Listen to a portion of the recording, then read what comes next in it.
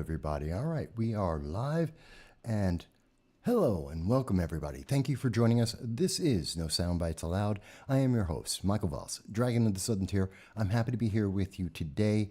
It is July 2nd, 2 days before July 4th, and happy birthday, America. It's going to be a great 4th of July celebration. I'm looking forward to it. Graham, thank you for being the first one to comment today. And Graham says, happy Independence Day weekend. Thank you, Graham.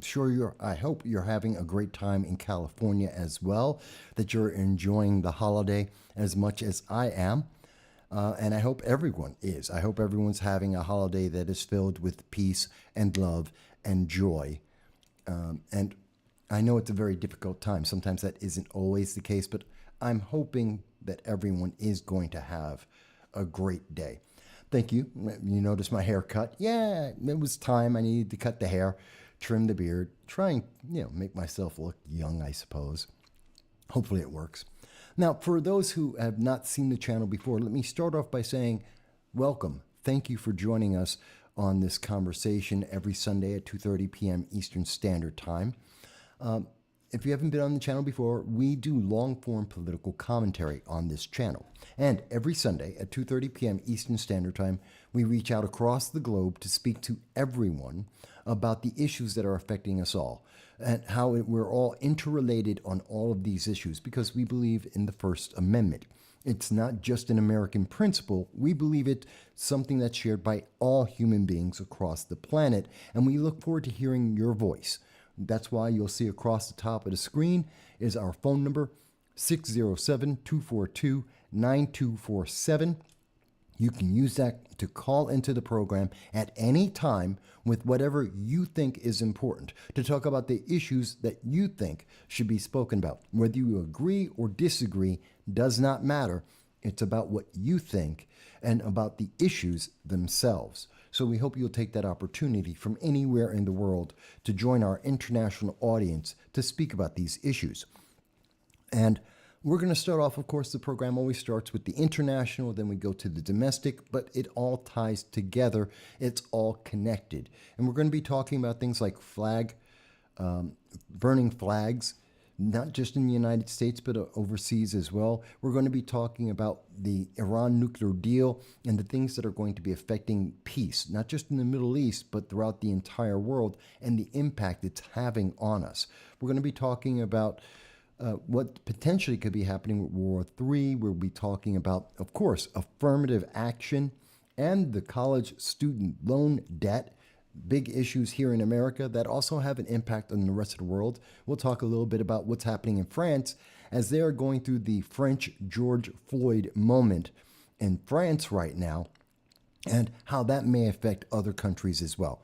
It's a lot of stuff. We'll talk about all of that. Obviously, we're always looking forward to the 4th of July, the celebration of the United States founded in 1776, and to see the difference of what we have here today. Plus, any comments that you make, like Graham has made, and you'll be able to reach us on YouTube, Twitter, Rumble. We're on most of the formats.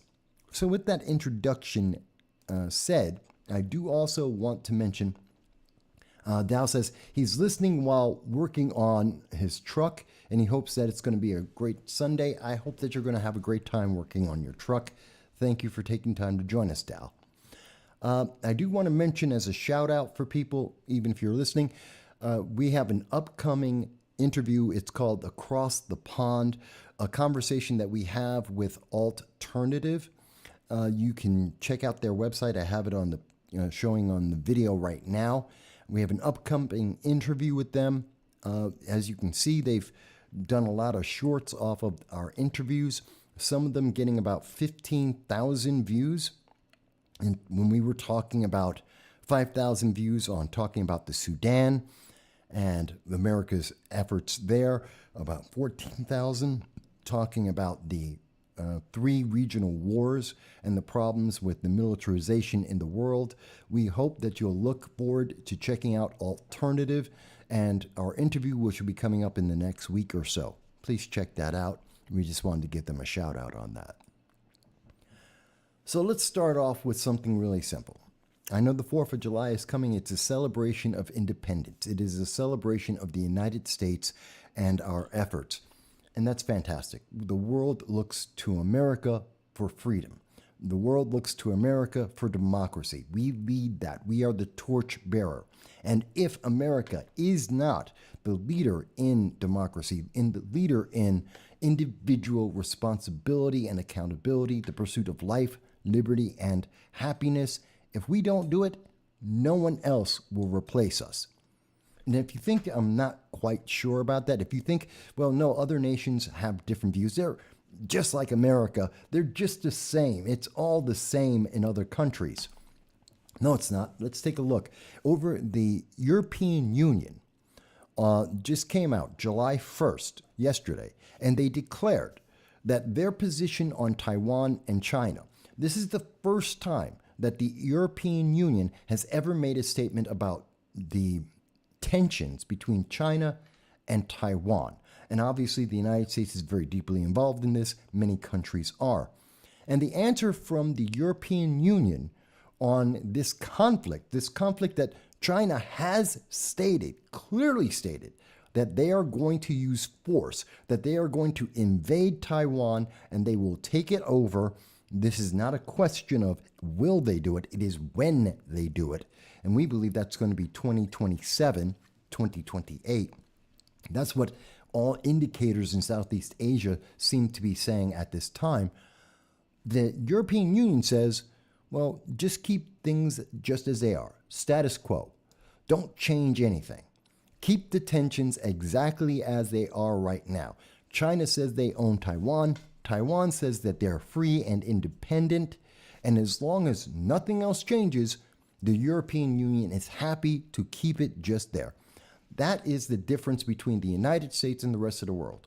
That's the difference between promoting freedom and supporting freedom around the world and basically bowing to the pressures of dictators and communists around the world. The European Union is afraid because of the trade deals, because China is manufacturing so many goods around the world, they're afraid to actually take a stance against communist China. They're afraid to say China cannot invade Taiwan. Think about that. Right now, the European Union is adamant and upset about Russia invading Ukraine, which is essentially the same thing that China is saying about Taiwan, under very much the same terms, under the same ideas. Russia thinks that they should own the wheat fields, they should own the fertilizer and the uranium and the strategic positioning of their forces in the Ukraine. And because of that, they went in and they tried to take over, and they are taking over the western portion of the Ukraine and the southern portion. That's why we have a war going on right now. And the European Union's pissed off about that, and we have a proxy war going on with hundreds of billions of dollars being spent for God knows how long we're going to spend it. But in that same situation, when it comes to Taiwan and China, oh no, the European Union's bowing their heads to China saying, we'll just let it go.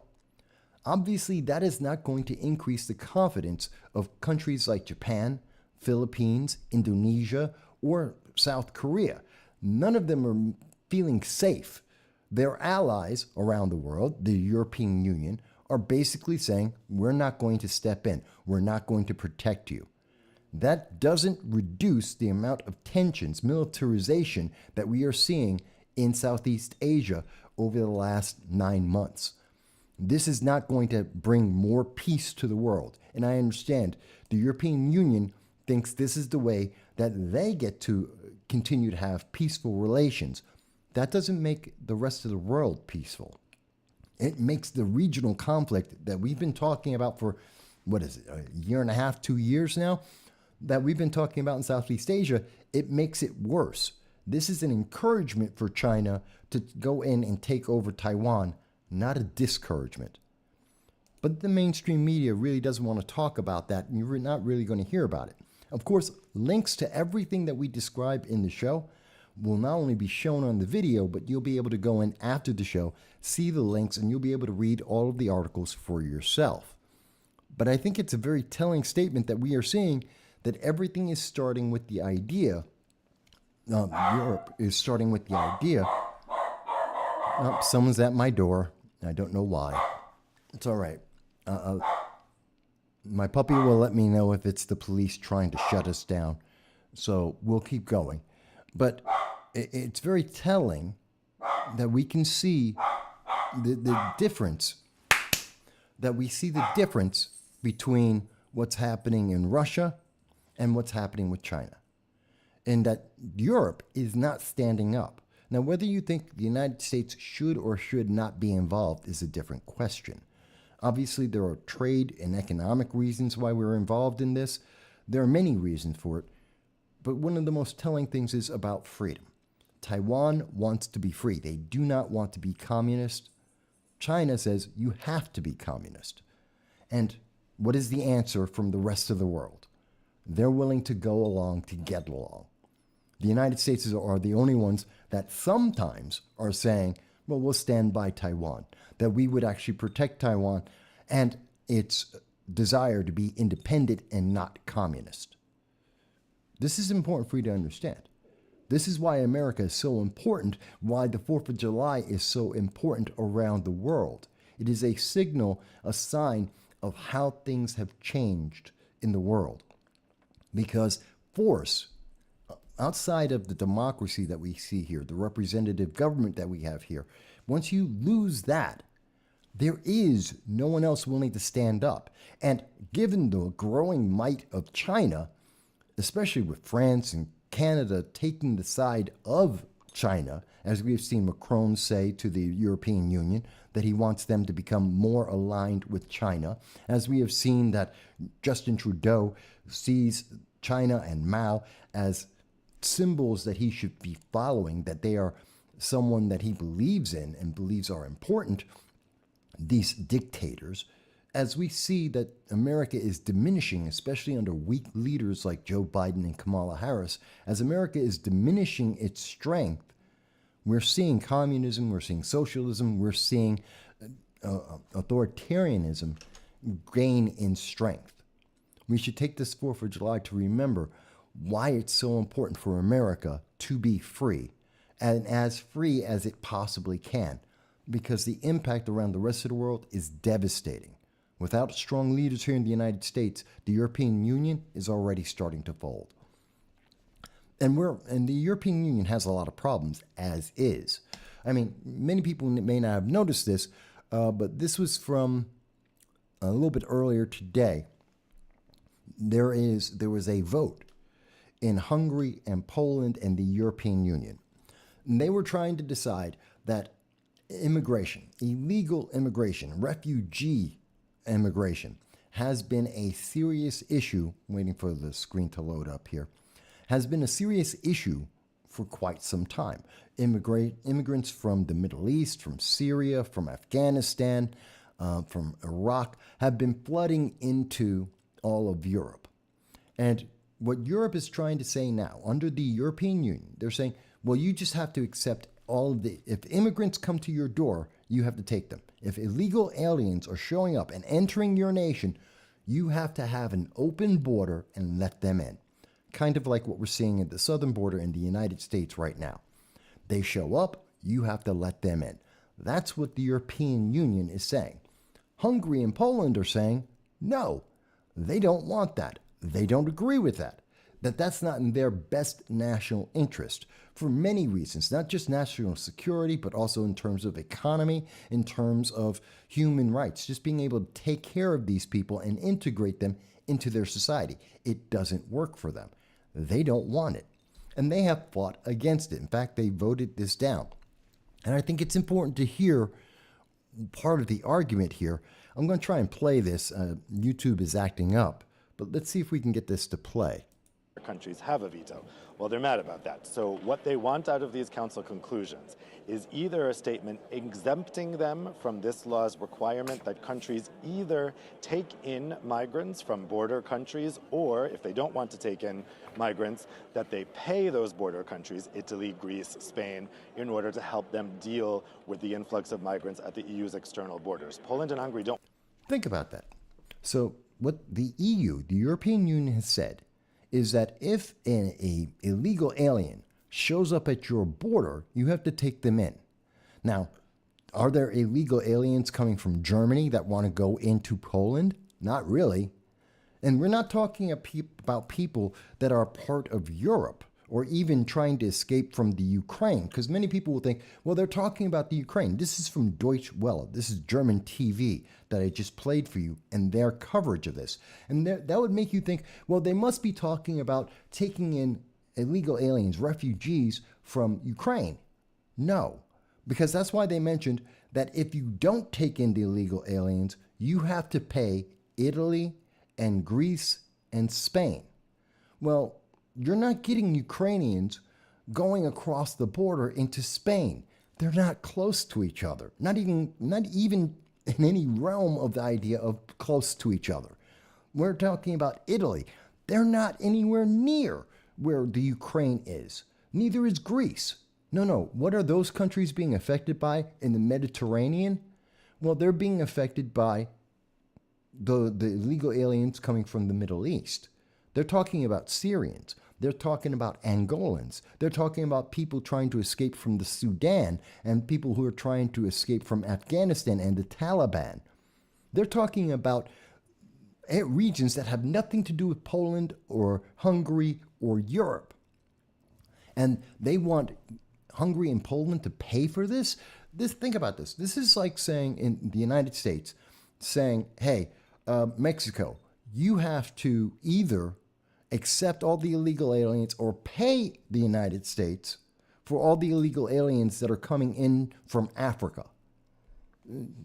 Mexico's going to say, what are you talking about? We're not connected to Africa. We don't have to accept African immigrants. The first nation that they would hit these illegal aliens if they want to claim asylum, the first country they're going to hit if they're in Africa is another African nation, maybe Europe. But they're definitely not going to South America. They're not going to Mexico. They have no reason to accept those illegal aliens. And the United States shouldn't get paid to accept those illegal aliens that have nothing to do with America. They have nothing to do with North America or South America. Hungary and Poland made the right choice. I think that's actually very logical. And considering the violence that we have seen that has been attributed and connected to the illegal aliens that have been flowing in for the last decade throughout the Middle East, throughout Europe. Look at what's been happening in Germany. Look at the women who have been assaulted. Look at Sweden. Look at France. We've seen that women are being assaulted in record numbers by these illegal immigrants that have come in swaths, that have just flooded for no reason other than they have an open door policy and they can just take advantage of the systems of the EU. It's part of the reason why England now has a record number of illegal aliens that have entered their nation, even as Rishi Sunak has said, no, we're going to close the border. Remember, he got elected as prime minister in England because he's going to shut down the border, and then he didn't. Because the EU keeps allowing these illegal aliens to keep jumping country to country to get the best deal possible. This is what happens when you have an open border. This is what happens when you have weak leaders. And we're seeing that same thing here in the United States. The southern border is weak and wide open, and thus we are getting Angolans, and we're getting Afghans and Syrians. We're getting Hondurans and Ecuadorians. We're getting people from everywhere in the world walking through our southern border at record numbers. And it is breaking our system. We cannot afford it. We cannot take care of it. Look at New York City. They're spending $4.9 billion, according to the progressive mayor of New York City, Eric Adams. $4.9 billion are being spent on illegal aliens, putting them into hotels. I just did a week and a half ago, we did a video showing you in the Bronx how a middle-class neighborhood has become a low-income ghetto, and they are building more and more motels to put illegal aliens into those neighborhoods. They're spending $385 a night to house those illegal aliens. Meanwhile, the neighborhood is falling apart. There's nothing left for the residents of the Bronx. And we're seeing this across the United States. We're seeing this in California. We're seeing it in Illinois, in not Baltimore. Baltimore is the city, but Maryland. We're seeing this across this country. And we're seeing the same thing in the European Union. And we're being told this is a good thing. This is not what freedom is about. Freedom doesn't mean a lack of laws. Freedom doesn't mean that you get to take from others just because you want it. The rule of law still applies. The Constitution has restrictions. And we have to remember that just because you're free doesn't mean you get what you want. You have an opportunity for what you want, but you don't get it. No one is mandated, no one is required to give you things that you wouldn't naturally have on your own or that you haven't earned on your own. And you still have to obey laws. Laws still apply. Now, as I'm making this discussion, if anyone disagrees with anything I have to say, you can always call on 607-242-9247. You can call in and tell me, Mike, I disagree, or you missed this point, or maybe you haven't got it quite right. I'm more than happy to hear your discussion. Yes, I am passionate and I understand the issues, but I'm more than happy to hear you tell me what you think about it. But I tend to believe that when we are looking at this analysis, I don't believe I'm far from what the majority of people actually believe. Just most of us aren't willing to speak up because of the slings and arrows that we get from the major mainstream media. Europe is trying to make Hungary and Poland look like bad guys for enforcing their borders. And that's just logical. They have seen the devastation of having open borders, and they don't want it for their people. I can't blame them. I cannot blame them for that. And you can't blackmail them into paying for some other country that has made the mistake, like Italy, like Spain, like Greece, where they have followed the EU. They just bowed their heads and said, okay, we obey, and it is destroying their economies. Why should I have to pay for the country that said they want to be a sanctuary city, a sanctuary country, and it's destroying them? It's like, why should I pay for California being a sanctuary state? And they're crying, oh, well, we're losing $23 billion. Not my fault. New York City is crying. They're begging the Biden-Harris administration to get a couple extra $1 billion of your tax dollars because they can't afford the illegal aliens that are flooding the city. Not my problem. We didn't ask them to come. We didn't invite these illegal aliens. They're not our problem. We don't have to take care of them. And if you want them, you need to figure out the way to pay for it. That's your problem. That should not be the American people's problem. That shouldn't be the problem of upstate New York. And I'm sorry for the people of New York City, which I may be joining very shortly. That's their problem. It doesn't have to do with anyone else. No one's taxes should be spent on that. Maybe you think I'm wrong. And for those people who say, but open borders, Mike, the world, no person in the world should be restricted. I'm sorry, that's not what the way the world works. That's not realistic. Both for reasons of culture, national security, because of religion, and many other factors. That's not the reality. There are restrictions for reasons, and they're very good reasons, especially national security. Think about the terrorists, Islamic Revolutionary Guard Corps out of Iran. They're coming into your country and they want you dead because you don't believe what the Ayatollah Khomeini says, because you don't believe in a religion their way, specifically the way they believe it. They have been saying for 45 years now, then you have to die. Thus they call Israel the little devil, the United States the big devil, and they consider European Union the cousin, and they want to kill us all. Doesn't matter your political belief. Dal is getting ready. Dal says that it's now raining where he is as he was working on his truck. Dal, you do realize it's like going out and getting a car wash. If you get your car washed, it's going to rain. You're working on your truck outside. It's going to rain. It's just natural. It just like draws it in like a magnet. So I think it's very important. And this is stuff that's happening right now in front of us. We have to understand that the pressure from the European Union, from progressive ideology in Europe, is the same pressure that's coming from onto the United States. Just like Hungary and Poland, the progressives in the United States are being told, open borders, let everyone in. It doesn't matter how badly you destroy your country. And think about it. If they're saying this to Hungary, they're saying this to Poland, these are NATO members. How long until they tell America that we have to pay for NATO to accept illegal aliens? And if we don't, we have to take in those illegal aliens. And Graham says, well, if it can go wrong, it will. Yeah, it's Murphy's Law. I understand. So I think that's important to talk about and understand how that relationship is working there in illegal immigration.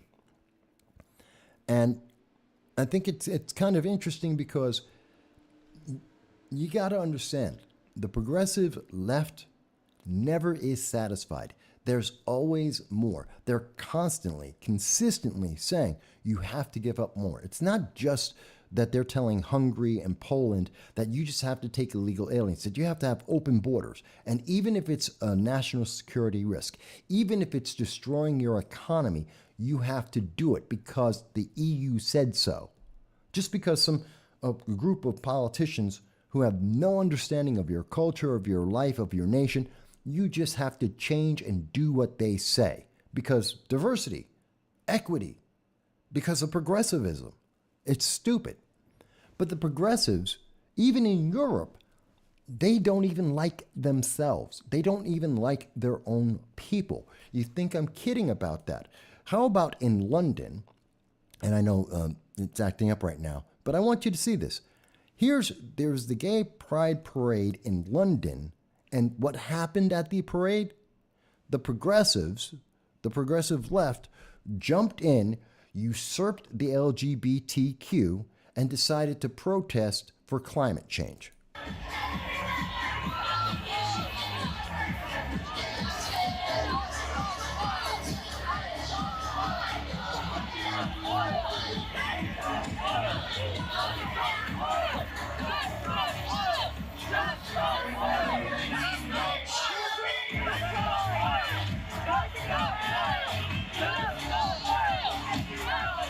So I want you to understand. So we're looking at these progressives, and they're telling people who are LGBTQAI+, people who want to be toasters, all of that they're saying to them, you're not progressive enough, because even though you're trying to stand up for your rights, even though you're trying to be all-inclusive and change the language and change the culture, that's not enough. You aren't far left enough. No, now you have to go into climate change. And you cannot protest, or rather, you cannot celebrate the LGBTQ and not at the same time take on climate change. This is insane. They eat their own. And it's amazing to watch this happen. So the Just Stop Oil movement, which is a climate change activist. These are the Greenpeace version of Antifa. They are the green version of Antifa. In Europe and here in the United States, but mostly active in Europe, especially around Germany. And here they are in London, and they're saying to members of the left, you aren't left enough. You will never be left enough. There's always yet another problem. And remember, as we hear from Joe Biden all the time, as Kamala Harris has said to the United States Army cadets as they graduated, the biggest threat to America, the biggest threat to the world is climate change. Think about that. That's the biggest threat. No matter, it's not the war in the Ukraine, it's not the potential of war between China and Taiwan and Southeast Asia being all wrapped up in a regional war. That's not the biggest threat. It's not the question of what's happening with rising crime here in the United States or around the world. It's not illegal immigration. The fact that 98 known or suspected terrorists entered the United States in 2022 trying to kill American citizens. No, that's not the biggest threat to America. The biggest threat to America, to the world, is climate change. Something that they cannot prove. Because every single prediction that has ever been made about climate change since 1958 has been wrong. Again, don't look at the headlines, and I understand. Oh, there's a consensus. There's always been a consensus. There was a consensus that the Earth was the center of the universe.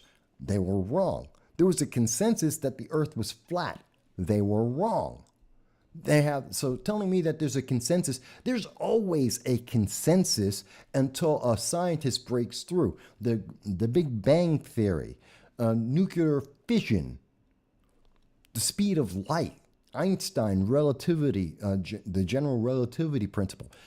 It's always a consensus until someone decides to make a change and proves themselves to be correct. Climate change has never been proven to be correct. Every single prediction, look this up for yourself if you doubt me. We've covered this on this program for years. It has never proven to be correct. Every prediction, every scientific data point proves that they are wrong, but yet you have to obey. This is the biggest problem. James Lucid says, and what's causing climate change? James Lucid says the ongoing covered Fukushima core meltdown, the nuclear meltdown in Fukushima in Japan. And James, I know this is a very big issue for you, talking about the nuclear meltdown, but the fact is, nuclear power is the safest and cleanest way to get energy known to man at this time. There is nothing that is more cost effective and more safe. Even if you're looking at solar, even if you're looking at wind, even when we take into account events like what we have seen at Fukushima and in Russia, even with those events, even 3 Mile Island, the safest, best, most efficient way to get power is nuclear power. But the far left hate it, not because of the reasons that you're bringing up, James. James is making a point. There are ongoing issues with that. Yes.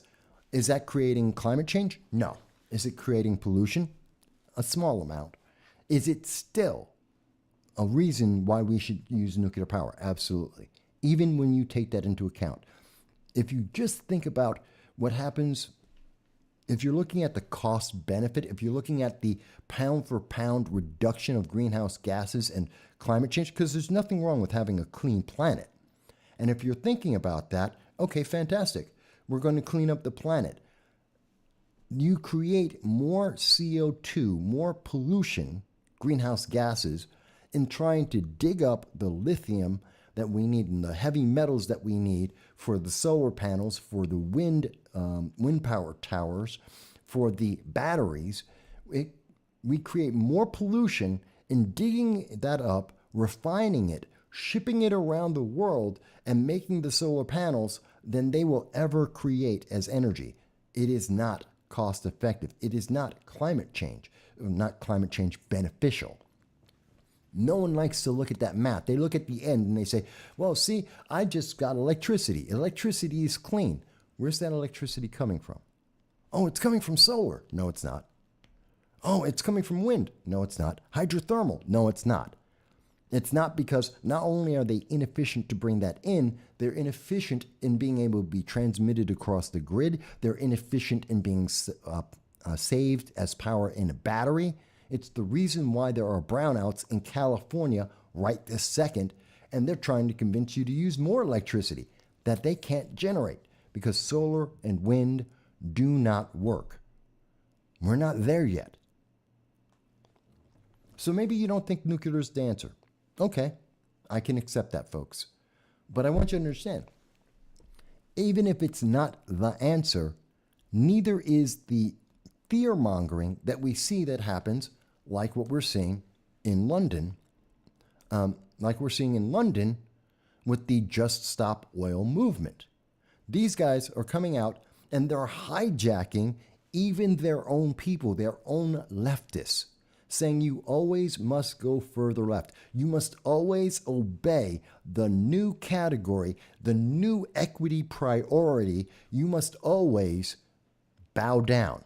There's always something else. Even if you're in the LGBTQ, you're not at the top of the priority list. You too, even the LGBTQ, must obey. They must bow down. That's what Just Oil is about. You're going to listen to them or else. This is the message of the left to the left and to the rest of us. You will never satisfy the progressive movement. It is always going to go further left, and you, no matter who you are, no matter how deeply entrenched into the progressive ideology you may be, you will always still be subservient, and you are never the top priority. That's just a fact. And America should realize that as we go into July 4th, as we're celebrating individuality and individual freedom that are the cornerstone of building this nation, and something that the rest of the world looks to us and is envious and want to imitate, we have to remember it's individuality, not conforming. The conformity that we see from Just Oil, that we see from the progressive left, it is always eating itself. It's like Ouroboros. It is constantly eating itself. It is constantly dividing itself. It is constantly pushing more and more to the left. You will never be safe. You are never secure. And you're never free. There's always someone who has a position in that equity pyramid that is above you, that is demanding that you must obey them. And that never ends. If there is anyone who disagrees with that, I would love to have that conversation. And if there's anyone who thinks that we just need to get rid of oil and get, solar is going to be the answer, fantastic. Let's have that conversation. By the way, take a look over at Germany and France. It's not working there. It's not working in the United States. It's not working anywhere in the world. Whether or not you think nuclear is the answer, I can tell you definitively it's not solar or wind, geothermal, ethanol. Nothing we have right now in the green movement is working, and it never has. All it has done is what President Obama said in 2008. It's going to necessarily skyrocket the price of energy, and it's going to force you to be incapable of using the energy that you need for your life. That's what I truly believe. And we're seeing that in Europe. And that's the lesson that's being taught right now to the LGBTQ in London. You must obey. You aren't progressive enough. It's a scary thought. And I would love to hear from people from the LGBTQ, if they disagree with me on this, that there is always a further leftward movement. I would love to hear from the lesbians that watch this program. I'm sure there are some, I don't know what percentage, but I would love to hear from them and hear them tell me about how they feel when they used to be at the top of the equity pyramid going back about 15 years ago, and today they're all the way down with white men and straight men. They've been knocked all the way down. Matter of fact, they don't even get spoken about anymore because it's all about the trans movement now, the trans political movement. And those who are in the trans political movement, keep an eye out. This is a lesson to you.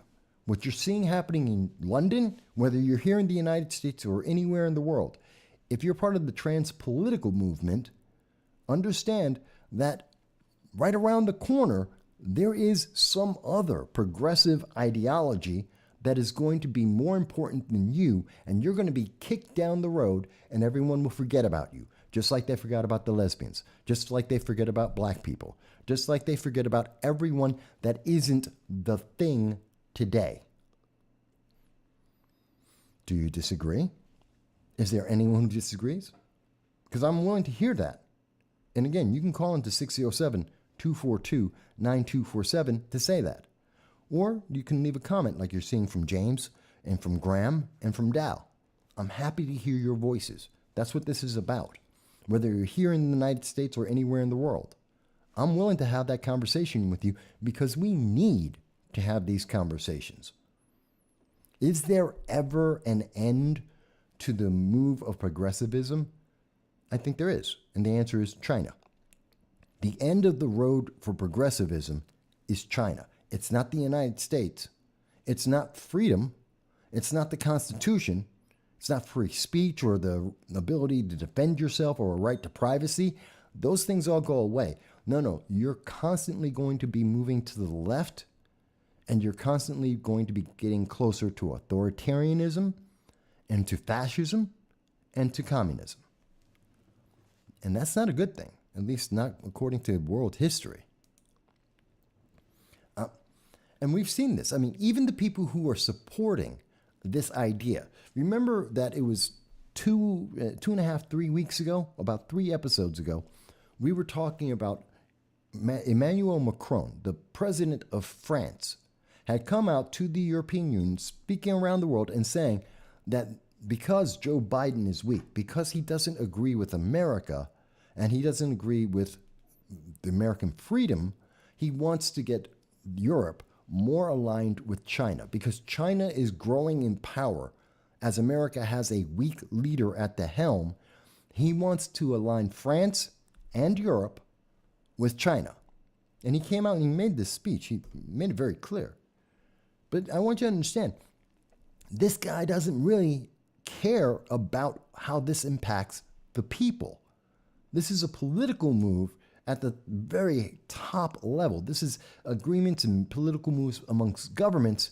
But Macron doesn't care because as France is dealing with their George Floyd, this is the French George Floyd moment is happening right now.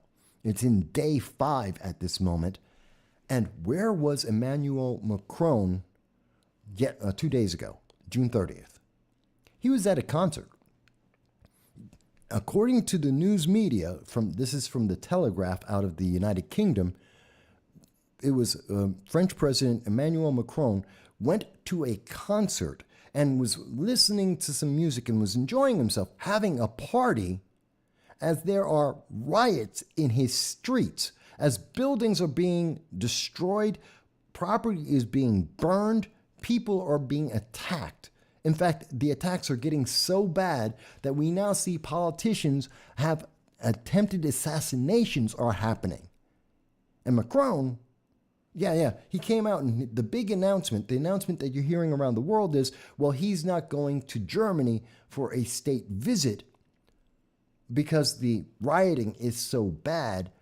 Well, yeah, it's so bad, but he still found the time to go to a concert because he doesn't care. Because the pressure wasn't high enough yet. Because China wasn't worried about it. Because he thinks that he's far enough left.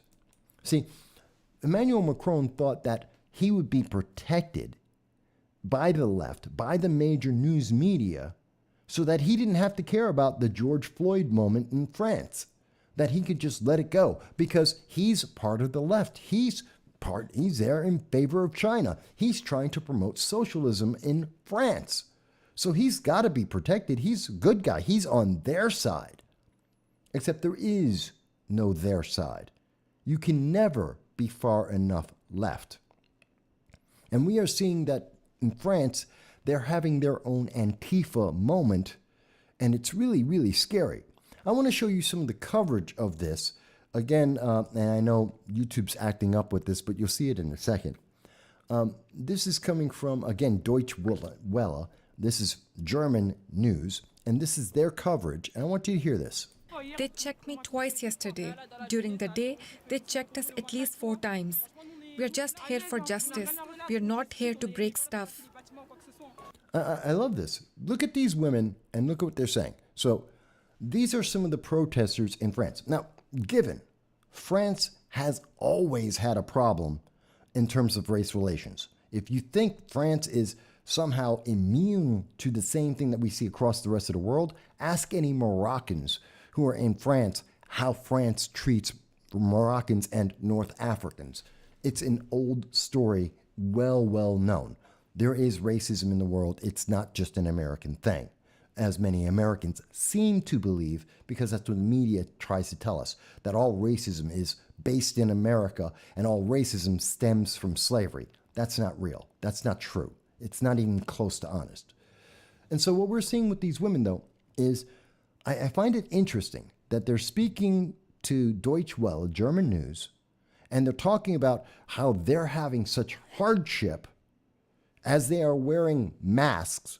Again, the Antifa motive, they're wearing masks, black masks, to cover their face. One woman is essentially in all black. They're hiding themselves so they cannot be identified. If you're just simply walking around and you've been stopped 4 times, maybe you're being stopped not because you're black, but during a time where there are ongoing riots. Buildings are being destroyed, property is being destroyed, people are being attacked. Maybe walking around covering your entire face isn't the best idea. And I don't think it's because they're religious. They're not wearing the traditional Muslim garb. They're not in the robes and the hijab that they would normally wear that would cover them up. So I don't believe this is religious. These are individuals who are saying, no, I'm not one of the people you have to worry about.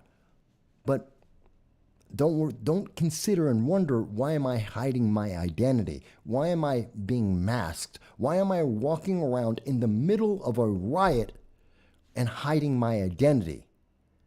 Gee, do you think maybe someone would say, well, that's kind of suspicious.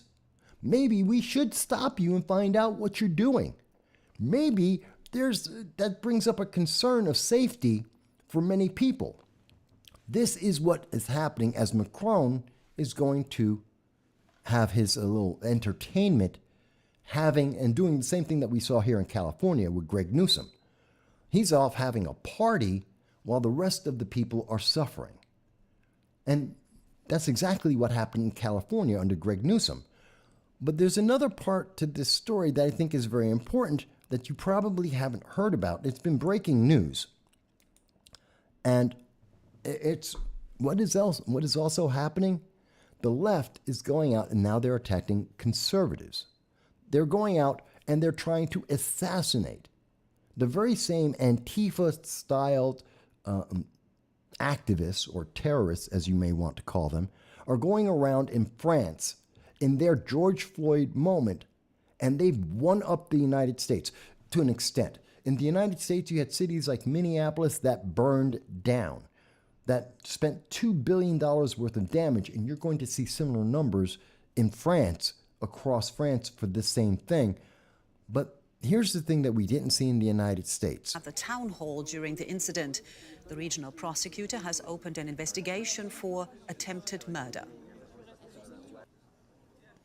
And I'm joined now by DW correspondent Sonja Falniker, who is in the commune of Les-les-Roses in the southern suburbs of Paris. Sonja, is there any new information there? What happened last night? Well, Monica, we can't actually get close to the home of the mayor, Vincent Jeanbrun, because, as you can see behind me, the street there has been completely cordoned off by the police. What we do know is that protesters rammed a car into the garden gate of his home. His children. So the far left protesters who are simply there to, remember what the girls just said, they're not there to cause violence. They don't understand what that's about. They're here to try and support and say, well, black people, we have to support the Africans, that the government is so prejudiced. And these are the same people, same organization that are going out and they're attempting to murder someone. Look, I understand that the African kid that died with the police officer, maybe that was a horrible event. We haven't seen the coverage of that, or I haven't seen it yet. Maybe that was bad. I understand they're going to go out and protest, and I have no problem even here in the United States with the George Floyd protests. But once you go past that point, once you stop protesting, and now you're burning down buildings, you're destroying cars and property, you're attacking people, and in this case, as trying to assassinate elected officials, you're no longer trying to protest. That's terrorism. It's the same thing we saw here in the United States with George Floyd. It is exactly the same thing. Remember Ted Wheeler, the mayor of Portland, that he had to evacuate and give up his apartment in downtown Portland because they were trying to set the building on fire simply because he lived in the apartment complex. Do you remember that? Because I do. That was in 2020. That was just about 3 years ago. And now in France, they saw the example of the far left in the United States. They saw the example of Antifa in the United States, and they have followed it, and they have done what always happens. Then they used it for their purposes. They can't imitate America perfectly. They went their way. So Antifa is violent, and they became even more violent. They are trying to assassinate a mayor. They drove a car that contained flammable liquids in the car, drove it into his house, which injured his wife, the mayor's wife, and their kids were home because they were planning to try and commit arson, to murder people by either running them over with the car or setting the whole house on fire, killing the children, the mayor's wife, and the mayor. Look, I don't care how much you may disagree with the politics of any one politician, but now not only have you gone, there's no reason to have violence, and now you're escalating the violence not just to the mayor, but now his family. This is like what we saw with Antifa and the far left here in the United States, where we had an attempted assassination against a Supreme Court justice, where we literally had a member of the far left who came from California and went to the homes of the Supreme Court justice in D.C. They had a gun illegally. They had handcuffs, and they were trying to break into his house. As he admitted to the police, he was going to break into the Supreme Court justice's house to handcuff and secure the entire family and then murder the Supreme Court justice at least. And now we're seeing the same thing. That same kind of far left violent rhetoric, that same leftist terrorist mentality has now been exported, and we see it in France, where they are no longer just protesting, but now they are committing to acts of terrorism. And this isn't something that's coming from outside of France. There has been many acts like that. Just think of the car attack in Nice that was about 4 years ago. That's bad enough that happened in 2019. But no, now they're doing what we have seen here in the United States. They are now going in, it's actually the far left, not outsiders, not terrorist organizations being supported from Iran, but actually, it seems, people in France, the French themselves, the French far left, are going out and they're now trying to literally ram a house with a car to set it on fire to kill women and children who are innocent. By any description, innocent. And you don't have to believe me on that. This is what's being reported around the world by Deutsche Welle. The only difference is they don't want to explain the details to you. They just want to give you the headline. They want the eyeballs. They want you to say, oh my God, this is so bad. It's like George Floyd. The government should back down. The government should fold. And I'm looking at this and saying to you, no. This is about destroying democracy. This is about fear. It's about you're not far left enough. And the left will force you there with violence, just like the Stop Oil protest that we saw in London. You're not left enough, even if you're in the LGBTQ, even if you're part of the trans political movement. You're not left enough. France is burning right now, and they are attempting, and we're seeing the French Antifa. I'm not sure that exists. I'm using that as just as a name placeholder. They're going out and they're trying to commit murder because you're not left enough, because you did not obey the left enough, because you can never be far left enough. Your policies can never be far left enough. That anything you do that isn't exactly what they have approved will result in acts of violence, rampant, random violence that affects women and children, innocent women and children. And they think they're heroes. It's very much like what we saw, again, How many times, how many different ways does this match up with what we saw here in the United States with George Floyd, with Antifa here in the United States before and after George Floyd? How much is this looking like the riots that we saw across America? They weren't mostly peaceful. They were absolutely violent, just like you're seeing in France right now. They're breaking into businesses for no reason. They're destroying, they're burning down buildings in arson. They're going out and they're attacking people, and they are attempting to murder people. It's just like Minneapolis. It's just like Portland or Seattle. It's like Austin, Boulder, Colorado, Brooklyn, New York. We saw this across 22 different cities in the United States and across this country, even in little places like Kenosha. And that is exactly what is happening in France right now, because you can never be progressive enough. They will always have an issue. There is always a higher priority. There is always someone that you have to submit to. It is all about power, and they will use fear and violence to force you to do what they say. Is there anyone who disagrees with that? I am perfectly happy to hear that. But this is the result of George Floyd. This is a result of the far left. This is the violence of the far left. They go hand in hand. You never see the protests of the far left without the violence of the far left attached to it. They are constantly fear-mongering and oppressing people and trying to coerce them into taking actions they wouldn't naturally take on their own, because you have to do what they say or else. And they are counting on the silence of the majority of people. The majority of people aren't aligned with this. They don't believe in this. They don't think this is the right thing to do. But you're silent and you will obey. And that's who they are targeting this fear against. They want you to be afraid, just like in France, just like we saw in Portland, just like in Seattle, just like in all the autonomous zones, including the Atlanta Autonomous Zone, which is the defenders of the Atlanta forest.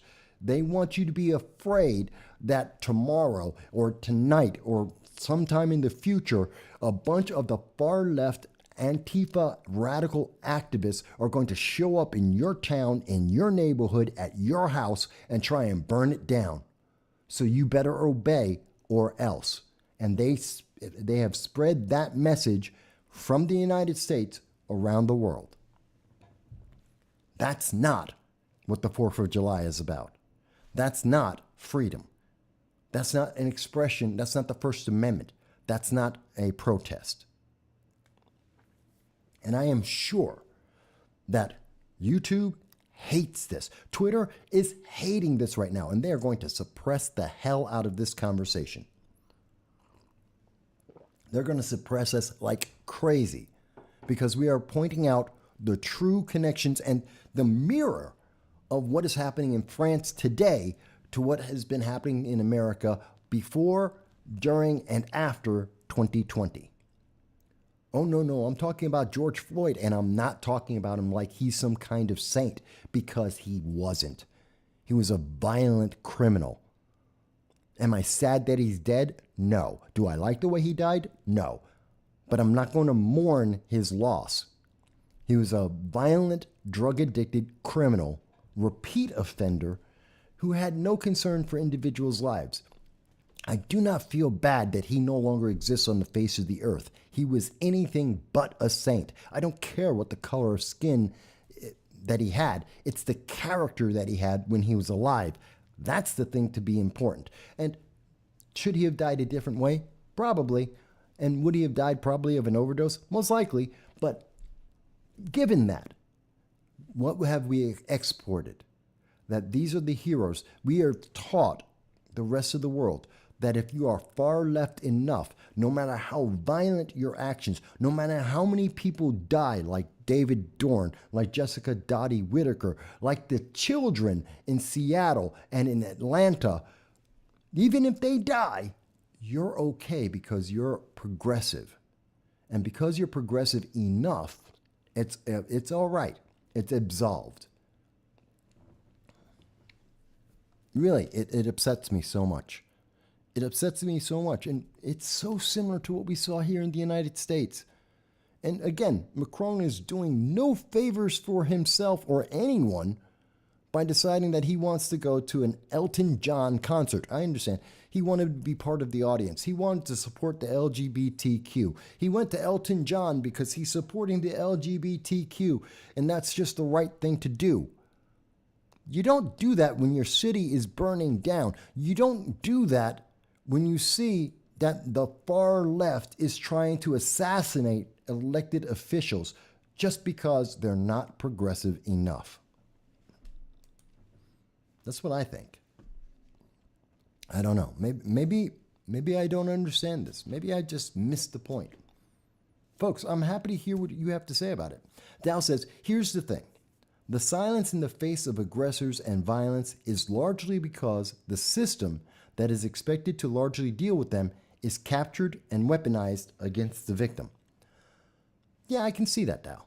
We would expect the police are supposed to protect you from people who are going to firebomb your business, that are going to drive cars into your home, that are going to try and assassinate you as you sleep. That's what the police are there for. But the left has already told us the police are evil, so they've been trying to defund the police, not just here in the United States, around the world.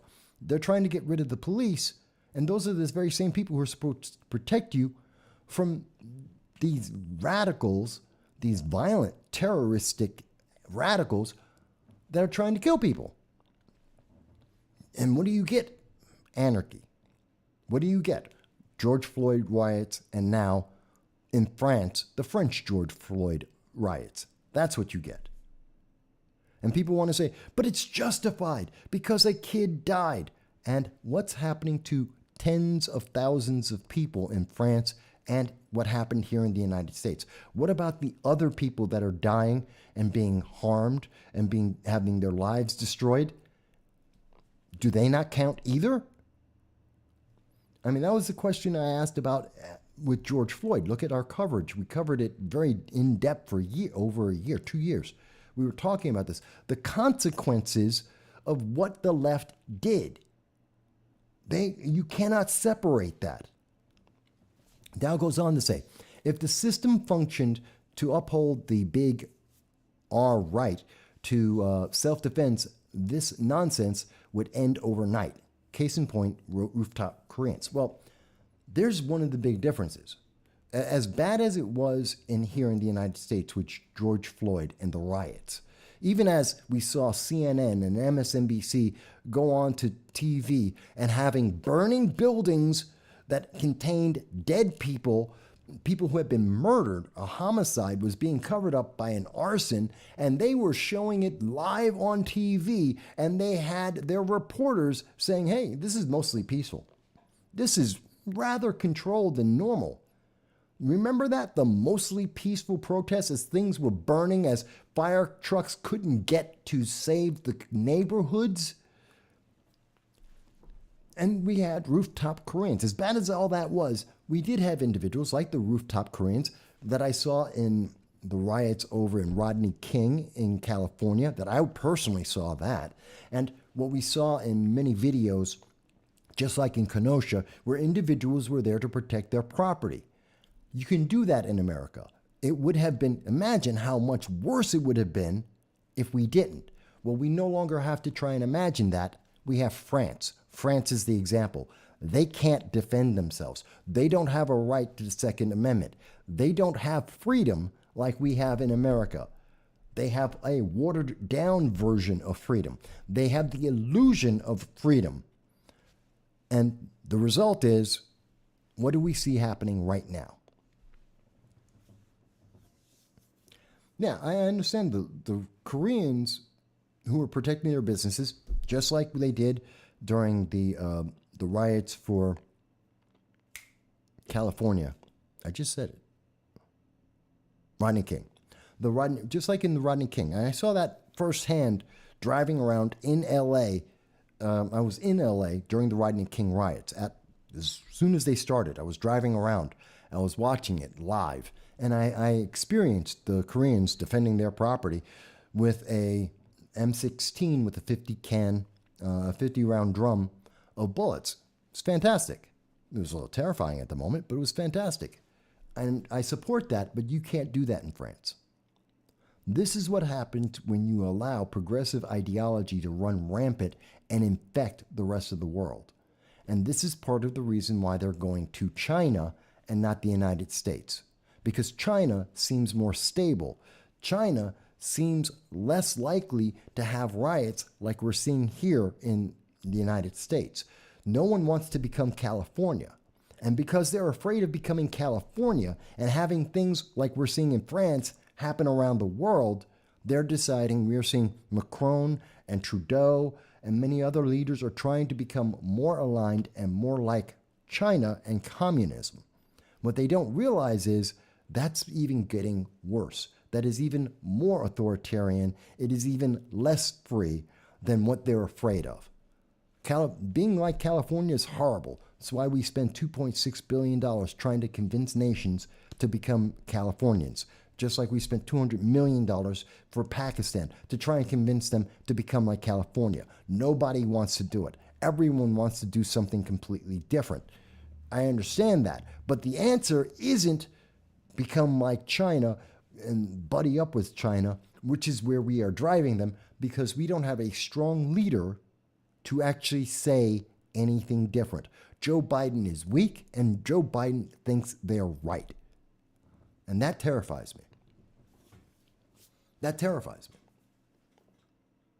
It's a scary thought. Perhaps it's also part of what we're seeing. See, it's a constant feedback loop. The more progressive you become, the more progressive you need to become. You keep falling down this, it's like falling off of a cliff. It never stops. You're always more progressive. You keep falling down that tunnel, that road. And we're seeing it even here as an example. As the AP, the Associated Press, reported, there was a stabbing of 3 people during a gender studies class in Canada, at a college in Canada, and they're saying that's a hate crime.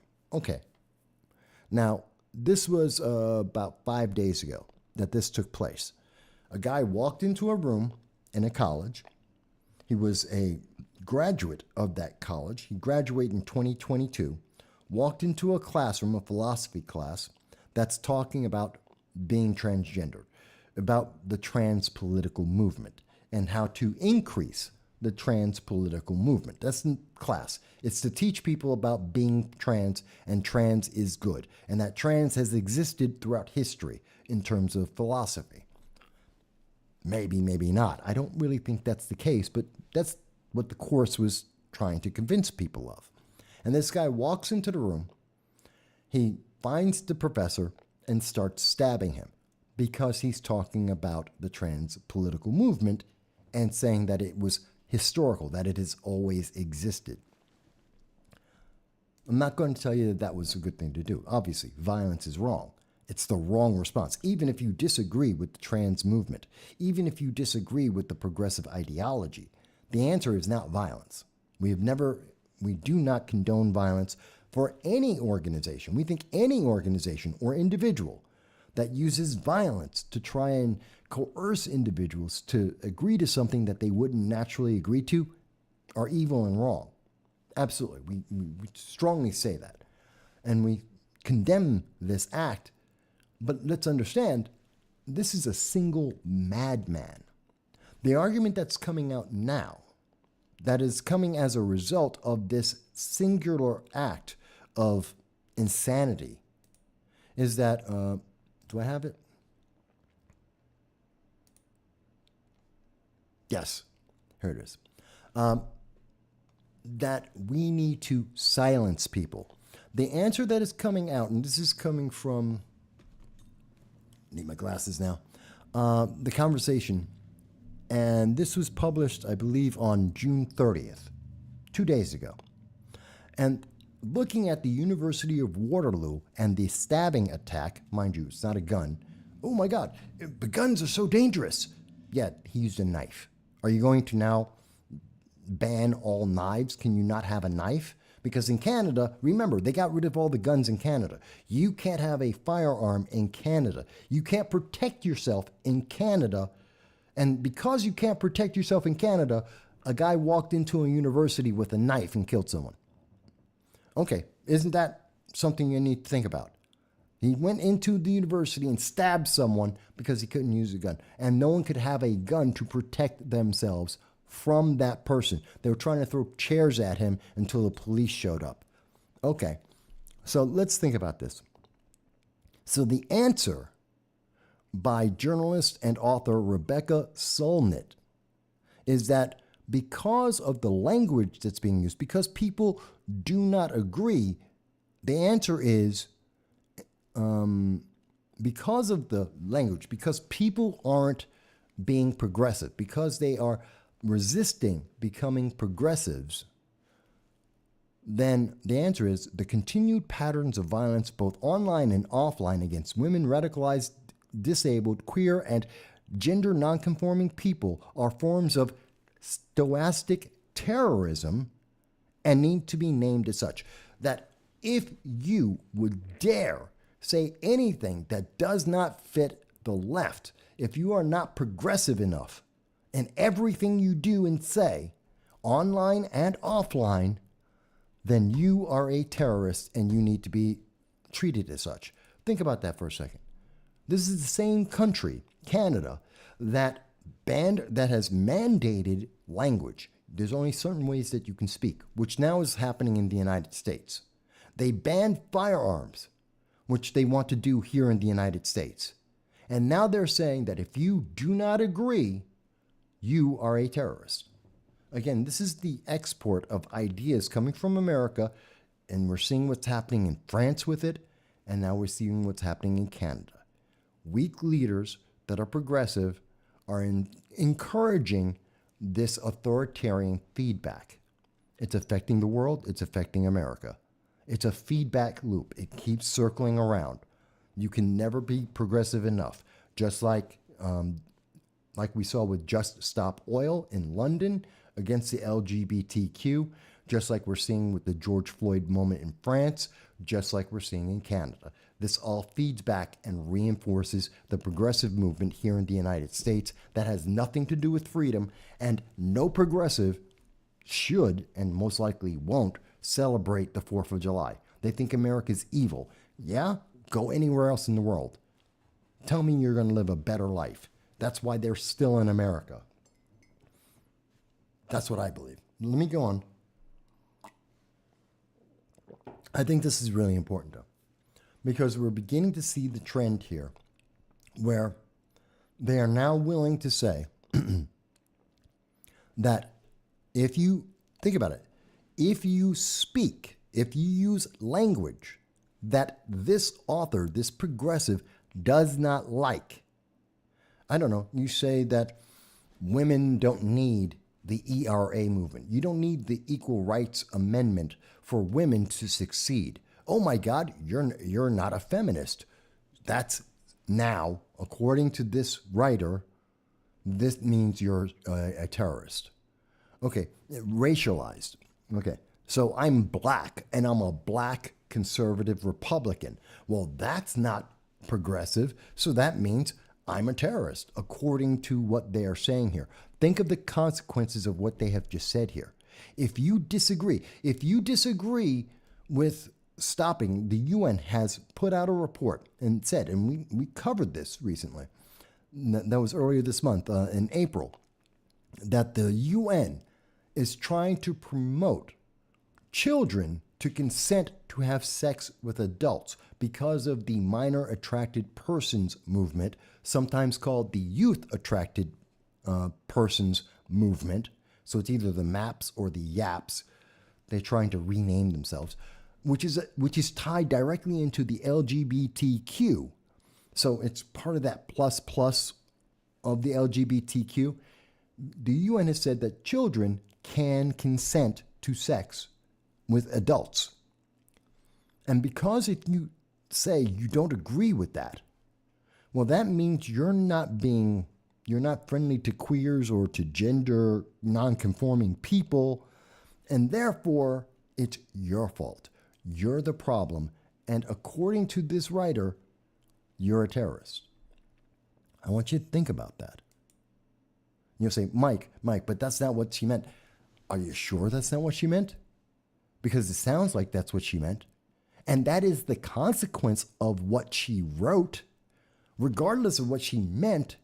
How the government and how the far left are acting on what she's saying, what we're hearing from the far left is they are taking it to its furthest extreme, its furthest left-leaning extreme. They are taking it to an authoritarian basis, and they are pushing this so that no matter what you say, oh, I'm a black Republican, you're equal to a terrorist. We heard that from Joe Biden. That means you're MAGA.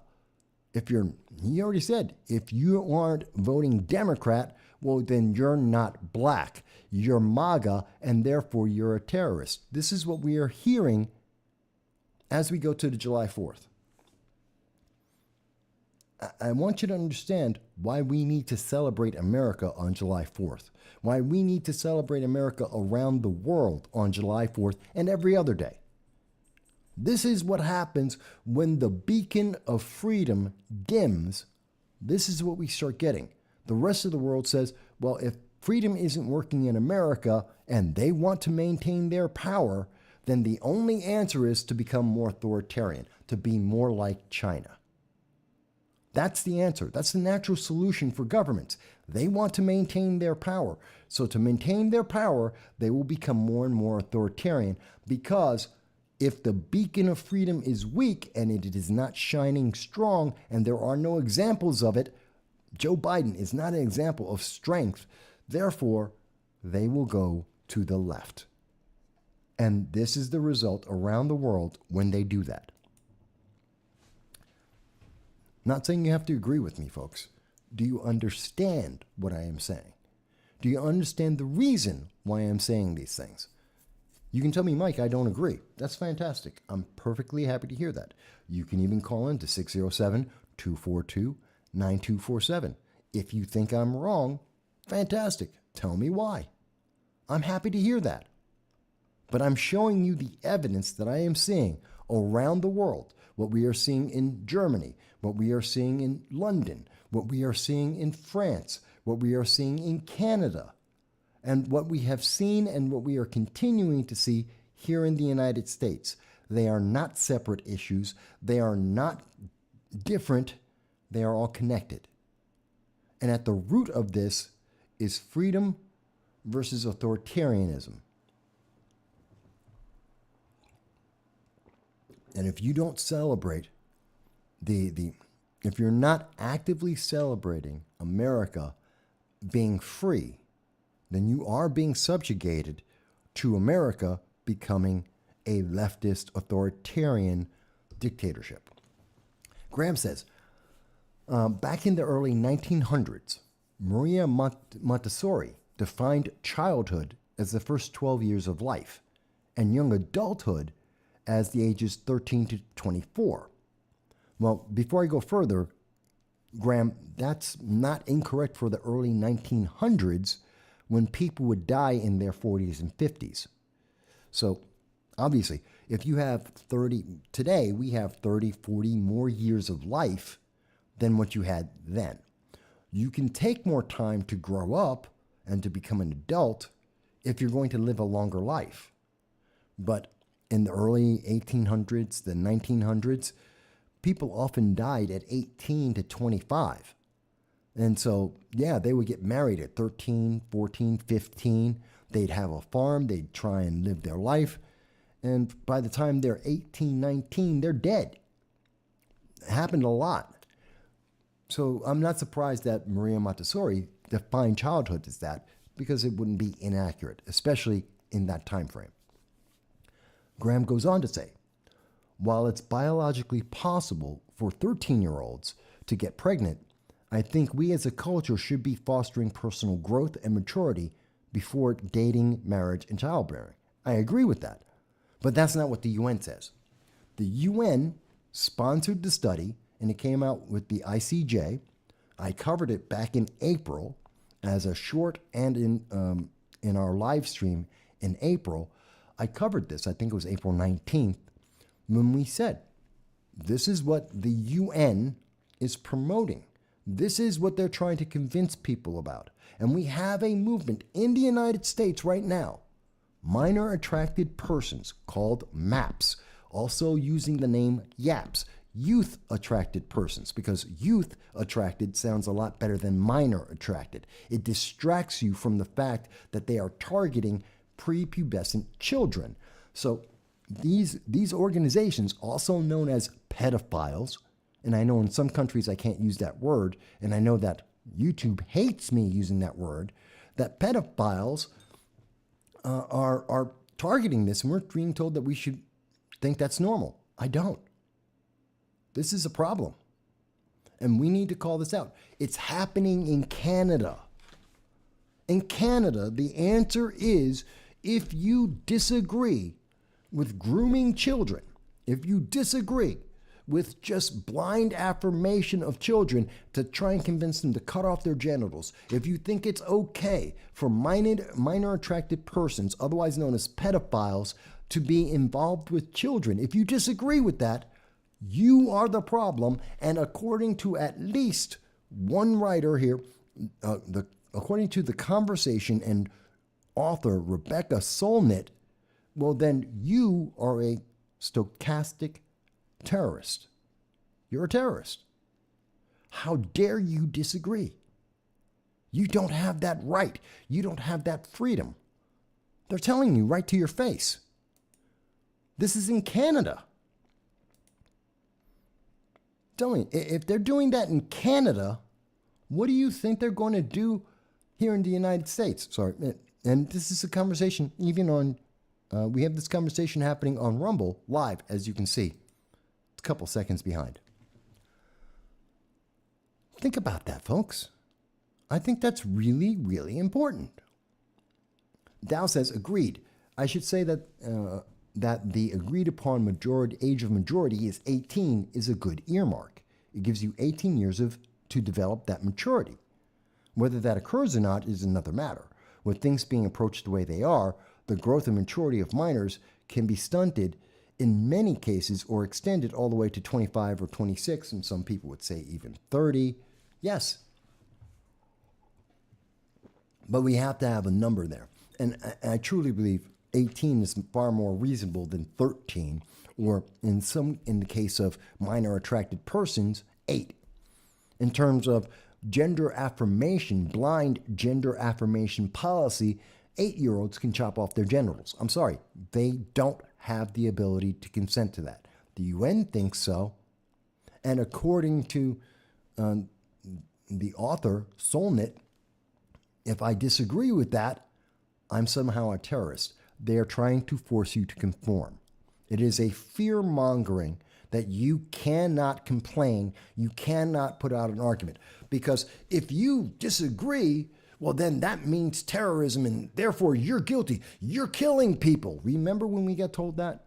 If you bought the what is that? Hogwarts. If you bought the Hogwarts video game, then you are killing people. It's stupid. It made no sense. Everyone rejected that argument because it was on its face patently, blatantly wrong. And yet, even as we know that these things are stupid and wrong, we are hearing them push it out over and over and over again. You are afraid. Be afraid. Don't defend yourself. The government's not going to protect you. The only answer is conform. That's what they are telling you, and they're making it very clear. It's not like they're trying to hide it. It's terrifying. I know constitutionally the age of consent used to be 21 in the United States, but, well, that went away. Now they want to make it 16. I just wonder why. Think about this, folks.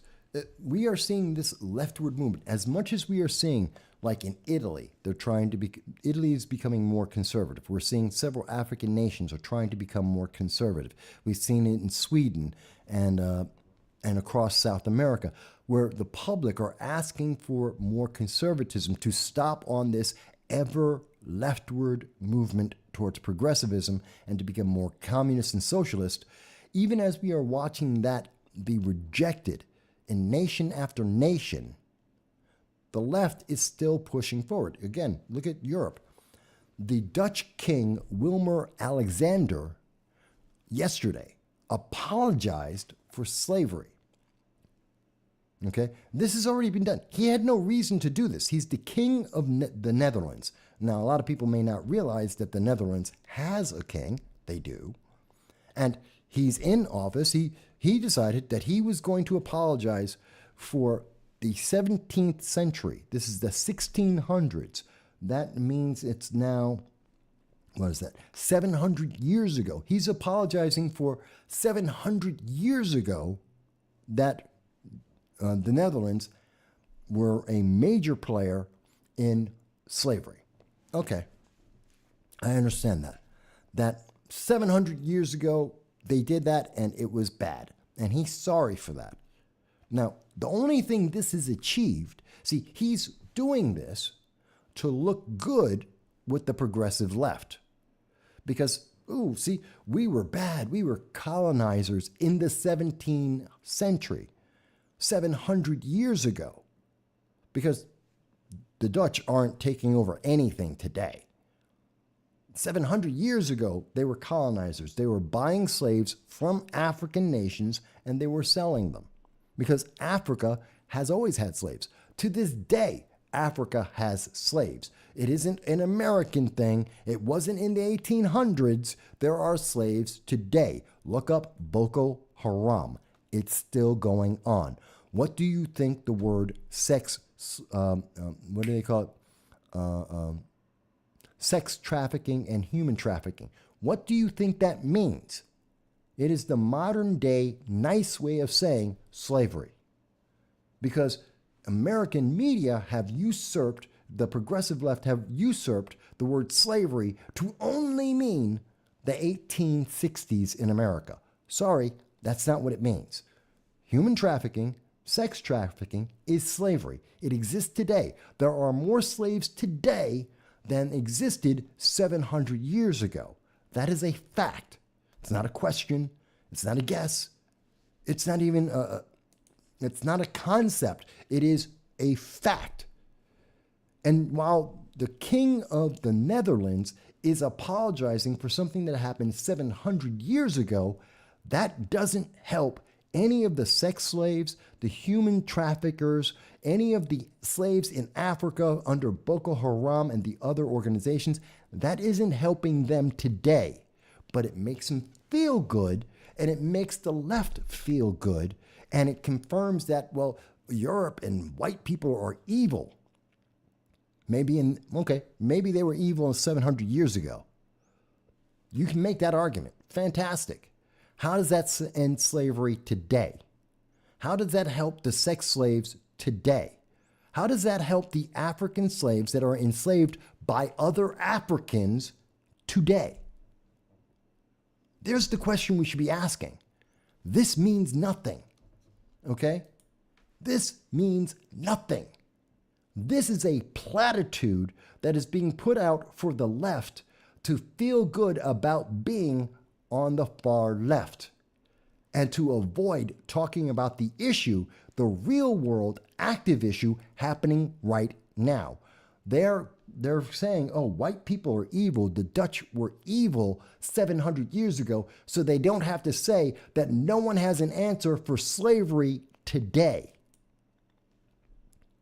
which is kind of insulting. Let me go to the comments. Graham says, should there be a statute of limitations on apologizing for your ancestors' cruelty? No. You can apologize anytime you want.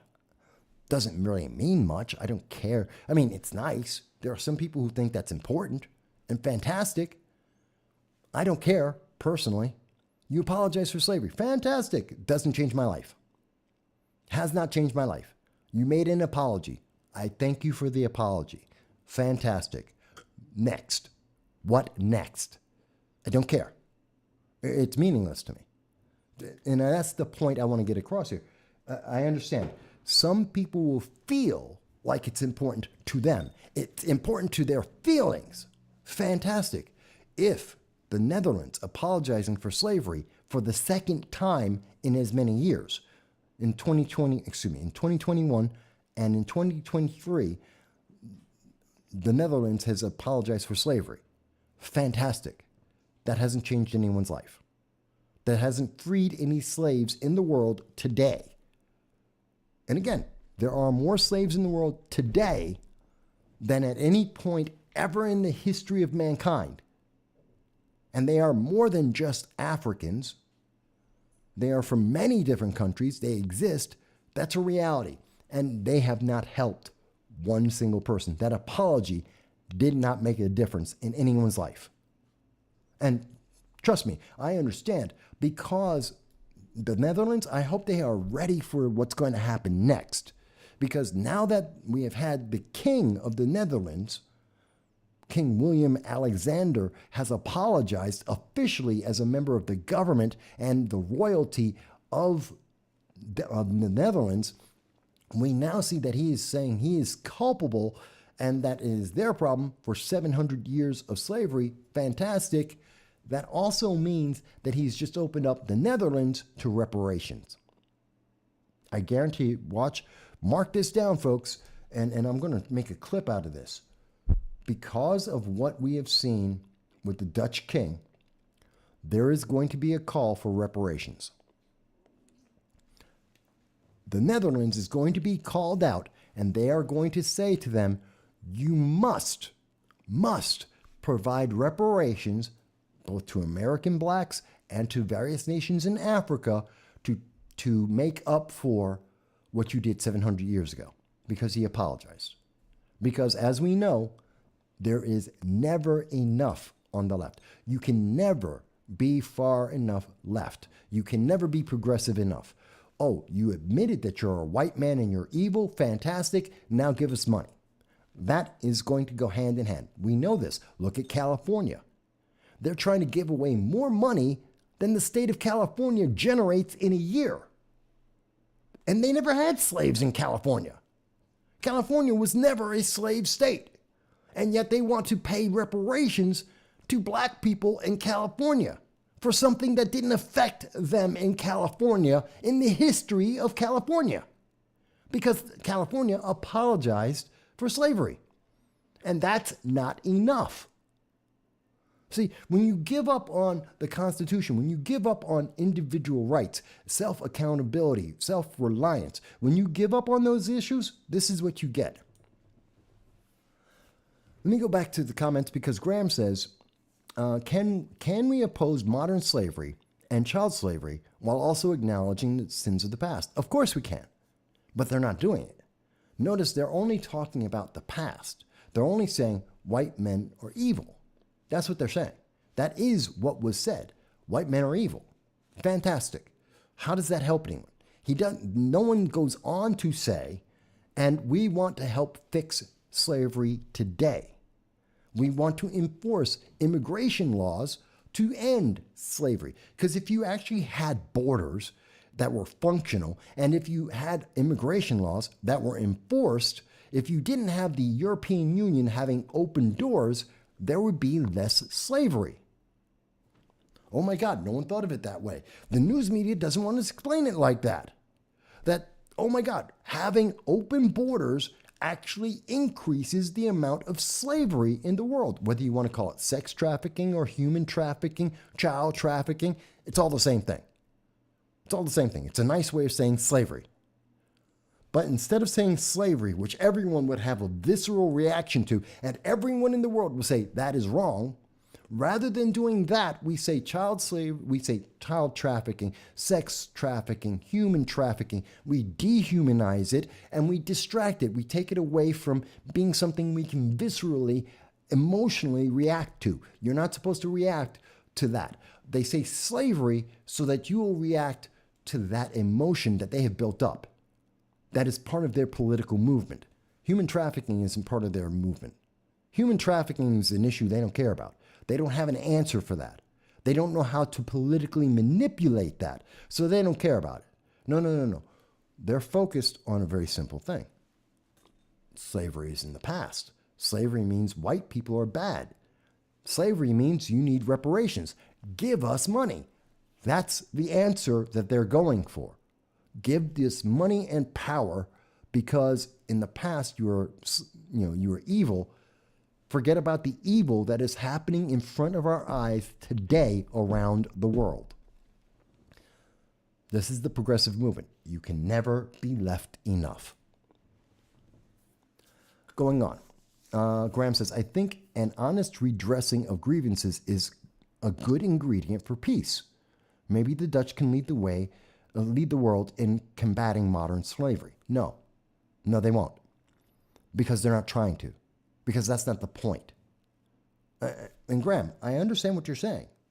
And I would be happy to see King Wilhelm Alexander step up and say, and because of what we did 700 years ago, we're going to try and help enforce borders, that we're going to fight against the open border movement here in the European Union, that we're going to try and end sex slavery, as an example, or human trafficking, that they're going to try and do that. He could have said that. He didn't, because he doesn't care, because that's not important to the left, because that's not part of the message. See, maybe they could lead that. They could have led that. They don't care about that. He took time to make the message that he made, just like we see the messages that come from Antifa and the far left that we have seen in France right now. The French, who are angry about the death of a 17-year-old kid, their George Floyd moment, they could have the protests, they could be making their argument. They're burning down buildings. They're attacking people. They're trying to assassinate political leaders. And only political leaders of a certain political ideology. They're trying to silence people. Again, they could have made the argument. They're not. They're looking for power. We have to identify that. And they're doing these things because the world is drifting away from freedom because the United States is weak. At the end of the day, the United States is the symbol and the reality of freedom in the world. There is no one else who replaces us.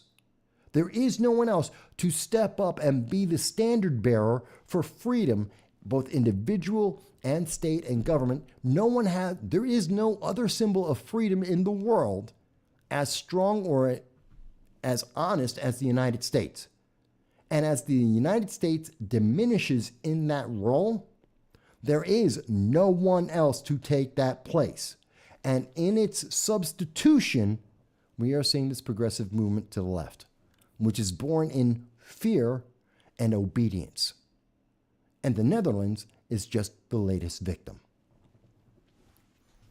If you think I'm wrong, I'm perfectly happy to hear why. But what I am seeing is Joe Biden's weak. Kamala Harris is weak. Obama was weak. The world recognized that. And as they were weakening freedom around the world, we saw the rise of the progressive left.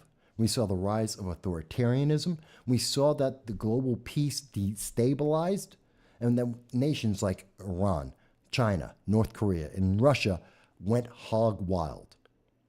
These things are not separate. They're all connected. It's not some conspiracy theory. I'm showing you the news. I'm showing you the evidence. This is from the left-leaning news. I'm showing you the evidence so that you can make up your own mind. But I don't think I'm wrong. And I'm going to get to the U.S. I'm going to get to affirmative action shortly. We're going to talk about affirmative action. We're going to talk about college student loans shortly. Because I think those are important. But why is my computer acting up? Okay. But before we get to that, I want to finish on this. Let me finish on something that I think is connected as an example. Oh, Graham, wait a minute, one moment. Graham says, I heard that a movie called The Sound of Freedom. Yeah, that's an old movie. That's a very old movie, and the left hates it.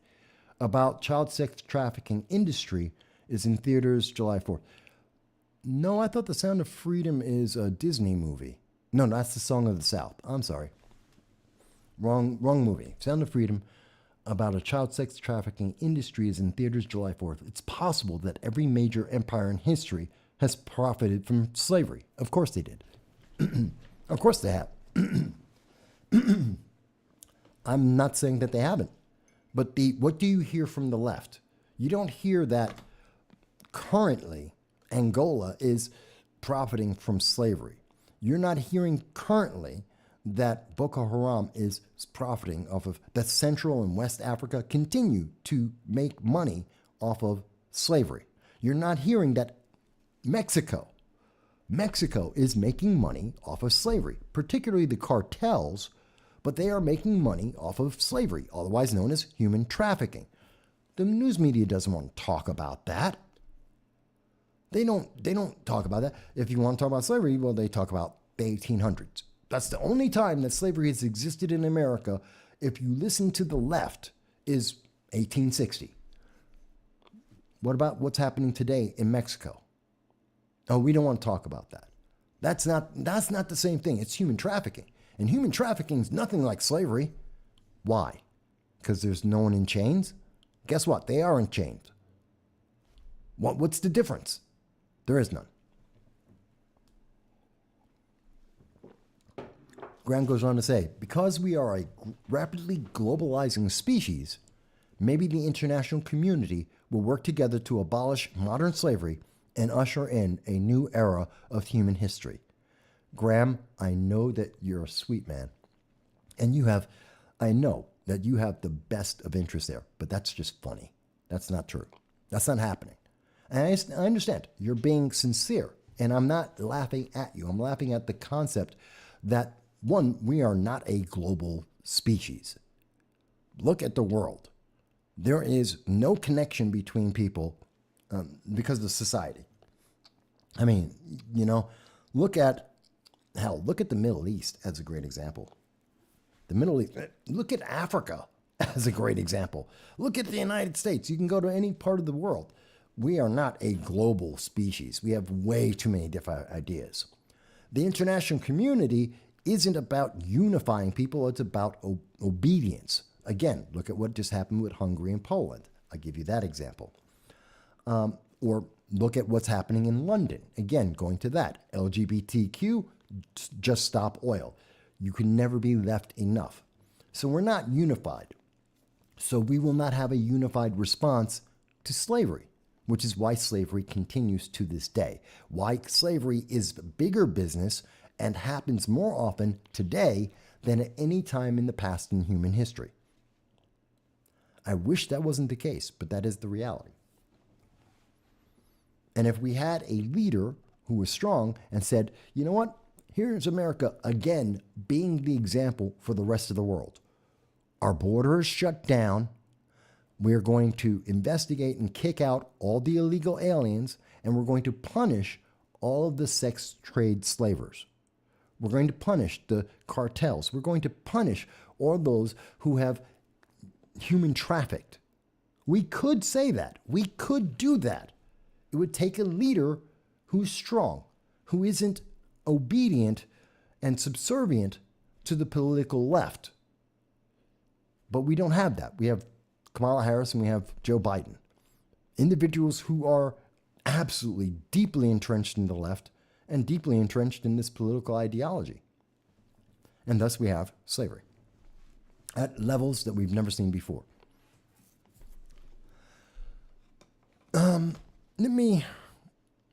What is this? No. Here it is. Okay. There's an article I wanted to cover, and it's coming from the Times of India. And then I'll go into the United States. This leads directly into the United States. Kind of like the way that George Floyd is something that's tied directly to the United States. The French George Floyd movement that we're seeing today, now in the fifth day. As much as that's connected to what we see in America, like the slavery issues are tied to America. Let me go and tell you something that I thought was interesting about flag waving, about flag burning, okay? there was this is in the times of India. And we saw that yesterday in Sweden, there was a guy who decided to burn the Quran, which is basically the Bible of the Muslim religion. And a guy burned the Quran. And people have lost their mind. People lost their mind. You burned a Quran? How dare you burn a Quran? You can't burn a Quran. Yes, you can. It's not illegal. It's not illegal in Sweden. It's not illegal in the United States. You can burn a Bible. You can burn the Talmud. You can burn a Quran. You can burn an American flag. Well, actually, no, you can't do that. But we'll talk about that in a second. And so this is the thing. So a guy burns, it is perfectly legal to burn a Quran. Now, if you burn a Bible in Sweden, no one cares. If you burn the Talmud in Sweden, no one cares. If you burn the Quran, you will get NATO, you will get the United States, you will get Turkey and Iran all screaming bloody murder. Iran has prevented their ambassador from going to Stockholm, from dealing with Sweden, because someone burned a Quran. We're seeing that NATO has had to step in and make a comment. The United States State Department has said they do support freedom of expression, but condemn the burning of the Quran. Wait a minute. What's going on here? So we've never heard them say that when it comes to burning a Bible. We don't hear them saying that when it comes to burning the American flag. This is something that doesn't make sense to me, because they're picking and choosing the winners. They're picking and choosing where freedom applies. Either you can burn them all and it's no big deal, or you burn none of them. And that's all up to you. Whether you agree or disagree with the Bible, the Quran, the Talmud, I don't care. That's not what I'm talking about. But if you're going to burn one, then you can burn them all, and there should be no outrage on it. Or if there is outrage, then the reaction should be the same reaction, no matter which religious tome it happens to be. But the left likes to promote Islam, even though Islam hates the left. This is the thing I get. It's amazing that we're so willing to just absolve this, to say, oh, you shouldn't do that, and to disincentivize people from doing something that they are willing to allow people to do to the Bible. They're willing to allow them to do it to the Talmud, but you did it to Muslims, and that's bad. But Muslims, in that very same Quran, says that you should stone to death women who have been raped or people who are gay. I understand the interpretations may vary, but it's in there. Okay, and I find this very interesting that we are seeing so many of these nations flip out. But if you go to, nope, that's not the article. Where is it? One second. I had it. No, well, here's another way to understand it. And it's illegal to burn a flag. No. Hang on. One second. I got my stories mixed up in order. There it is. So as much as we are upset about that, here it is. So the United States is out there saying, you know what? You really shouldn't burn our Quran. That's really bad. You might burn a Bible. You might burn the Talmud. That would be okay. We really wouldn't care. But you burn the Quran, and so that's really bad. But you know what? If you burn an American flag, that's okay. John Potts burned an American flag, and this was in, I believe it was this New York, in Staten Island. A guy randomly walked up to a guy's house. This is on video. They have video of this. He walks up to a house in Staten Island.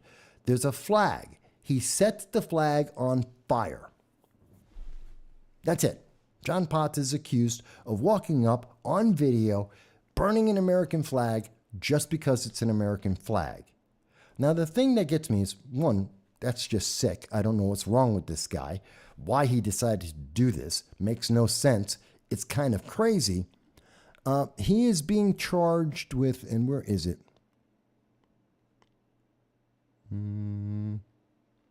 I had it up here.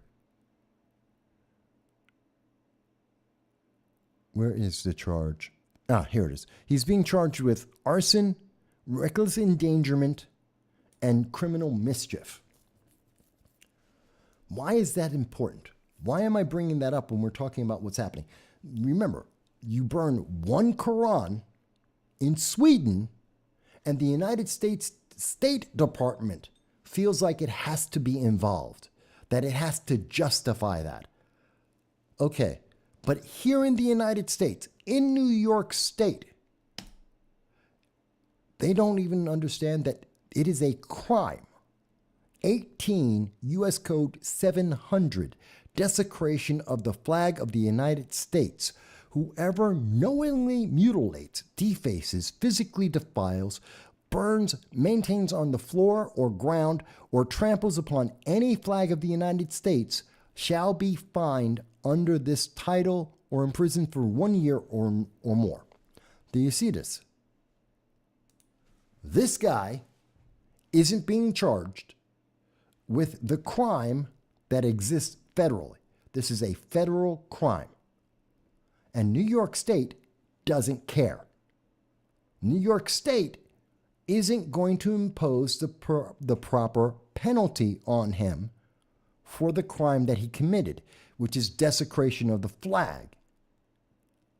But we're willing to go to another country and we're willing to stand up and we're screaming. We have our State Department standing up and saying, you burned one Quran, so the United States State Department has to speak up about something that happened in another country.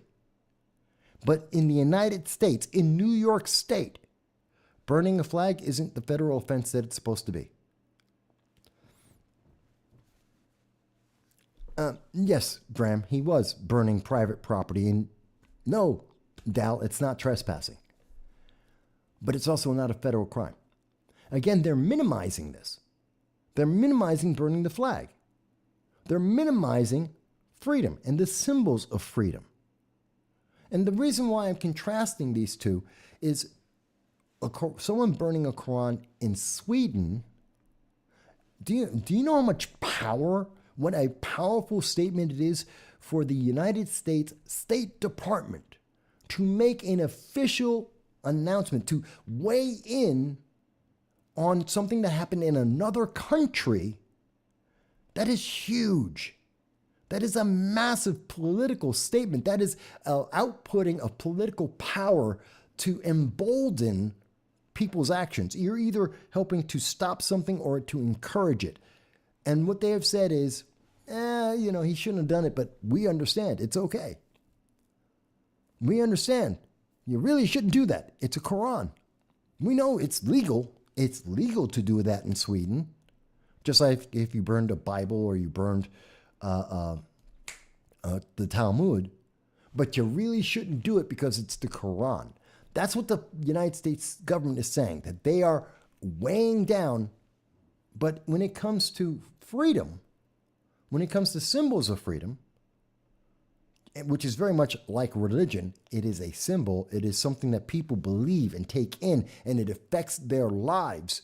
And in New York State, under Governor Kathy Hochul, in New York City, under progressive, and he describes himself as a practical progressive, Eric Adams, we're not going to enforce the federal law. It doesn't matter. It's not that serious. Do you see the difference there? Do you see why that upsets me? that we would have the State Department do that. We would go that far in a foreign country, and in our own country, it's not that important. Do you see the difference there? And tell me, how does that not send out a signal to the rest of the world the United States is weak? That modern freedom, as defined by the United States for the last 200 plus years, no longer exists.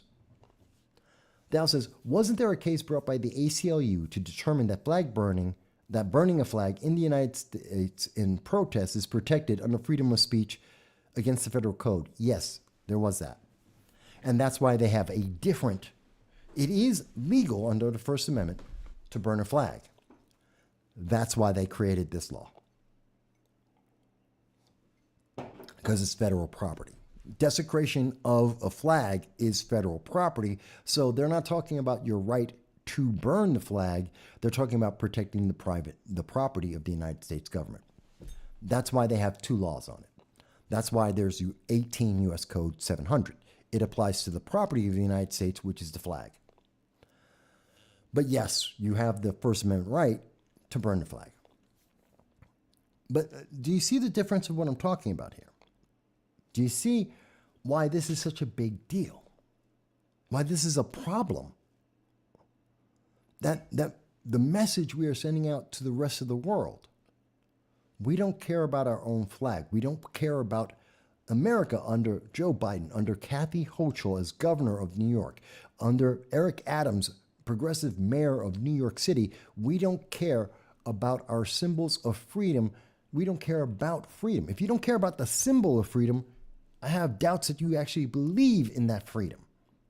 The symbols are important. They are the embodiment of your belief. And if you do not support or respect the embodiment of your belief, what kind of belief do you have? That is the message we are sending out to the rest of the world. And we are saying at the same time, while we have no belief in our own symbols of our own freedom, that we are willing to use the full power of the United States government, of our military, of our economy, to weigh in support of the Quran and against the freedom of speech of others in foreign countries, as long as it aligns along a progressive political ideology.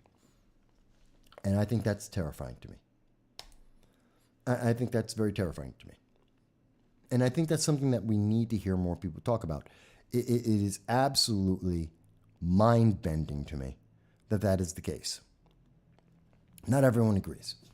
But we're losing freedom in America. I mean, think about it. In Michigan, this came out, I believe it was 2 days ago. 2 days ago. In Michigan, they have changed the law. It's Michigan HB 4474.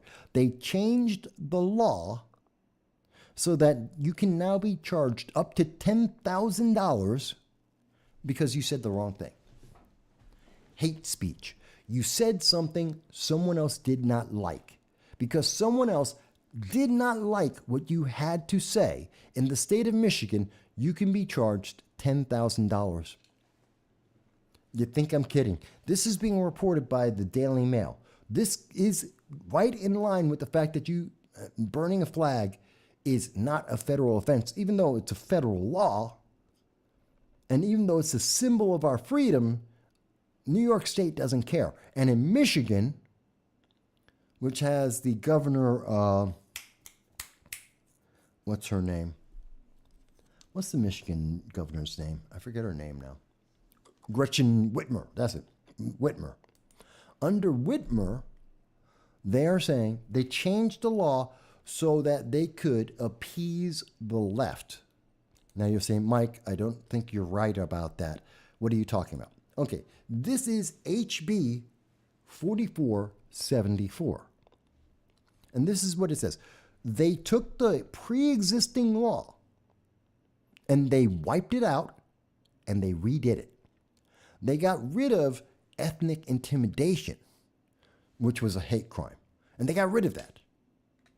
And they rewrote it so that it is now if you intentionally do any of the following to an individual based in whole or in part on an actual or perceived characteristic of that individual listed under Section 2, regardless of the existence of any other factor.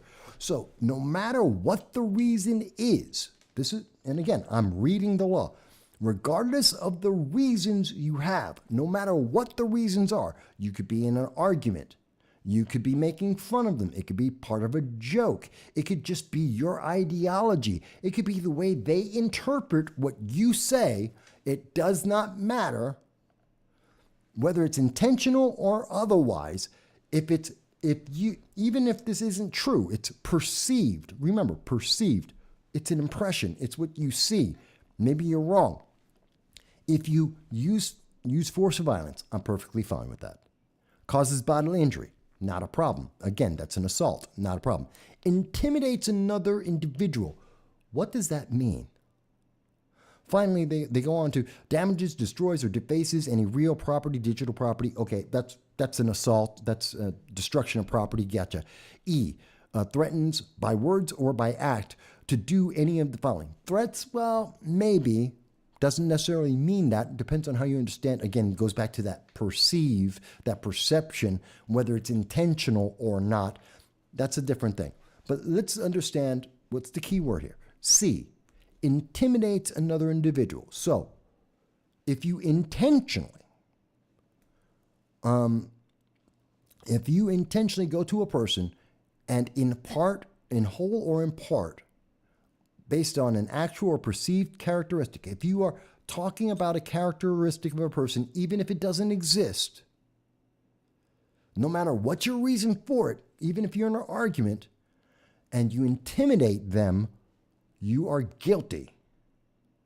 And again, the actual or perceived characteristics, race, religion, sex, sexual orientation, gender identity or expression, physical or mental disability, age, ethnicity, national origin, association with an affiliation with a group, which means basically if you exist, if you breathe, if you're able to breathe air, then they can charge you with this. Literally, I mean, come on. Race, religion, sex, sexual orientation, gender identity, physical or mental disability, age, ethnicity, national origin, whoever you are associated with. Is there anything else? There is nothing else. There is no other group. There's no other way to classify people. And here's the key. And I go down. What does intimidate mean? And they define what is intimidation. Intimidate means a willful course of conduct involving repeated or continuing harassment of another individual that would cause a reasonable individual to feel terrorized, frightened, or threatened. And that actually causes the victim to feel terrorized, frightened, or threatened.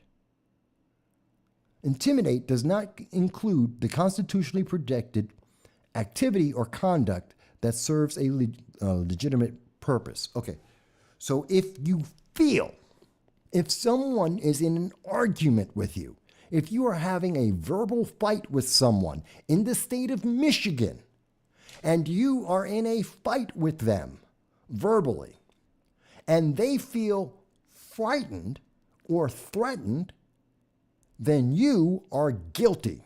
If that person is alive, that's it. Based on the categories, as long as they are alive, because it will inherently include the race, the religion, the sex, the sexual gender, everything about them is included. And because they can say that they feel intimidated, because they have felt intimidated, they have felt frightened or threatened, because you're in a verbal fight, or if you are online and you say something that someone doesn't like, which they can then say, well, you threatened me. I felt threatened. My life felt threatened. I was afraid of violence. I thought you were going to be just like the people in the University of Waterloo. This is stochastic terrorism, and I am terrified of this. You are now going to be charged $10,000 in the state of Michigan. That is HB 4474. Think about that, folks. Think about that for a second. Is someone to me? Okay.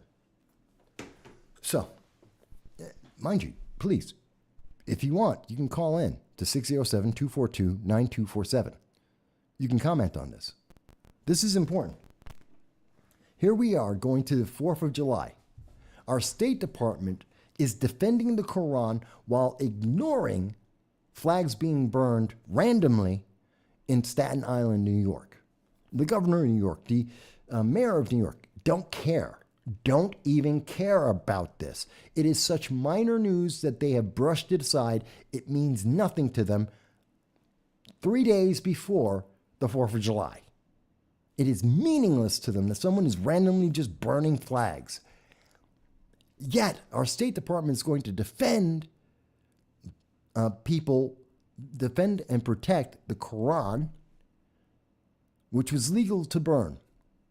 And in the United States, we are siding with Canada in threatening and saying that if you say something that someone is afraid of, if they get frightened, if they get threatened, if they feel bad about what you said or what you wrote, you will be charged $10,000 or a year, up to a year in prison.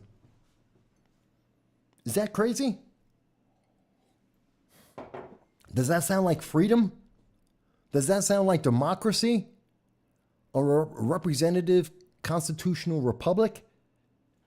Does that sound like any of that? Does that sound like what the people, that sounds more like what the people of Hong Kong are fighting against for the last 26 years since China took over Hong Kong. I didn't forget about that. We're now at the anniversary of China having taken over Hong Kong, and the 47 heads of Hong Kong, the leadership of Hong Kong, remain gone. They disappeared. They're somewhere with the Uyghurs, wherever those Uyghurs happen to be. They're gone. Because China is so loving of people. Because the Communist Manifesto, the Communist ideology is so forgiving, Hong Kong's leadership disappeared. And the United States is acting more like China in dealing with Hong Kong. In Michigan, they're more like China than we are the United States. We're more aligned with Canada, that is calling people terrorists for daring to have a different opinion. This should terrify people. And if this is happening in Michigan, what do you think New York's going to do? Illinois, California, New Jersey, Maryland, Delaware. What do you think the Democratic strongholds are going to do? Do you think they're going to just say, well, we're not going to do that? Or are they going to fall in line? Because we're seeing this over and over again. I mean, this is part of the reason why Senator Richard Blumenthal is being lauded by the Communist Party of the United States, why he got an award for them, because he's trying to censor the internet. He wants the government to control it. This is all part of that censorship move. This is about silencing your voice. This is like with Jeff Jackson. We were talking about him last week.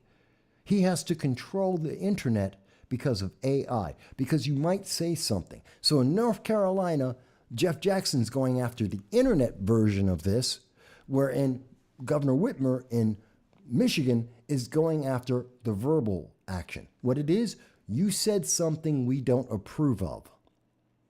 And in both cases, the answer is you'll get punished. How dare you say something that the left did not approve first? And in North Carolina, Jeff Jackson is making sure, Jeff Jackson of the North Carolina 14th District, that member of Congress is saying, you can't go online and say that. And here we go.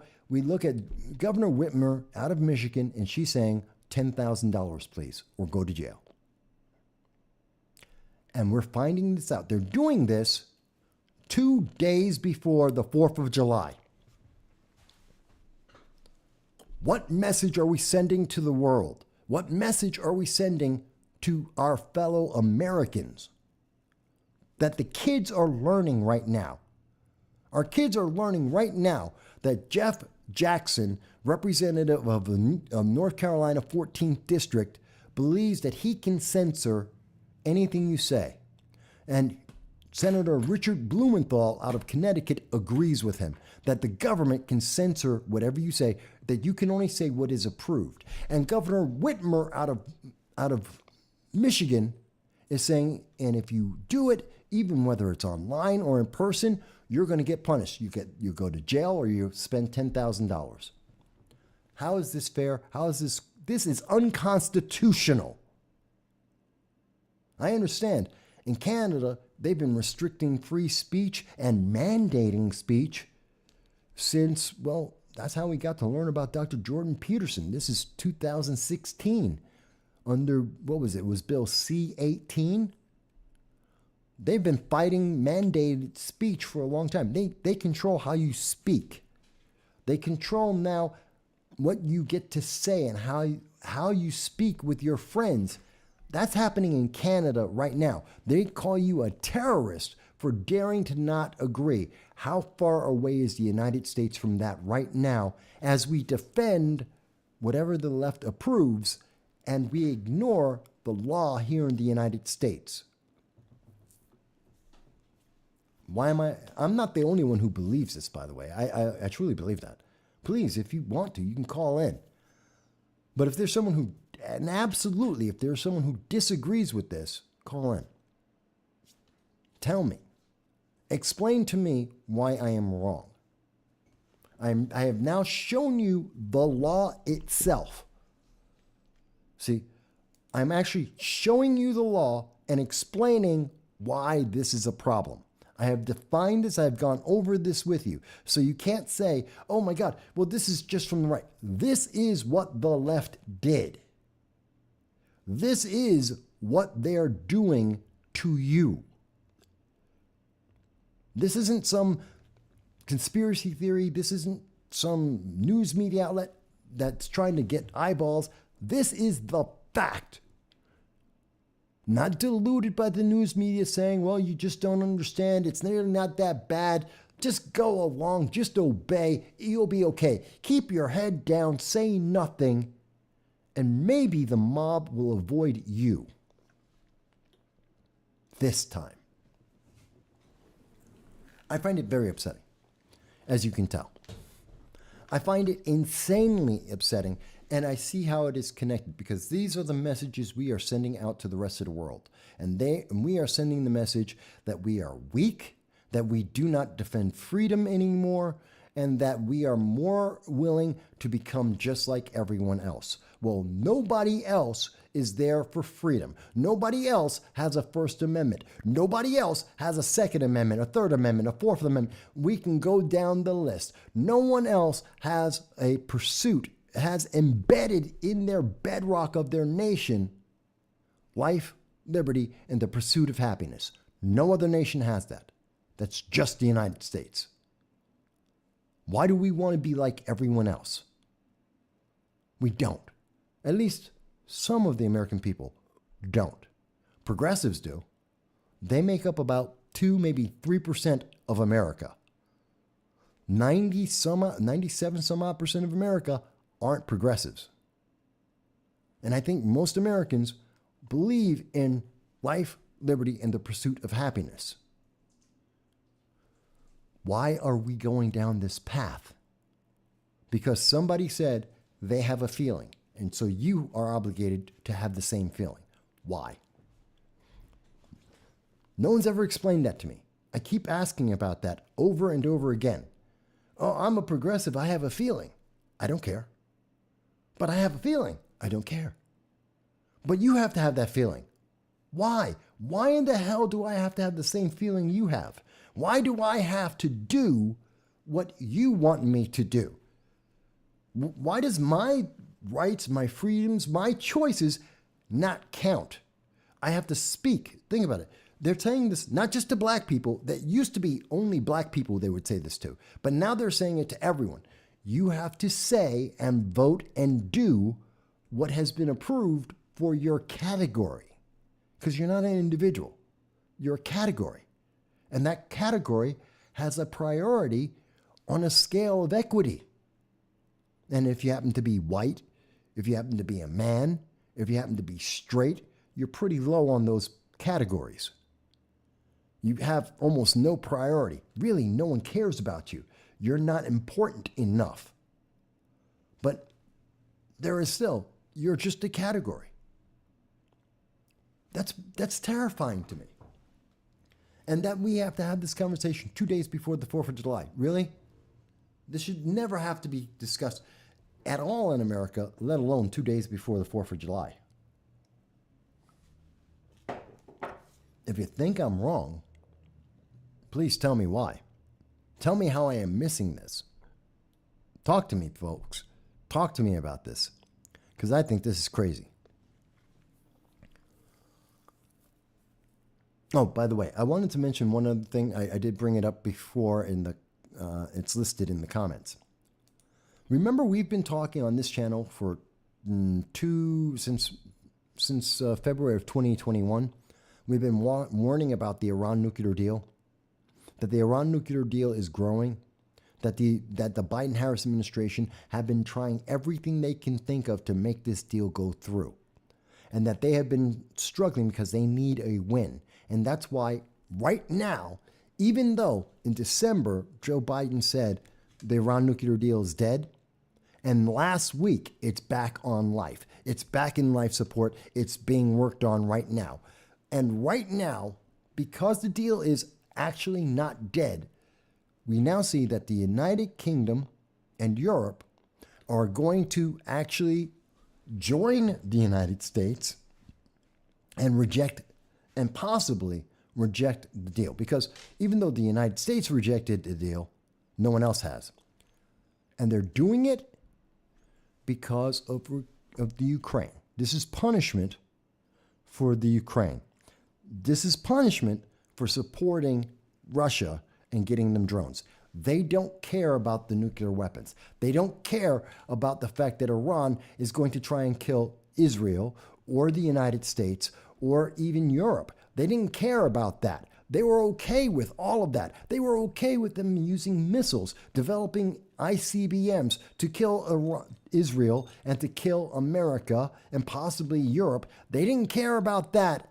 They're pissed off because Iran is helping Russia in Ukraine. This is punishment. The deal isn't dead, but they're making a political statement. You need to stop supporting Russia in the Ukraine. That's it. It's a pretty weak, this is the latest thing. So sanctions didn't work against Russia. Now they're going after Russia's friends. It's really stupid. And I wanted to bring that up because no one's talked about it. No one's talking about that. This is news that came out today, that the United Kingdom is finally going to step up and get out of the Iran nuclear deal, a deal that has endangered tens of millions, hundreds of millions of lives around the world. It is a deal that is guaranteed to allow Iran to create ICBMs and try and kill everyone that doesn't believe what they believe. And the United Kingdom has consistently said, we're part of that deal, we'll support it. But now that Iran is helping Russia against the United States and Europe in the proxy war of Ukraine versus Russia, yeah, that's the bridge too far. Okay. So I wanted to bring that up because I hadn't spoken about it. I really want to, I would prefer to speak about it more, but we want to move on. Let's talk about, obviously, the Supreme Court.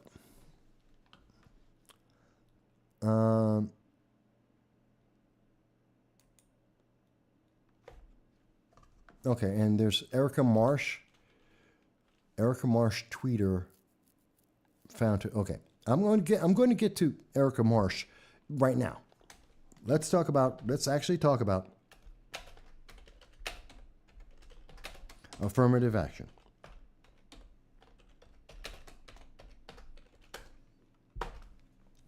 Oh, Sorry, I had my cap locks on, but you guys know what I mean.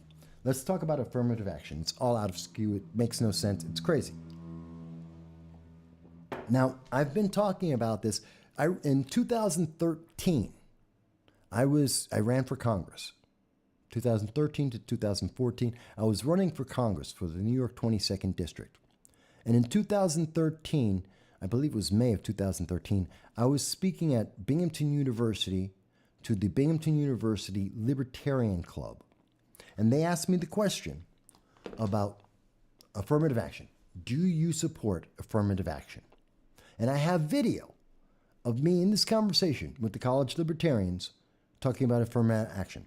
And what I said then is what I have been saying all my life. I do not support affirmative action. I do not support the ERA, the Equal Rights Amendment. I do not support any ideology, any law or legislation that by action and inference says you are subhuman and the government must stand up for you, that the government must act for you because you are incapable of doing things for yourself. And that is what you see the ERA movement, the ARA, and affirmative action, by definition and by action, says that if you are black, if you're a woman, if you're a minority, you are incapable of the bare minimum of human actions and interactions, and so the government must do it for you, that you are less than human. It's the same thing.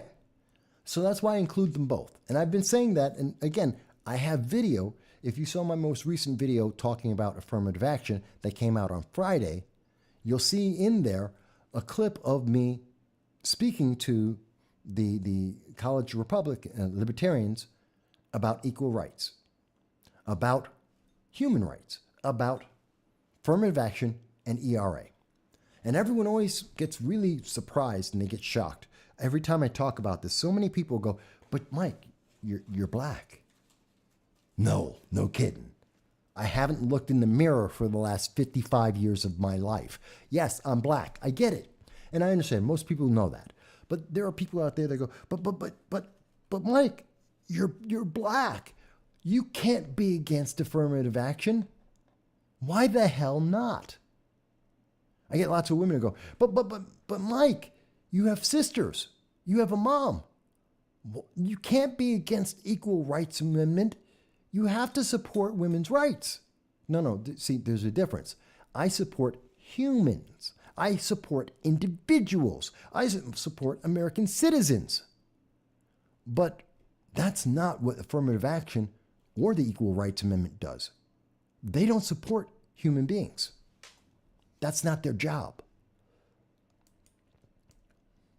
Their job under both of those laws, under both of those ideas, they're not to support you. They're to subjugate you. They're to make you a thing, to make you less than human, to take away your rights, your freedoms, and your opportunities, and make you subservient to the government. I want to go to, now I covered this in greater detail. I covered all of this in greater detail on Friday in talking about the affirmative action bill. I went through how affirmative action came about and what it has done since. And I will go through the decision by the Supreme Court justices. And to those who would say, well, the Supreme Court justice, they're just being political. No, they're doing their job. Their job is it constitutional to have racism? Is it constitutional for the government to enforce racism? Period. Full stop. Racism is not just for black people. Racism isn't defined by the color of your skin. It is, in fact, when you judge others based on the color of their skin, no matter what skin color it is. I know. Progressives want to redefine the meaning of racism because they always want to redefine things to make it fit whatever they want to say. They have a feeling, and they have to justify their feeling, so they change the narrative. That's why they changed the definition of a woman to be the opposite of a man. And the man is the opposite of a woman. That's their definition. Why? Because it allows them to have the feelings that they want to have, to make it hard for you to argue against them. They will just change the meanings and definitions of words. But I remember, I'm half a century old. I remember the original words. I understand the original meaning. And I understand the purpose of affirmative action versus how it is being used in the real world. You can tell me affirmative action was created in the best interest. And we know, we've read all the trials. We've read all the writing about it. It had the right hope. It was the right intention, but it has failed in the real world. Because in the real world, it's about subservience. And if you believe in affirmative action, you agree with being a slave based on the color of your skin. Whether that happens to be white, black, Asian, whatever, I don't care. What you're actually saying is you believe in slavery. You believe in that some people are subhuman because of the color of their skin. Because that's the only way that affirmative action or ERA, or Equal Rights Amendment, that's the only way they work. They cannot work if you as an individual have agency, that you're able to live your life. Hello, Miss K. Thank you for joining us from down under over in New Zealand. We're happy to have you. I hope you're having a good Monday morning. I know it's not a holiday for you, so thank you for joining us, probably as you're going to work, I think. Ms. K says, it disempowers self-advocacy. Well, yes, that is exactly one of the problems I have with affirmative action or the Equal Rights Amendment. You have no control of your life, none whatsoever. You're not important in your own life. It's the government that makes all the decisions because you aren't smart enough. You're not capable enough. And let me go through why I say that. Now, again, I have an entire video on this, and I'm looking forward to hearing what you guys have to say about it. Everyone who's watching this, everyone who shares this, everyone who gets to see this afterwards if it's not live, I want to see your comments on this too. We see that on page 208, and again, links for everything will be in there. I did not look at Justice Ketanji Brown Jackson, Supreme Court Justice Ketanji Brown Jackson. I didn't look at her dissent, her reason why she doesn't agree, because she doesn't matter. She didn't hear the trial. She didn't hear the case.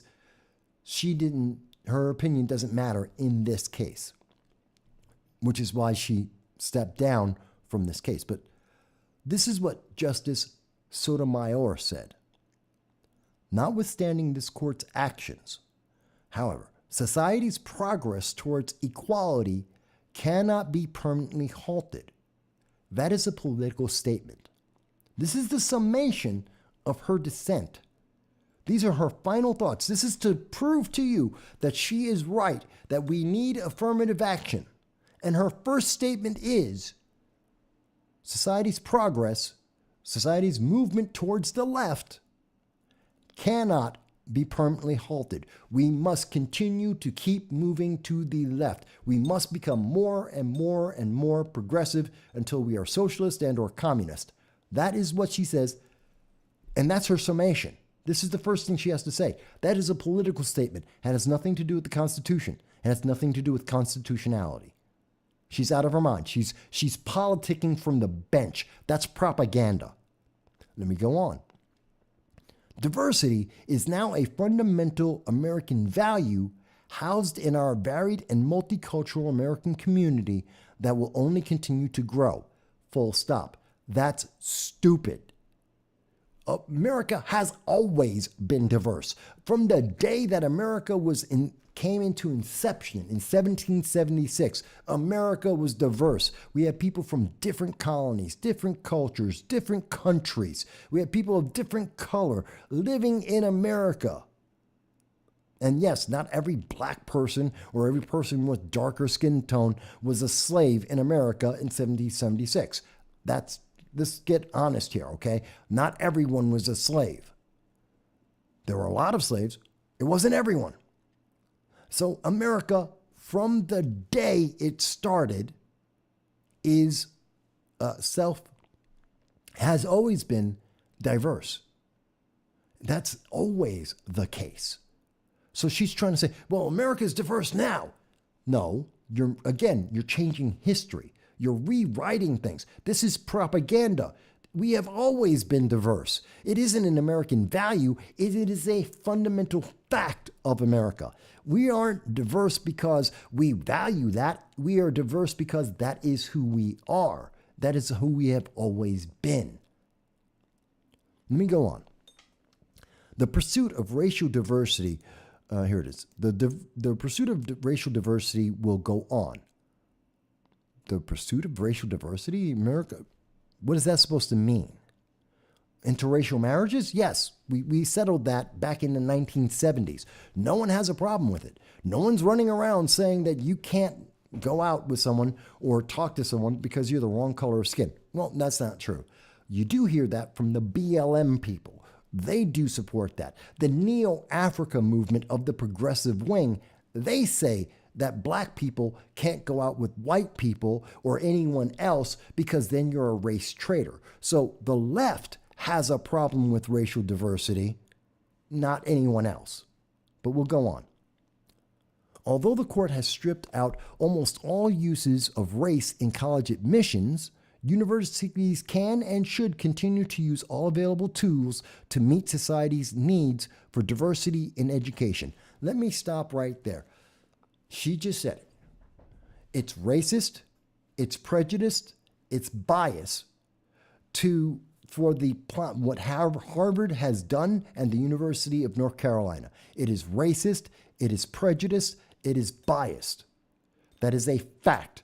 No one has denied that. No one in the entire Supreme Court narrative, nobody has argued that. By the way, hello, Miss K, I apologize. I said New Zealand, it's Australia. I apologize for that. And good morning. And our friends, Alternative, which I showed at the beginning of the show, they're here with us from the UK. So again, folks, let me say it. Let's be very clear. No one in the Supreme Court decision about affirmative action, at no point has Harvard, the University of North Carolina, no one has ever denied that their policies for college admission are racist, they are prejudiced, and they are biased. No one denies that. They are inherently, by what they do and how they were designed. Affirmative action is racist, it is prejudiced, it is biased. No one who is being honest with you can deny that. Because it is literally the ultimate of equity. It is categorizing human beings as just their superficial inherent characteristics and assigning a value to that and a priority to that category. It is absolutely dehumanizing. Nobody can deny that. That is a fundamental, absolute fact. And as we can see, Supreme Court Justice Sotomayor says, and that's a good thing. Justice Sotomayor is saying, we need prejudice, bias, and racism in America. She is supporting that. She is telling Harvard. She is telling the University of North Carolina. She is telling colleges across America to have more racism. Now, today's racism might be against white people because of critical race theory, but tomorrow it's going to be against those who are Jewish. It's going to be against women. It's going to be against black people. It's going to be against Latin people. It's going to be you. Racism is racism. It is a means to take advantage of people. And right now, the progressives are saying, this is in our advantage to put down white people, but they will turn around and use it against black people, Hispanics, women, gays, trans, everyone else as well. If you have racism for one group, you can use it for anyone else, because just like in Michigan, where they will punish you for saying something that someone doesn't like because of the feeling, they're going to use this admissions policy, affirmative action, to punish you for being the wrong color, for just not being progressive enough. And that's very upsetting. That's very insulting. And I thought I made a very good case of that on Friday. But then we have people like this. We have Cori Bush, who comes out and says, the Supreme Court decision to end affirmative action in higher education is racist. It's not racist. It's constitutional. The question is it constitutional? Is racism constitutional? And I think we solved that in 1865 and said, no, it's not. I think the 14th Amendment made it very clear, Cori Bush, that racism is not justified. And by definition and by purpose, affirmative action is racist. It is segregation. It is, it's horrible. And let's see, she goes on to say, just like the court has always been. Wait a minute, the court has been controlled by Democrats, you know. That the court has been left-leaning more than once.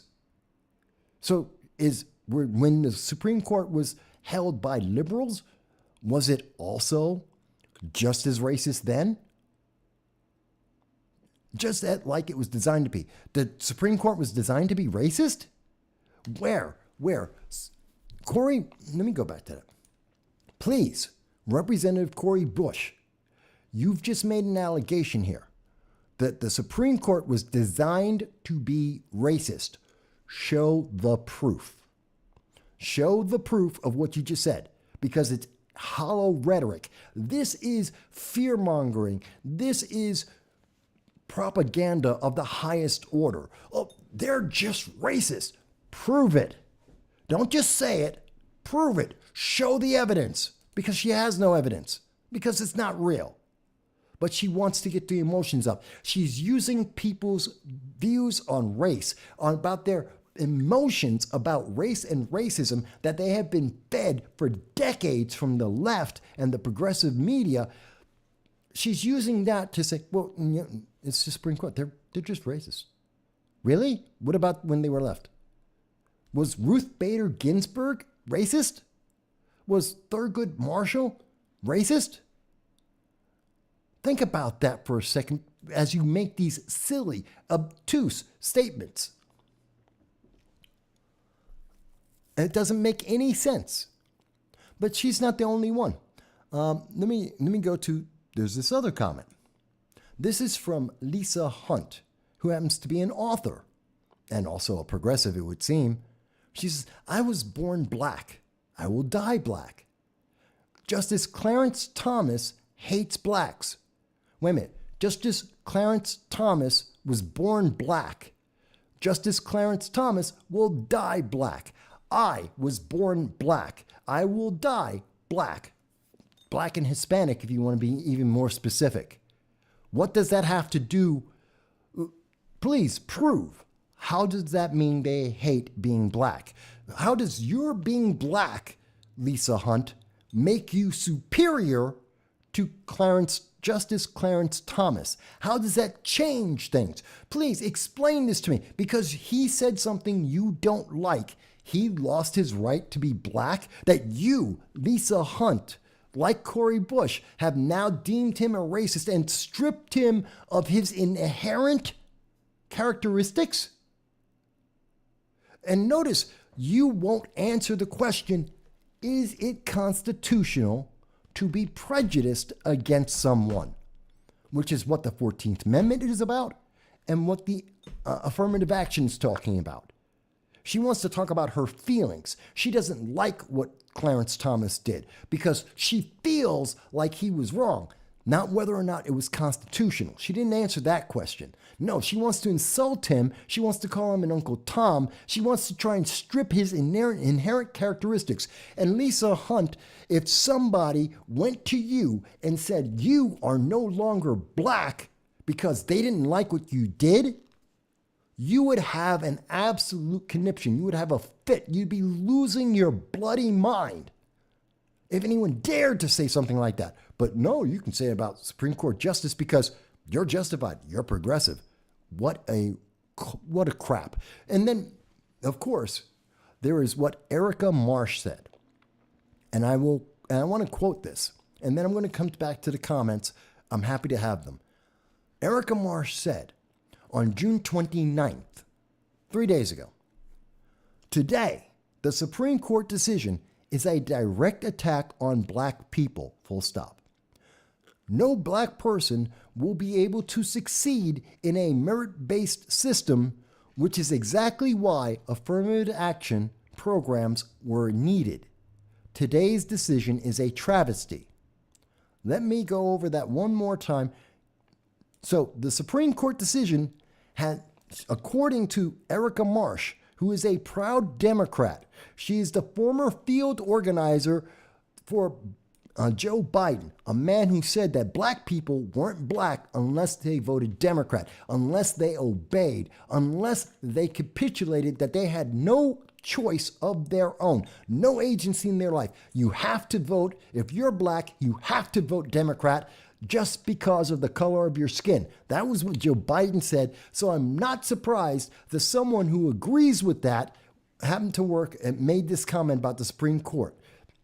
She also was a volunteer for the Obama Foundation. Gee, what a surprise. And she has pronouns. Oh, what a surprise about that. She's about as progressive as you can imagine her to be. I don't know how you could be much more progressive than that. And Erica, in her genius here, says, no black person will be able, keywords, will be able to succeed. No black person can succeed. They do not have the capability. They are genetically, inherently, by birth, incapable, impossible to achieve in a merit-based system, which is exactly why affirmative action programs are needed. Okay, let's break that down again.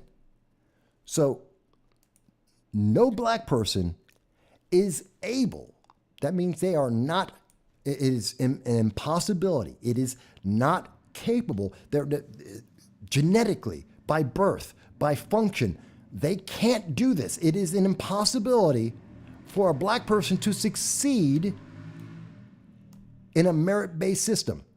If you are being judged on your capabilities, if you are judged by your actions, by your ability, and you're black, you fail.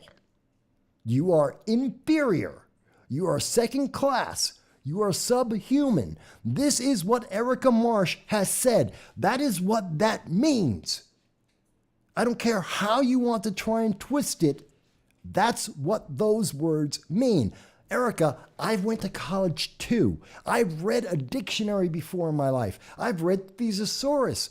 I have been dealing with politics for well over 17 years of my life. I can understand a sentence without needing Grammarly to try and tell me what it is. And obviously, you don't. What the hell were you guys talking about in the Biden election campaign? What were you talking about over at the Obama Foundation? There seems to be a problem with your progressive ideology if you think that by birth, that puts a cap on the capabilities of black people. Would you dare say that President Obama was incapable of surviving in a merit-based system? That he would never have made it to president of the United States? He didn't have the capability to be a president if it weren't for affirmative action? Did he get elected because of affirmative action? Let me go to some of the comments here. Obviously, this subject gets me I'm passionate about it. I'm very passionate about it. Especially as we are watching Cori Bush, a member of Congress, as we are watching authors and we are watching individuals who are deeply ingrained in our politics that are all telling you that you are not smart enough. If you happen to be a person of color, that you are limited in your life, that you have no agency, that you are incapable of living a life without the government taking care of you. That you are subhuman, you are childlike if you do not allow the government to take care of everything because you will screw it up. That's what they have said. Those are their words. Or if you would like it in the nicer, more presentable way, no black person will be able to succeed in a merit-based system. Period. There it goes. Same difference. Let me look at the comments here. Dow says, there is an attempt to equate the verb and adjective discriminate with racism, sexism, ageism, and every other ism. The ability to discriminate or to be indiscriminate in our judgment is what follows the freedom of association and is not necessarily malicious. Okay, I get you. User, hey, user, you've joined us. Thank you. User says, Erica Marsh also... Yeah, Erica Marsh only says F you to black men. Yeah, I am noting that. But here's the thing. We gotta have this out, folks. We gotta talk about this. And it's not just Erica Marsh. But it is important to note that when we listen to Cori Bush, Alexandria Ocasio-Cortez, when we listen to the people who are speaking about this over and over again, the Democrats have been trying to run away from this subject to talk about college loans almost as fast as the tweets came out, that they suddenly realized that all of their arguments about affirmative action all say the same thing. Racism is good. Democrats are the party that want racism in America, that they are demanding racism in America, that they are absolutely supporting racism in America. You cannot avoid that. You cannot sidestep that. There is no political spin on that. If you are supporting affirmative action, you are supporting racism, prejudice, and bias. By definition, you cannot get away from that. I don't care how they want to spin it. I don't care what they want people to think about it. You cannot change that. And this is why they want to talk about the college loans and they don't want to talk about the Supreme Court. Because they're trying to find a way to spin the Supreme Court message and say, see, it's just about, well, the Supreme Court was being Republican. This is just Republican propaganda.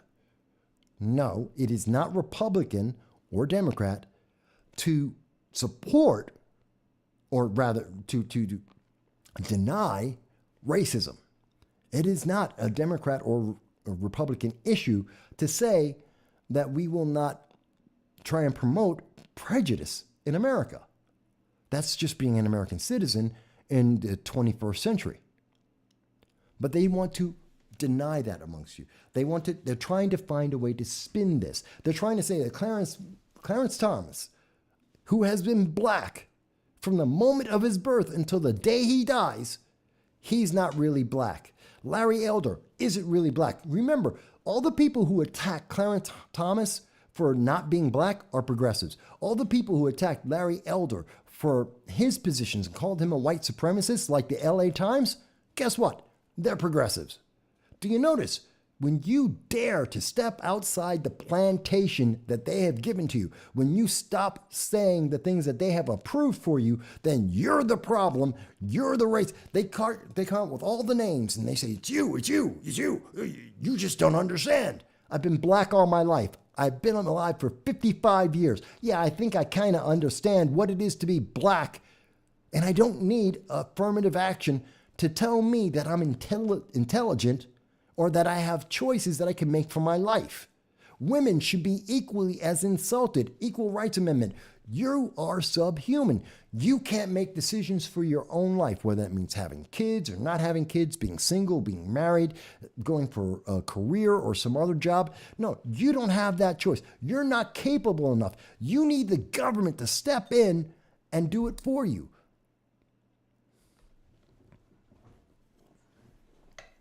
Is this hard to figure out, folks? Is this that hard to understand? Because I don't think it is. I think this is pretty straightforward.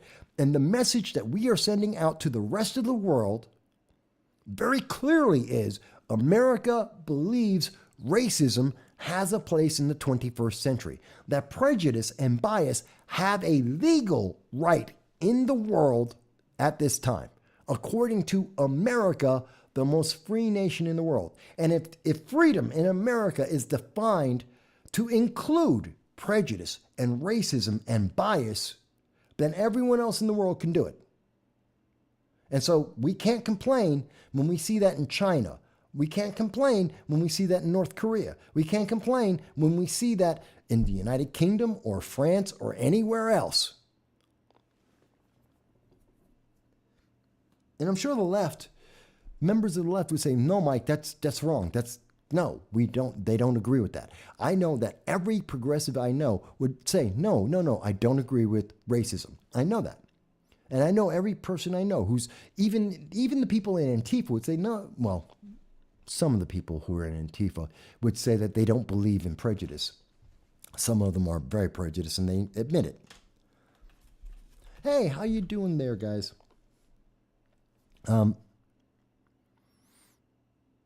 But understanding that viewpoint, we have to look at what is the world seeing here? That we have Democrats, we have progressives who are fighting to preserve prejudice. Does that make sense to anyone? And the answer that they have for that is, well, black people need prejudice. Black people need bias. This is the answer from the left. I mean, I just read you what Erica Marsh said. This is someone who works with the Obama administration. This is someone who worked with the Biden administration. This is someone who's deeply ingrained in Democratic politics. There's members of Congress, AOC, Cori Bush. They agree with this. They're telling you, black people can't do it. You need to be coddled. You need to be cared for. You need Big Brother to step on in and take care of your life for you, because if you happen to be a person of color, you are useless. This is what they are saying. Now, they're upset because everyone knows it. They're upset because everyone has heard them say this and said, wait a minute, but you're supporting racism. So now they're backtracking. Now they're trying to find a way out. They're trying to find another way. No, you don't understand. We don't support racism except when we are supporting racism. We don't support prejudice unless, it's politically advantageous. Vote for me. I mean, that's what they're saying. That's what we hear from Cori Bush. Hey, Cam. Cam is with Alternative, and as I said, folks, our monthly conversation is going to be coming up shortly, and we're going to be having a conversation about that. It's going to be great. But we didn't get to talk about this, Cam, and I'm looking forward to talking about it in the future. He says, a famous quote from Morgan Freeman: how are we going to get rid of racism if we don't stop talking about it? We have to stop talking about it. The problem is, if we get rid of it, the politicians will need to fix the real issues. I agree with you. I think you're right, Cam.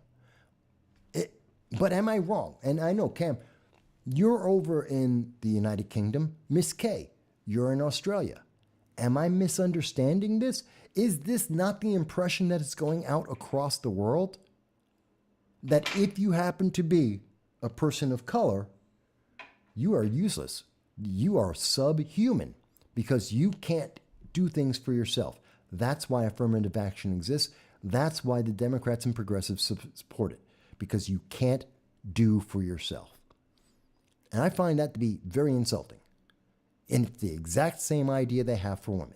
That's exactly what the ERA is based on. They copied the Equal Rights Amendment right off of affirmative action. They're both the same thing. You're subhuman, you're incapable, you are child, and you need someone, government, to come on in and run your life for you. You may not like hearing this, folks, but this is what they have said. And the news media is trying to make it sound nice. They are trying to change the discussion. Don't believe me? Here it is. This is from USA Today. Barriers are going back up for us. What barriers are going up? Schools are integrated, have been, continue to be. We have laws to ensure that schools continue to be integrated. We haven't lost that. College is an option. It is not a guarantee. There are over 2,000 colleges in the United States. You don't go to Harvard. Most people don't go to Harvard because you can't. It's an exclusive school. It's an elite school. It'd be nice, but everyone doesn't go to Harvard. Doesn't mean you can't go to college. So how are the barriers going back up? If you have the grades, if you have the qualifications, you still get in. It's the fact that they are kicking people out of Harvard who have the qualifications, who did qualify to be in there, and they are kicking them out for somebody who didn't make the grade, who didn't earn the position. Somebody less than. And they're saying, well, the barriers are going back up because what? Colleges won't accept you for being less than suitable, less than the minimum requirement? Think about that. This is what USA Today is trying to put out there. This is from Alia Wong, Itzel Luna, and Kyla Jimenez. They're trying to convince you that you're being punished for not being allowed, for racism to not be allowed to exist, for prejudice to not be used to give you an advantage. They're telling you that you need to be a racist. They want you to be in the modern version of the KKK. Gee, oddly enough, a democratic organization. The Supreme Court on Friday ruled against a plan to provide mass student debt. See, they start off with debt because, again, they want to change the conversation.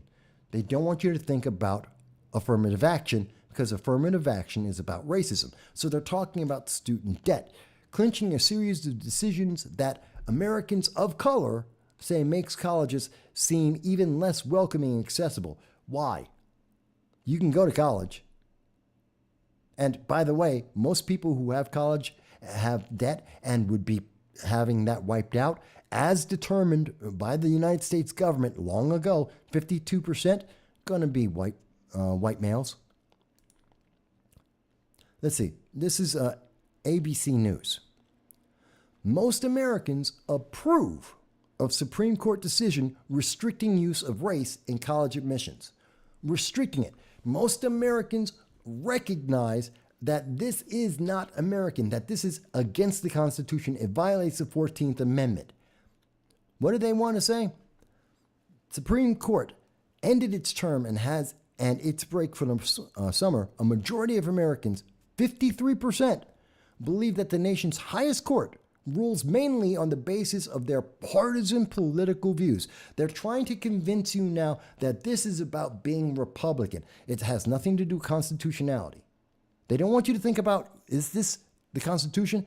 76% of Democrats, 51% of independents believe that the Supreme Court rules mainly on the basis of partisan political views. How is it partisan and political to say that the 14th Amendment is a thing? That the 14th Amendment, that the life, liberty, and pursuit of happiness is not exclusive to anyone based on the color of their skin? They have to change the argument. They have to make you believe it's something that has nothing to do with it. They have to convince you that this is a right-wing MAGA kind of conspiracy, that this is evil. To not be prejudiced is to be evil, according to the progressives. This is the message we're sending out to the rest of the world. Cam says, I agree 100%. It's disgusting. They are creating the issues themselves, so we need to help. We need them to help us. Yeah, it's insane.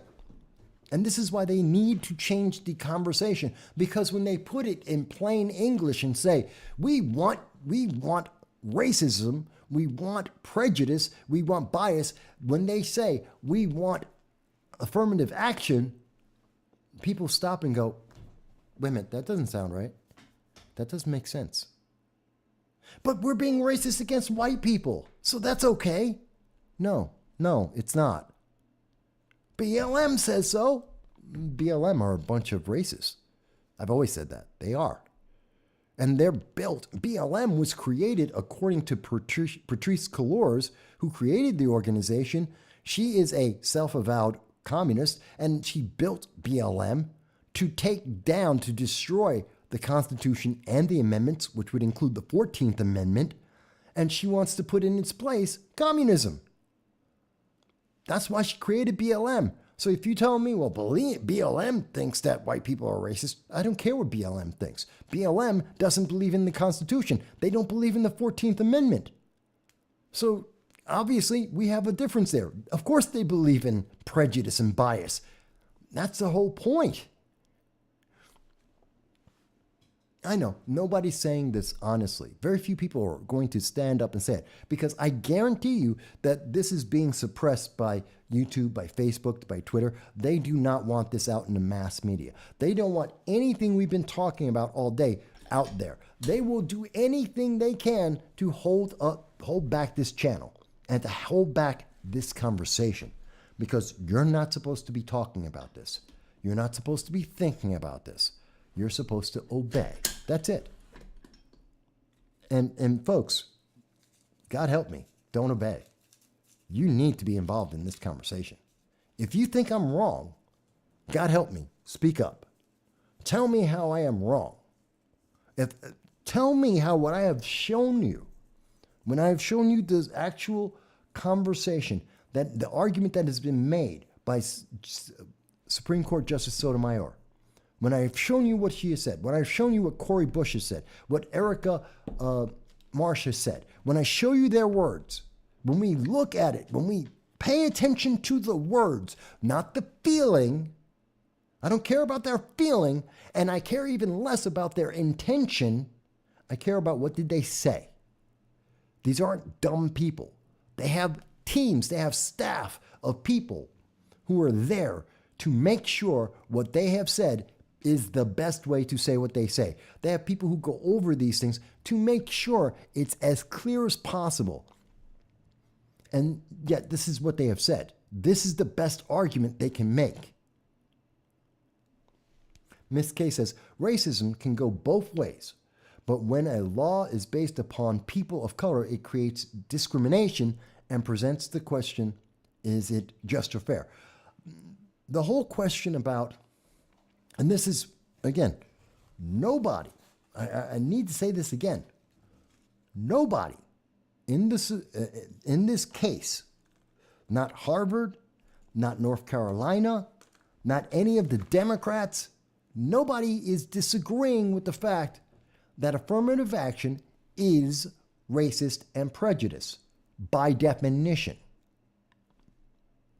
So the only question the Supreme Court had to address is it constitutional for the government to be racist? The answer is no. Somehow that equals Republican. And you know what? I'm not insulted by that thought. I am not insulted by someone saying, well, Republicans are against affirmative action. They're against prejudice and bias. Yes, I'm perfectly happy to say that's true. I don't think that's what the left wants you to think, but it's as clear as day.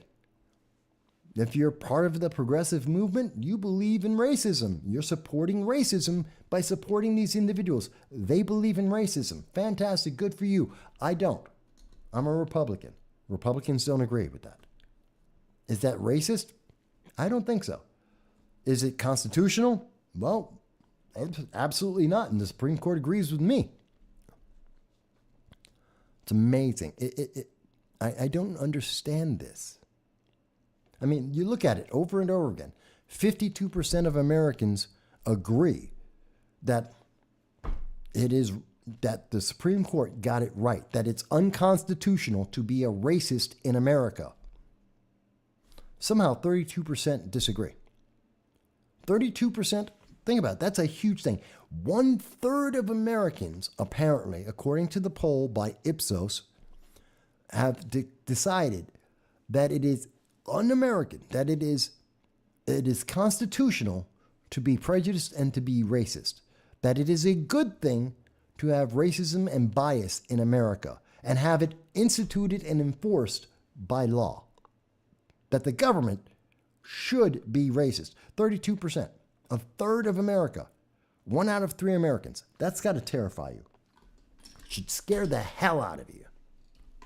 When you're walking down the street, gee, 1 out of 3 people believe in racism. The question is, who do they want to be racist against? Your odds? I don't know. They may not be that good that they don't want to be racist against you. This is really, really insane levels of crap stuff. Folks, this is ridiculous. This is ridiculous, folks. But yet, we have to deal with this. And they keep trying to change the argument. They want us to think, well, no, this is about money. No, they want you to talk about the college student loans. They know they can't win this argument, so they want to go into college student loans. And so they want to go to, here we are. I wanted to bring this up. So they want to go through, and this is from the government, the average cost of college by year. I won't go to the public schools. Let's look at private schools. Why do colleges cost so much? Since they want us to talk about college student loan debt, which we have talked about many, many times, I'll make it really simple for everyone right here. Why is college so expensive? Look at the cost. It went from $1,000 to $32,000. It did so in roughly 40 years.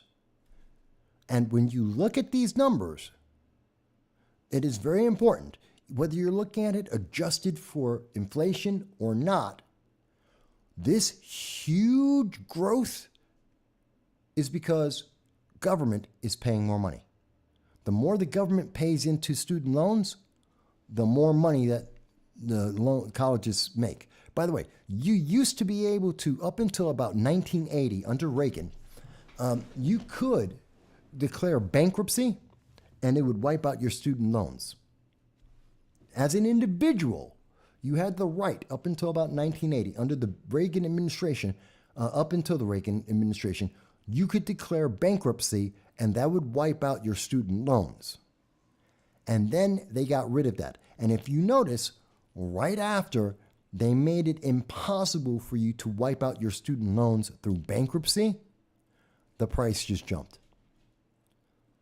Most people don't realize that. Most people don't know that. When they got rid of the ability to wipe out your debt through student loans. So if you would have to go through 7 years of, the whole bankruptcy thing. And if you did that, you didn't have a student loan anymore. They made it mandatory. You sign the loan, you have to pay the loan. And from that moment on, the bank said, payday, because you have to pay. You cannot get away from the loan because you signed for it. And they just kept on jacking up the rates, jacking up the rates, jacking up the rates. And by the way, and if you think that it's better because of public school, same difference. They went from in 1969, $358 for public college to $9,349. In fact, the increase that we see here is even higher than the increase that we see for the private institutions. And the thing that's really funny about that is, if we look at this and we pay attention, what are colleges paying for? Why is it so much more expensive? Because of administrators. You're not getting more education for the money. You're getting more paperwork for the money. This is coming from Forbes magazine. In fact, this was before we had this conversation. In Forbes magazine, this was in 2017. In September of 2017, we identified the problem and no one wanted to talk about it. What is it? Colleges bloated their schools with administrators, jacked up the prices so that it would cost you more money, so you would have to take out more government-backed loans so the schools made more money. It's a Ponzi scheme. It's a Ponzi scheme. The colleges don't care. They're getting paid. They don't care who's paying them. Well, actually, can't say that. They care who's paying the money. Because black people and women get them more money. Because affirmative action will make sure that they get paid more money. Because the government says that black people and women are poor. They can't help it. They don't have the capability not to, according to Erica Marsh, don't have the capability not to be.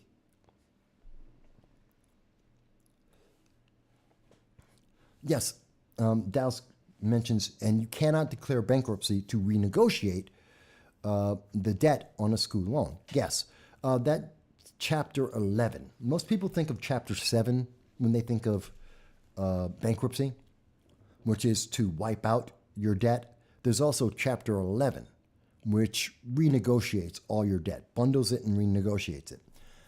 Or is it no, it's chapter 11, everyone says. I'm thinking chapter 7. So it's the other way around. So you can, it's also under bankruptcy where you get to reallocate your debts. And you can't do either to student loans. But let's think about it. They go hand in hand.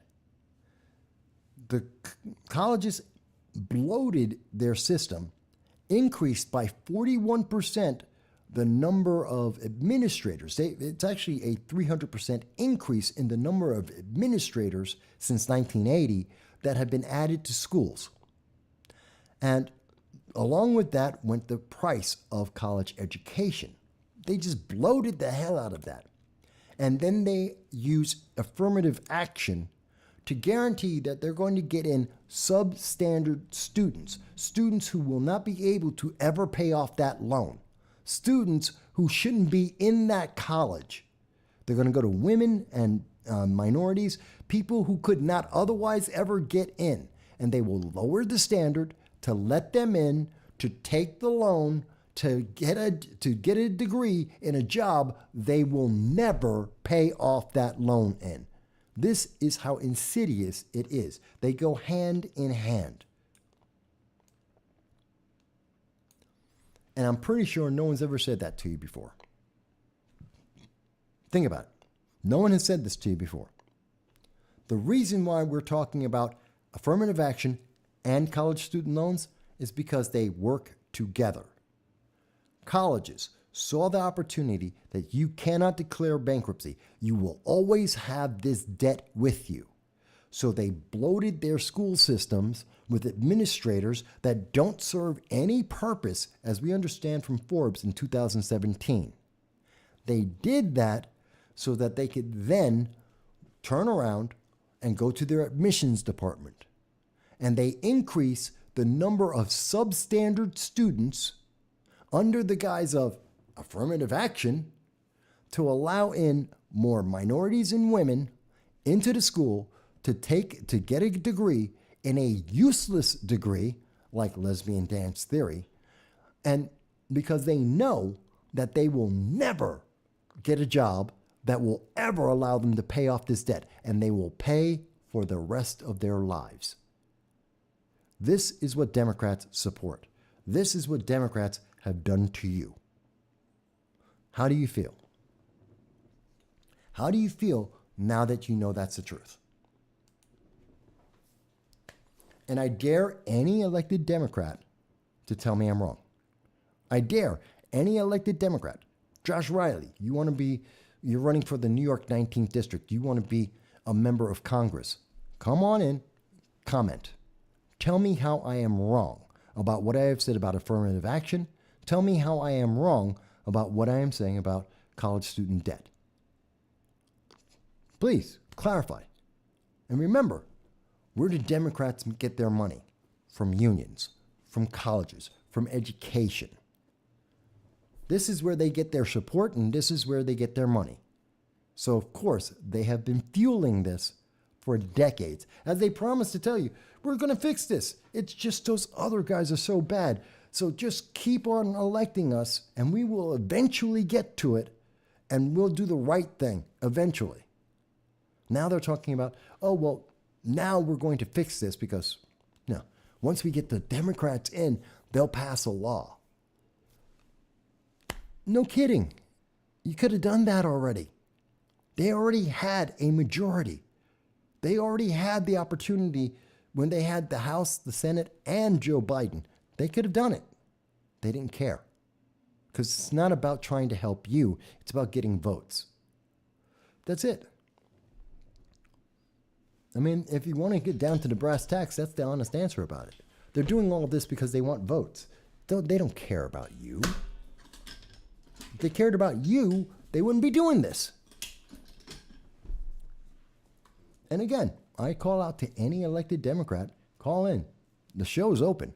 You can call in at any point in time, and I'll give you as much time as you need to tell me I'm wrong, to dispute this, to have this discussion.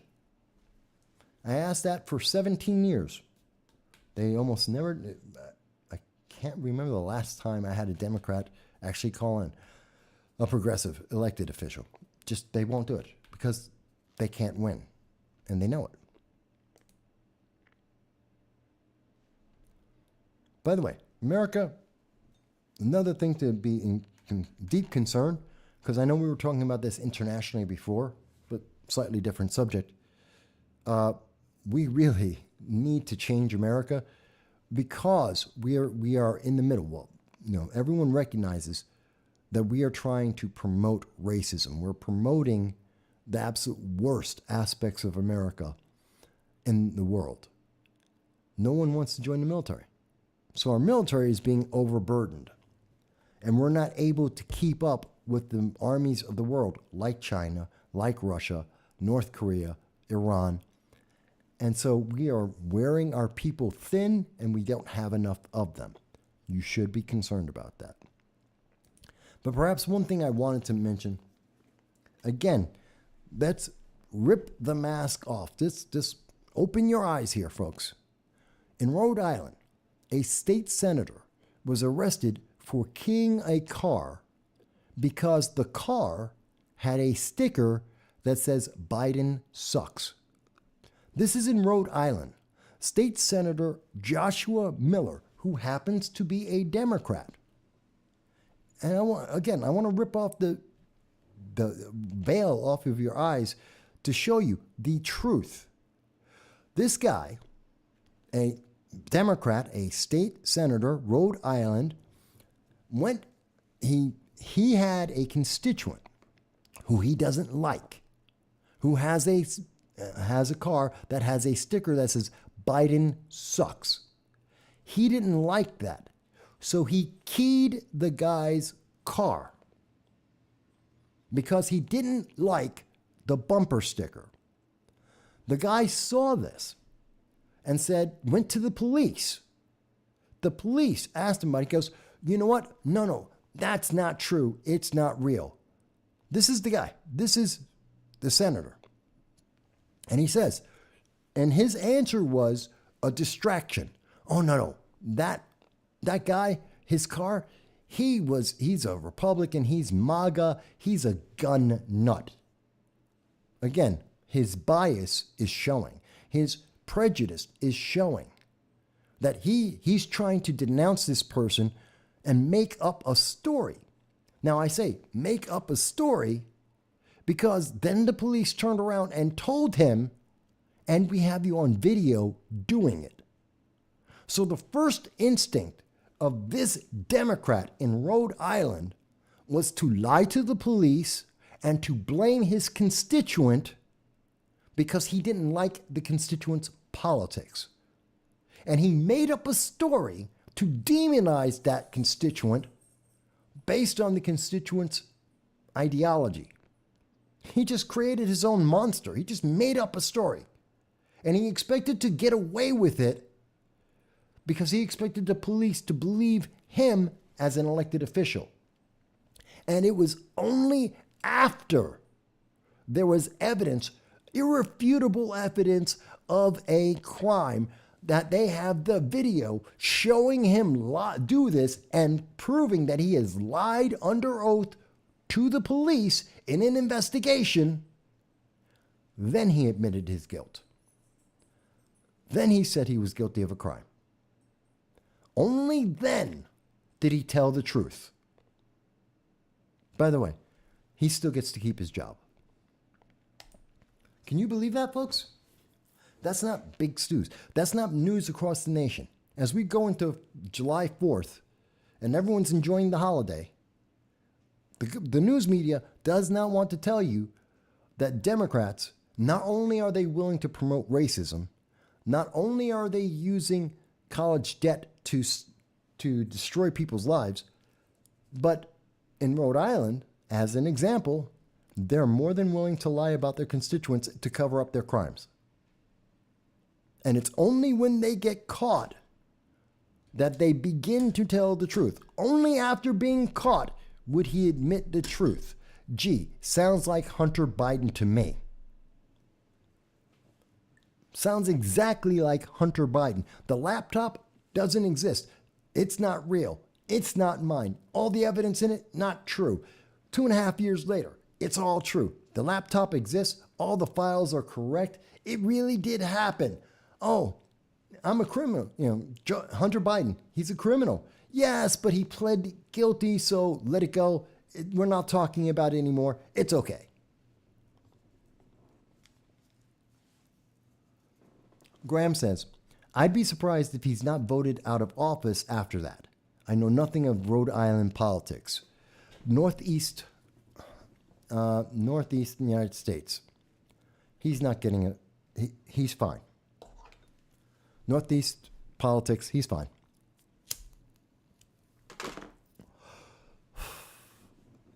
So, no. Now, should State Senator Joshua Miller, should he be elected out of office? Yes. Should he be kicked out of office for being a criminal? Remember, how crazy were the Democrats going over that one Republican who lied to get elected? And fine. He lied to get elected. I'm more than happy to see him be voted out of office. I don't care that he's a Republican or not. Santos is the kid's name. I'm more than happy to see him voted out. He lied to the public. And that's what should happen. The public should vote him out. But Democrats are not satisfied with that. They have been screaming that this guy has to be kicked out of office immediately. Okay, no problem. Then we can do that. But at the same time, let's do the same thing here. And you know what? Maybe we do the same thing for Joe Biden, because he lied too. Remember when he said he didn't accept any foreign money? Remember when he said he had no connection to Hunter Biden and Hunter Biden's international business? Well, that's a lie. None of that is true. Are we kicking him out? See, what's the difference here? George Santos, he's a liar. He got in illegitimately. Okay, this guy's a liar. He committed a crime. Are we going to hold him to the same standard? And therefore, do we hold Joe Biden to the same standard? Oh, no. They're different. They're different. They're different because they're Democrats, maybe progressives. That's the only difference I see. I'm more than happy to hold them all to the same standard and kick them all out. Get someone better in. I have no problem with that. Let's redo the elections, kick them all out, and redo the elections. We have special elections for all of them. I'm more than happy to do that. But why is the Democrats aren't? Because they want power. It's just that simple. This isn't about who's doing the right thing or the wrong thing. Same thing with affirmative action. It's not about who's doing the right thing or the wrong thing. It's about what's going to give them the most power. And when you think about affirmative action, in combination with student loans, it's really, really vicious. Setting people up to fail. Not because they're not capable, but because you have set them up into a system where they're not going to achieve. You stacked the deck against them on purpose because of your bias, because of your prejudice. That's why. And no one wants to have this conversation with Cori Bush. No one wants to have this conversation with Alexandria Ocasio-Cortez. You know what? I want the major mainstream media. Let's have this conversation. The Democrats always want to dance around this stuff and they want to hide it from you. Let's actually have the conversation. Let's talk about these things. Let's actually face up to it. And the ramification it's having around the world. There isn't a French George Floyd moment that's going on right now without George Floyd here in the United States first, which is in part because of the prejudice and bias built into our colleges by God knows how many administrators because of affirmative action, which is unconstitutional. Period. Whether or not you like my politics has nothing to do. It's unconstitutional. And your debt, your college debt, not my responsibility. There's no way to spin these things. It's very straightforward and simple. Not my problem. I didn't tell you to go to college. I didn't tell you to go and study lesbian dance theory or African studies. Didn't tell you to do that. That's your choice. You did that. You live with those consequences. It's your life, not mine. I don't have to pay for your choices, especially when they're bad choices. That's on you.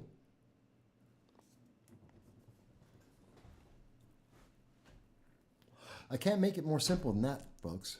I really can't. But I'm happy to hear what other people have to say, even if you disagree. Even if you think I am wrong, I am happy to hear that voice. Please do not misunderstand the evidence that I am showing you and the passion that I have in these conversations to think that I won't hear you out. I will absolutely hear your argument if you disagree. I'm also happy to hear people who do agree. By the way, I should mention, if at this point, if you have found this to be interesting, informative, educational, even entertaining, please like, share, subscribe. That's all I ask for. I mean, if you really want to go out and you have an extra $1.50 a month, you could subscribe on Patreon. $1.50 a month. I do about 30 hours of videos, both live and produced, every month. And that's $1.50. That's cheaper than Netflix or Hulu or Paramount. And guess what?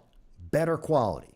I'm sure this is better quality entertainment or information than watching She-Hulk or what was it that just came out? Indiana Jones and the Feminists of America. Forget it. So let's be sure about these things. You could do that, or you can donate to PayPal and you can give more.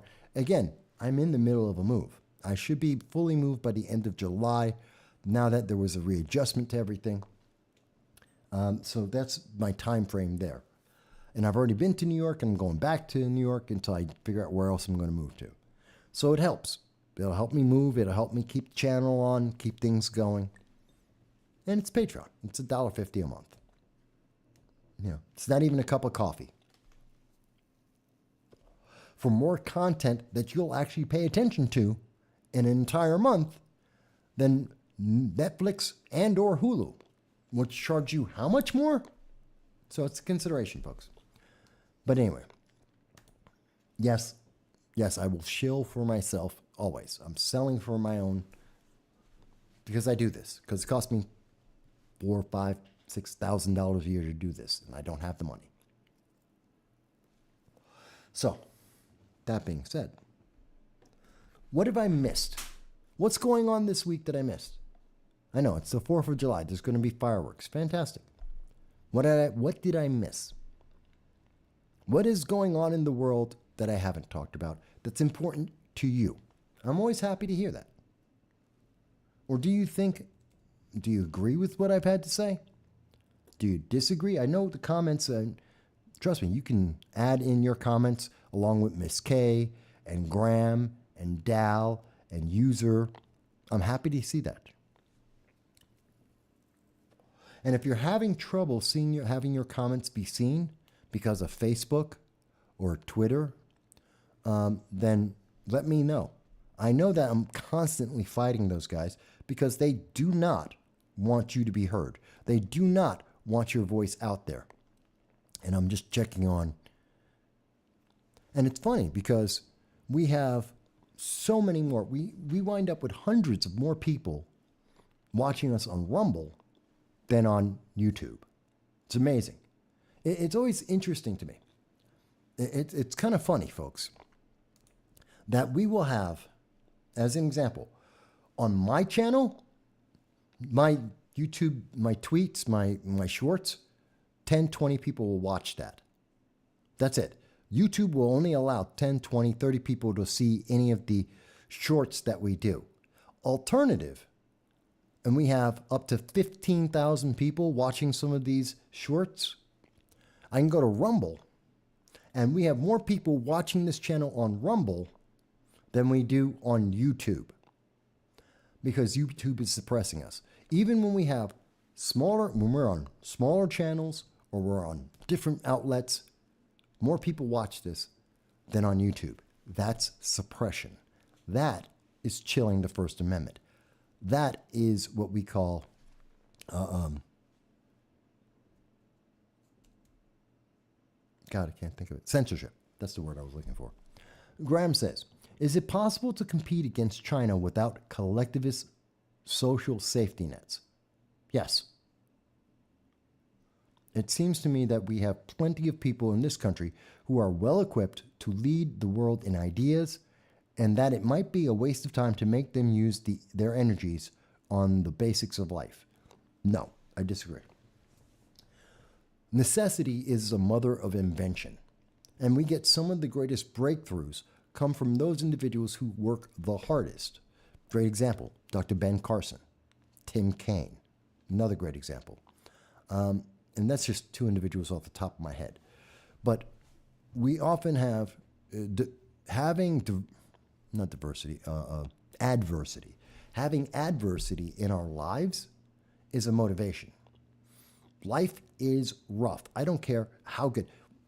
The quality of life in America is the top of the world. There is no nation that has as much freedom, as upward mobility, as much opportunity, even with all the problems, as America has right now. There is no other country. And even in America, it's hard. Life is hard. By coddling people does not make it better. Great example, 75 years of communism in Russia. And I've lived in Moscow. I know what it was like.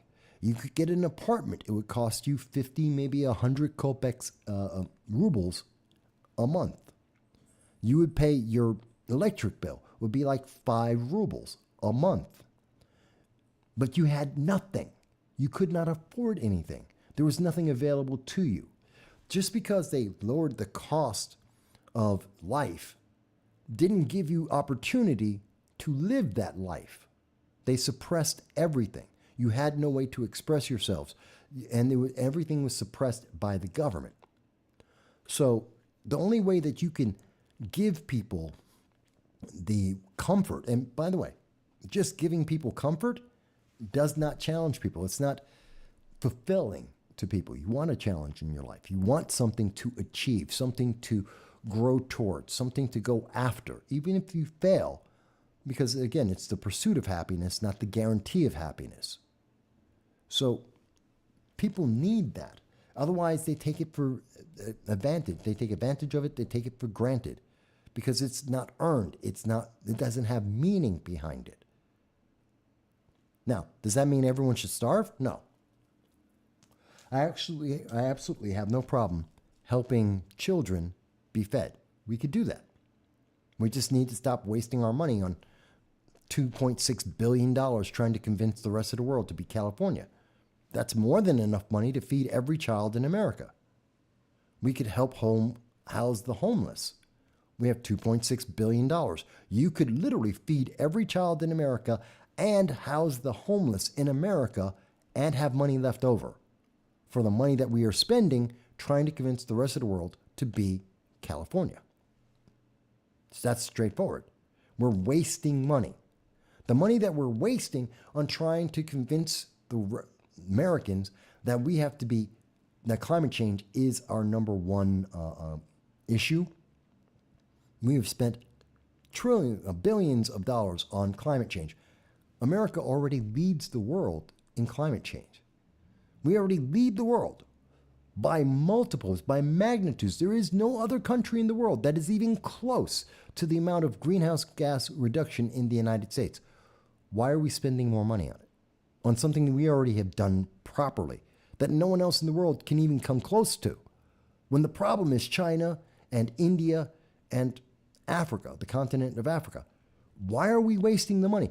Take the money and put it to feed kids. But we won't, because it's about politics. It's not about making people live better. It's about making them live under the thumb of a political group of elites. Dow says, the basics of life would be little concern if the system that society put in place to automate the process to free up time and labor for higher endeavors functioned correctly. Instead, the acquisition and capture of our basic system for power and control forced the regular people to return to self-sufficiency and the basics to prevent eradication or subjugation. I like that. That's well worded. And I agree with you, Dow. It's amazing to me, folks. We're focused on the wrong thing. How can I make my life easier? If I make my life easier, it will be better. No, not necessarily. Yeah, it does sound like 1776. We're there. We are again, a people that are being oppressed unfairly. We literally have a political organization, the Democrats, and their fringe wing, the progressives, that are saying we need to have prejudice in America. It should be, the government must enforce prejudice and bias. How is that not antithetical to America? And how does that not ultimately, at some point, wind up coming back and biting us in the ass? Because it does. Always. Always. Oh, I don't know. That's what I believe. Now, again, anyone who disagrees or if you have any other comment, the channel is always open. You can call in to 607-242-9247. I know it's a little harder for people who are overseas, like Miss K and Alternative. Convenience is a killer. Yeah. Just because an easy life doesn't mean a good life, nor does it mean a life that elevates. I mean, you can be a bird in a gilded golden cage. You'll have a very convenient life. Is that a good life? Not really. Adversity is not a bad thing. I don't believe. To a degree. Again, I don't want to see people starve. I have nothing about helping people. If someone has fallen, I have no problem trying to help them stand up. I have a problem when once they stand up, they then climb on my back and expect me to carry them around. That's a problem. Not the same thing. You know, I'll teach a person to fish rather than feed them a fish and have them waiting waiting for me to spoon feed them every time they want to eat. Sorry, no. But maybe that's just the way I see it. Wow. 3.5 hours have flown on by, folks. Flown on by. I know it's the holiday, and a lot of people are saying, yeah, I want to go out. I want to have... I thank everyone who's taken just a couple of minutes to join me on your holiday.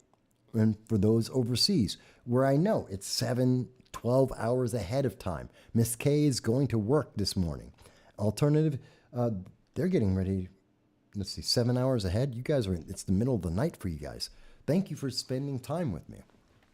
I love our international audience because they often add in a very unique perspective that you don't necessarily hear anywhere else. But I just find it so amazing to me. But I'm always happy to hear other questions, other voices. Don't be shy. Don't be shy. Whether you agree or disagree, don't be shy. Call in. I don't bite. Well, maybe for my dates. But anyway, that's a different thing altogether, huh? But it's amazing to me. And truly, folks, keep an eye out about what's happening with the Iran nuclear deal. Alternative wants to give a shout out to the author of Medical Apartheid, Harriet A. Washington. Who's Harriet A. Washington? Medical apartheid. That's an interesting term. Yes, I'm going to look it up right now.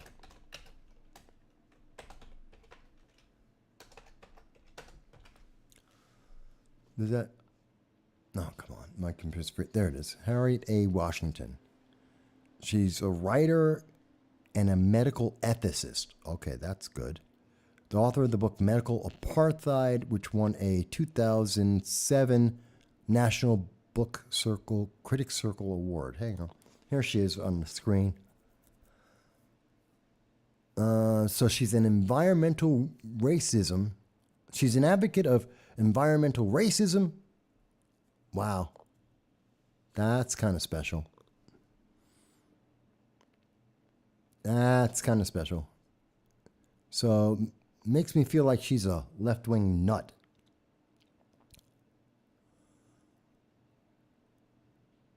Let's see. Oh, and she went to Harvard. Here she is. She went to Harvard.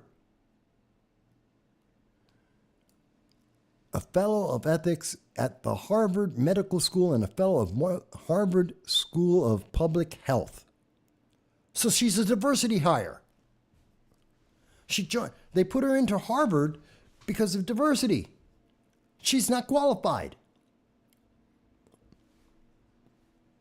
How am I not getting it right? Harvard believes in diversity, forced diversity. They believe in affirmative action. She was an affirmative action hire. Okay, so let me go back to the comments here because we have a new comment. So, Harriet A. Washington. Wow, she seems special. Now, I could be wrong. I'll look into her books and look into her. But I'm getting vibes of progressive and diversity hire. Which is sad because I'm not saying she's not an intelligent woman. I'm just saying that how can we be sure? Especially when she's dealing with Harvard. Dal, thank you for the $1.50 for my unique perspective. And the Real Queen, hello. Hello, the Real Queen. This is a new voice on the channel, never been here before. Shame on me for what? The Real Queen, shame on me for what? Be more explicit. If you disagree, I'm happy to hear it. Give me a reason. If you're going to say, but you're black, I don't care. If you're going to say, you're black and Hispanic, I don't care. The color of my skin has nothing to do with anything. If you're going to say, it's because I'm a Republican, again, that's meaningless. What is it I should be ashamed of? Don't be bashful. Tell me, did I get something wrong? Is there something that you disagree with in the conclusions or the evidence that I have shown for the last 3.5 hours? I'm perfectly happy to hear that. The Real Queen, you can call in to 607-242-9247 and I'll hear it. So the Real Queen goes on to say, you should stand with us, not against us. Who is us? The Real Queen. Who is us? I'm an American. Who is us? Are you saying Russians? The Chinese? Communists? Socialists? Progressives? Who are you talking about? Who is us? Who is it that I should stand with? I stand with America. I stand with the Constitution. I stand with individual freedom. The pursuit, I believe in life, liberty, and the pursuit of happiness. What part of that do you not agree with? What part of that are you saying I should be ashamed of? I'm not attacking you, the Real Queen. I'm asking a question. I would like an answer. And I'm telling you, you can call in and you can provide that answer. If you think I have done something wrong, tell me why. Tell everyone why. I'm perfectly happy to hear it. I'm thick-skinned. I'm not afraid. Let's have the conversation.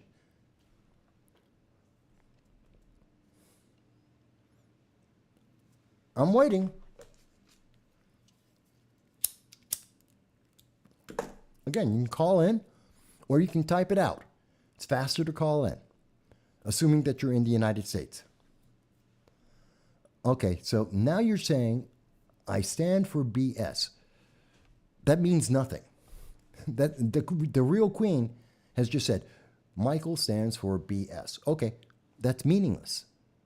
First of all, spell. Stop typing on, actually spell out the words.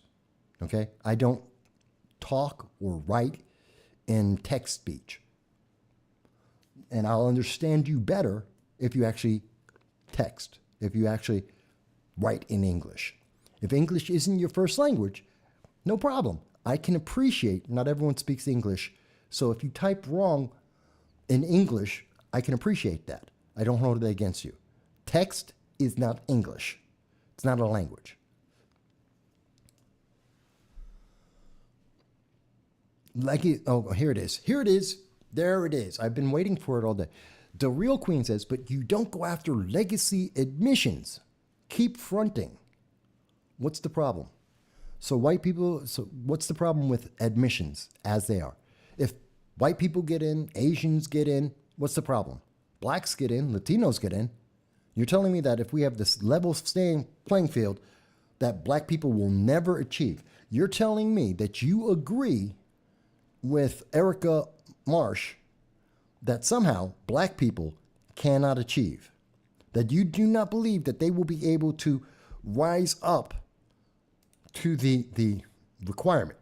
And again, Erica Marsh, a Democrat who worked to get Joe Biden elected, who's a volunteer for the Obama administration, Obama Foundation. Blacks will not be able to succeed in a merit-based system. That's what it sounds like you're saying there, the real queen. It sounds like you agree as well with Congresswoman Cori Bush that if you hear a decision that isn't what you like, well, then it must be racist. I don't agree with any of those. Okay, so you're telling me, but it's hard to get into Harvard. Yes, it is. And the best get into Harvard. And that's all they should. If you're black and you get into Harvard, fantastic. I'm happy for you. If you're a diversity hired and you get into Harvard, then I think it's crap. Same thing I said about Ketanji Brown Jackson. She wasn't the best choice for Supreme Court justice. Even the Democrats admitted that. She's the one that checked all the right boxes. So I have less respect for her. Why? Because she's not the best. There were at least 8 other Democrats who were women and black that have been more qualified than Ketanji Brown Jackson and deserved the position. So I would rather have her in, but we got a diversity hire instead. Yes, some people get into Harvard, and some people, actually you can say that about every college. That's a benefit of going to college. It's a benefit of graduating. The real queen right now is saying, well, some people get in just because their family got in before. Okay. And what's that got to do with anything? Is that a problem? Why is it a problem? Are you telling me that every single person who goes to Harvard that is white or Asian can only bring in, that's the only people that are available. And if you didn't take them out, that no black people would go in? How about this? What about the black legacy admissions? Because again, if you're black and you graduated Harvard, you get to have the same legacy administration. Your grandkids can go to Harvard too. But we didn't think about the black legacy admissions. And now the real queen says, heard enough of this. We have been dealing with people like you who will defend injustice for 400 years. Well, then you haven't actually heard anything I've said. And you're not looking at the Constitution. And you don't understand the Constitution. Because the Constitution and the 14th Amendment make it clear that what you're advocating for and what you are advocating for is prejudice. There's no way around it, the real queen. That's prejudice. You're supporting prejudice and bias. Do you understand that? And do you understand the implication of supporting prejudice and bias means that one day that prejudice and bias will be against you, as it has been in the past? The injustice of 400 years ago isn't today. By the way, we have achieved massive. We're nowhere near where we were 400 years ago. Black people aren't walking around in chains. Black people are senators. They are Congress members. They own businesses. We have people who've been the president and the vice president. If you don't think that's been a huge turnaround of success in the last 50 years, you're not paying attention to history. And none of that justifies racism. How am I wrong? The real queen, how am I wrong? Do you say, I'm asking you very directly, the real queen, is it constitutional to promote prejudice? Does the United States government have the right to promote racism, prejudice, and bias? It's a yes or a no. Alternative, who happens to be in the UK, says that they're signing off now as it's the middle of the night. And I know you're 7 hours ahead of me, so it is. It should be about midnight your time now. Thank you for being here with us. And I look forward for everyone to see our interview, our monthly interview, across the pond, that'll be coming out shortly. Graham says, in the age of the internet, education shouldn't have high tuition costs and limits on enrollment. Graham, I agree with part of that. Yes, it shouldn't be so expensive. And the reason why it's expensive, because there are more administrators. There isn't more teachers, there isn't more education, it's just more paperwork. So that's what you're paying for. And that has been the case since 1980, when we suddenly could no longer declare bankruptcy on student loans, because people were supposed to be self-accountable. You were supposed to pay off the loan that you agreed to. And the colleges took advantage of that. And again, they took advantage of it with the people most likely not to succeed. People who are not qualified to be in the Harvards of the world. Going on, let's see. Limits on enrollment, there can only be so many students. You only have so many teachers. I mean, that's one of the things we have as a problem in lower education. You can't have 50 kids in a classroom and expect them all to do well. So there's a cap on how many kids can be in a class. And there's only so many teachers. And most of them, you could have an ever-flowing group of kids who are learning about African studies and lesbian dance theory, but that's not really very useful. There's only so many students you could have in a classroom, effectively.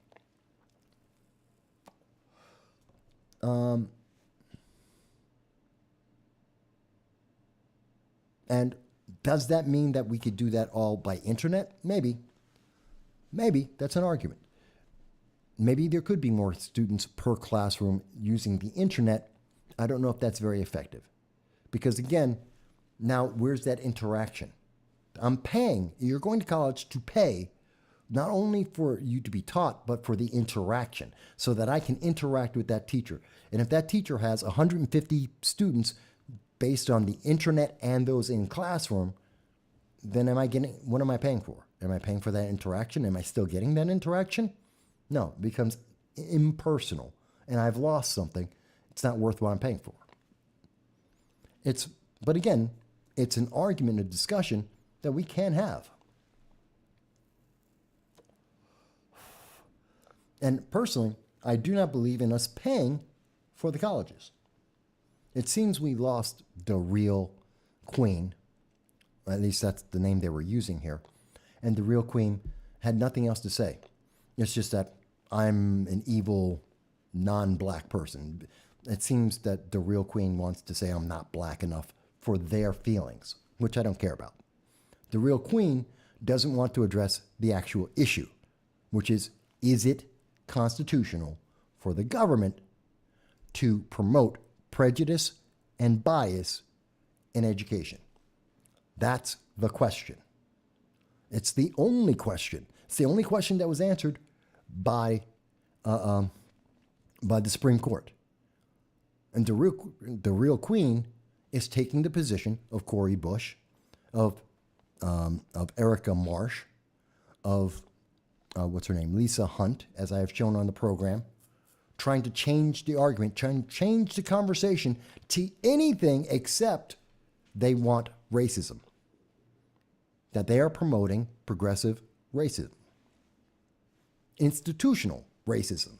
Something that they say that they are against. They're promoting racism. And when faced with that direct admission, the answer was the real queen went away. Did not want to answer it. Would not, refused to answer the very direct thing. Again, I wasn't rude to the real queen. I asked them. Did not give me an argument. And yes, Graham, I'm not sure that the real queen is American. All I asked for was to type out an answer. They chose not to. They chose to run away. You're not black enough is the answer.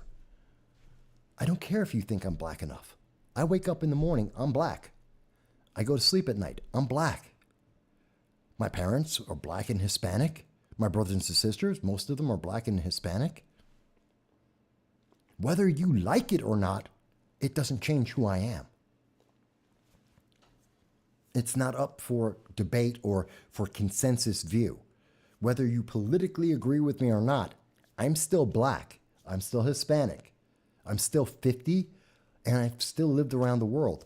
I don't care if you don't like what I have to say. It's not about your feelings. Your feelings are yours. I have my own. If you don't feel that I'm black enough, I don't care, because I am. That's my life. Your feelings about it? Meaningless. And yet, this is what we get as the answer to the question, is it constitutional? And I'm glad that the real queen made the comment. I wish that they would actually have stayed on, because I think it's very important that people get to see that they don't want to answer the question. They want you to obey. They want you to conform, and they will use whatever tactics they can. They attacked me with an emotional manipulation. They attacked me and said, well, you should feel bad because you're black.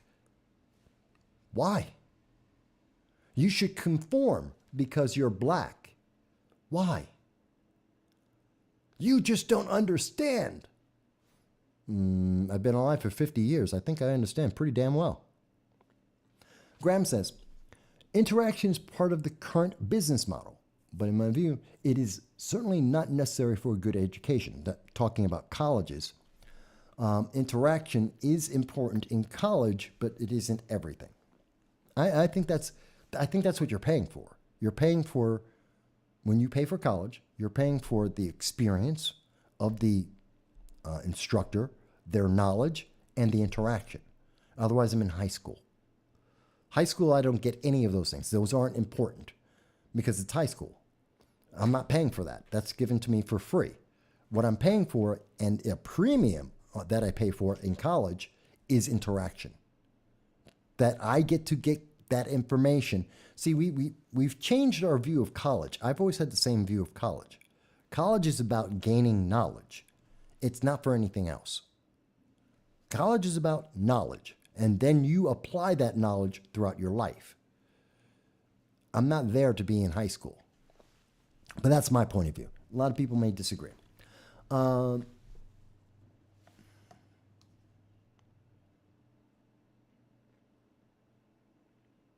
Graham goes on to say, interaction in college, to him, part of the business, no, I already read that.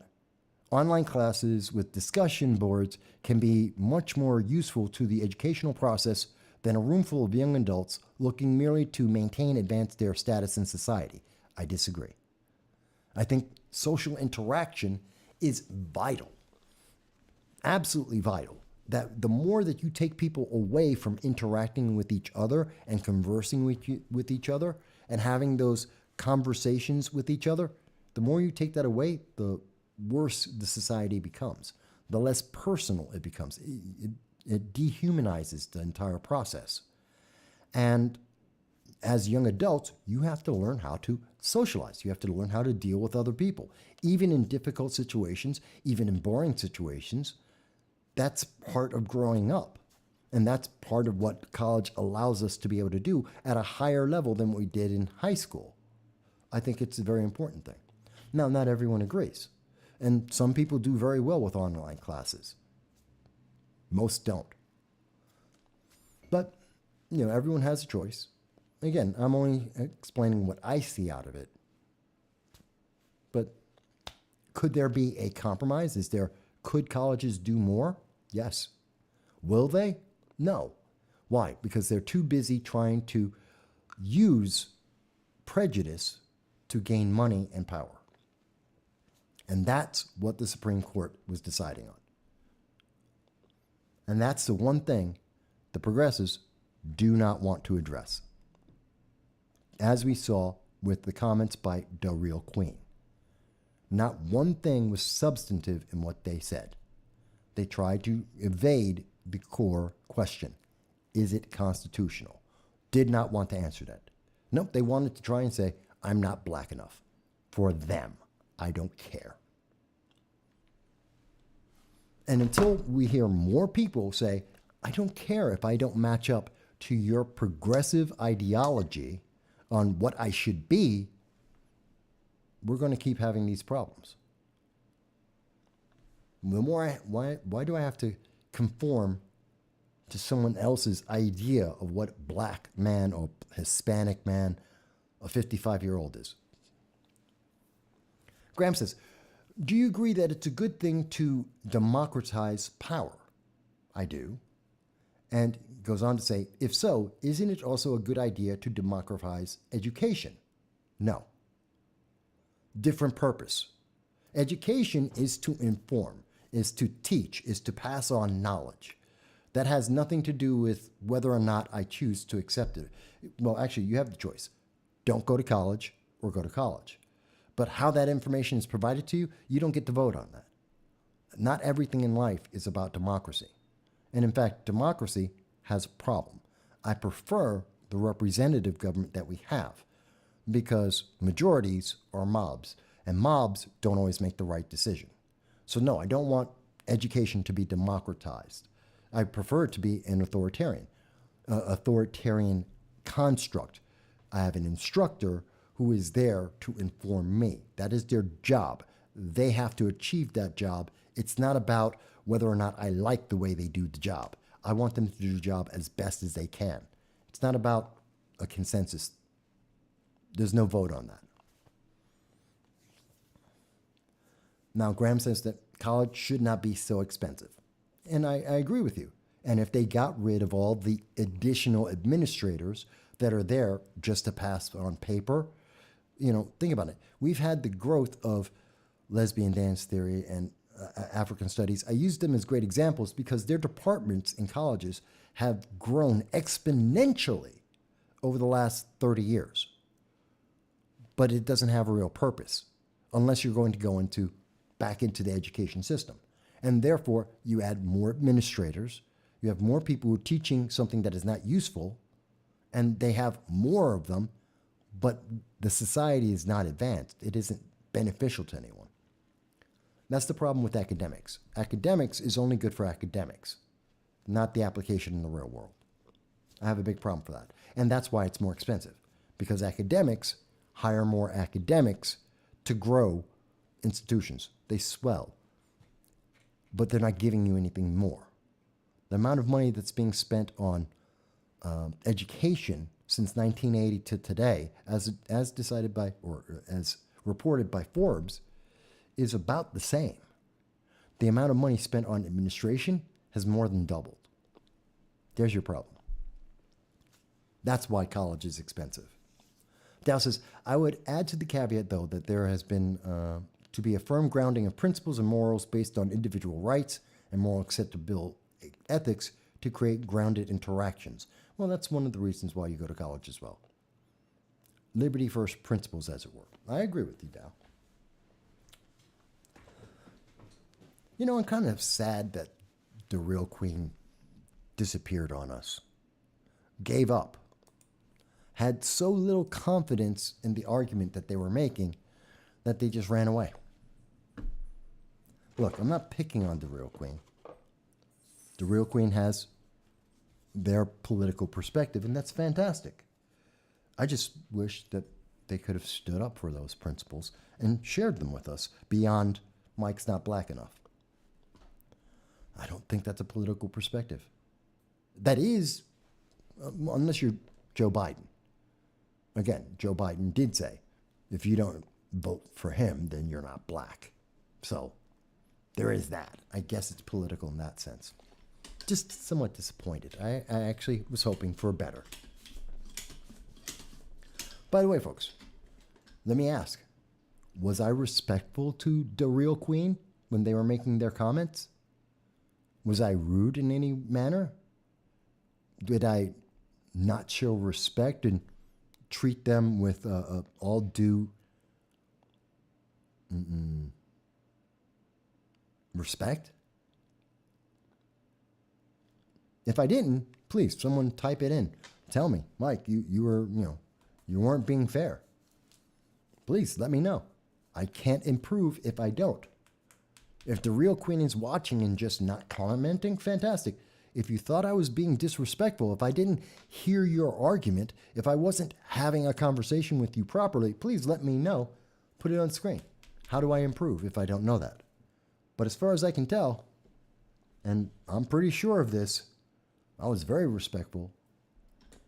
They just didn't have anything to offer. And that's what you're getting from Cori Bush. That's what you're getting from Alexandria Ocasio-Cortez. That's what you're getting from Lisa Hunt and Erica Marsh. That's what you're getting from Democrats who are trying to change the argument and make you try and question everything except, is racism allowed in America? Is racism constitutional? They just don't want to talk about that. They should, but they really don't want to because they know they will lose. That's why the majority of Americans agree with me and not them. And it has nothing to do with the color of my skin. Which is kind of insulting when you put it like that. Yeah, all due courtesy. I think anyone who comments on the program, as long as they're being respectful, is due some amount of courtesy. I try to be courteous when I talk to people. I can disagree. That doesn't change passion. But yeah, I pay attention to what people are typing and I respond.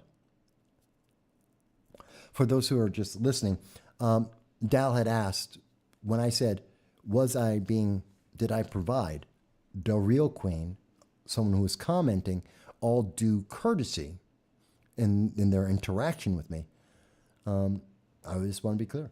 I believe anyone who types in a comment or calls into the program are due a level of courtesy as long as they're being courteous to me. The moment that the real queen started making this about my color of skin, okay, now you've gone and crossed the line. You're talking about me personally, and your feelings and impressions about immutable facts about me, I could care less. But up until then, absolutely, I was. And Dow says, no, you were fine. Pushback is part of debate to establish a foundation. Absolutely. We respectfully look at the arguments that are being made. We make the best choices. We make the best arguments for our positions. It's just a shame, it's just a shame. It's disappointing.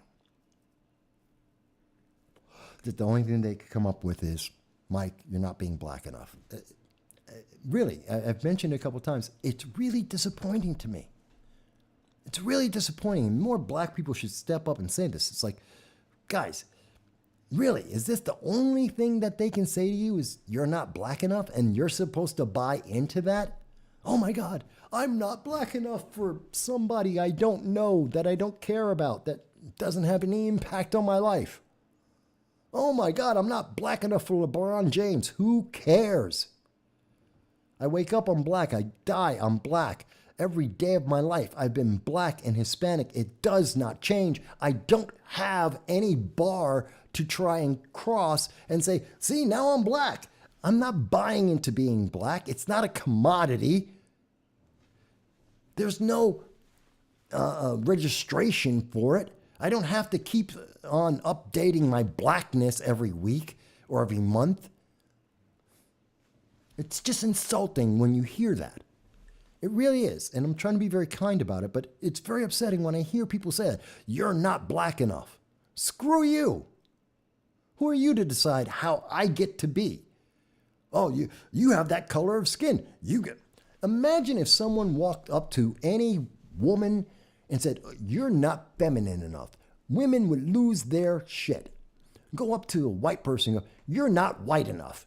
They're going to say, what the hell's wrong with you? You go up to some Asian and say, you're not Asian enough. What the hell is wrong with you? That's supposed to be the normal reaction. But if you're black in America, someone says, you're not black enough because you have the wrong politics. The response is supposed to be, I'm sorry. Screw you, I'm not sorry. Screw you for even saying that, for suggesting that. You're not being black enough. 400 years, and screw you.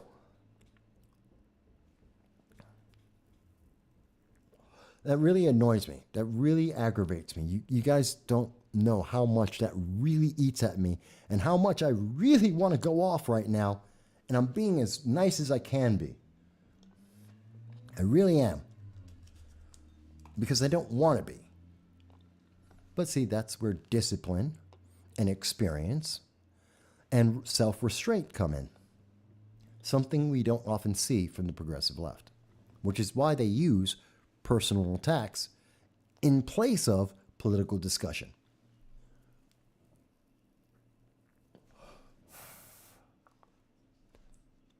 The difference of having a good argument and just making it up as they go.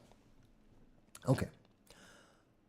Well, assuming that the real queen doesn't want to come back, and wait a minute, Dow says, conversation is meant to be robust in the sense that it can be impassioned, heated, loud, verbose, riddled with hyperbole, and at times spotted with uncivil language. Absolutely. So long as it is speech, it is protected, and I agree with it absolutely. But I can also be disappointed when that speech devolves into personal attacks. In the United States, yeah, I know there's a lot of stuff I say that just talking about the maps, the minor attracted persons, as we were talking about earlier, yeah, England doesn't like me talking about that. There's big censorship about that, and if I were British, they would actually arrest me for it and fine me, believe it or not. And maybe in Michigan too. By the way, I dare the state of Michigan to look at this program and fine me $10,000. Let's go to court. Try it. Give it a go. Come after me, Michigan. I'm sure I have offended the feelings of someone in the state of Michigan. Come at me and try and sue me. I dare you. We'll have a great day in court. But as I was saying, we've been on for about 4 hours and 15 minutes. I think that's a very good amount of time for the holiday. Unless anyone wants to call in, again, to 607-242-9247. And I am, of course, always happy to hear.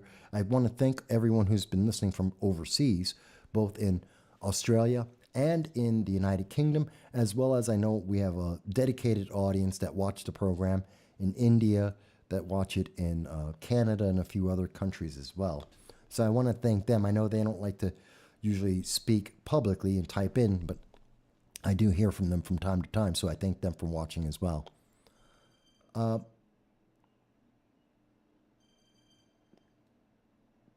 Graham's calling in? Great. Oh, he is. I missed that. Thank you. Hello, Graham. Can you hear? Hey, Michael, can you hear me? Yeah, Hey, can you hear me better now? Can you hear? Alright. There you go. Just give me 1 second. Oh, sure. So if I post this link in YouTube, it might not work. It So, won't. It won't. Yeah. Okay. Can you pull up a browser and into a DuckDuckGo search, type in where are all the history majors, and then you should, in the first two results, see a link from website historynewsnetwork.org. Hang on. The only reason I'm Hang directing on. you there is because I want to show you a Hang on. chart Hang on. that's like right,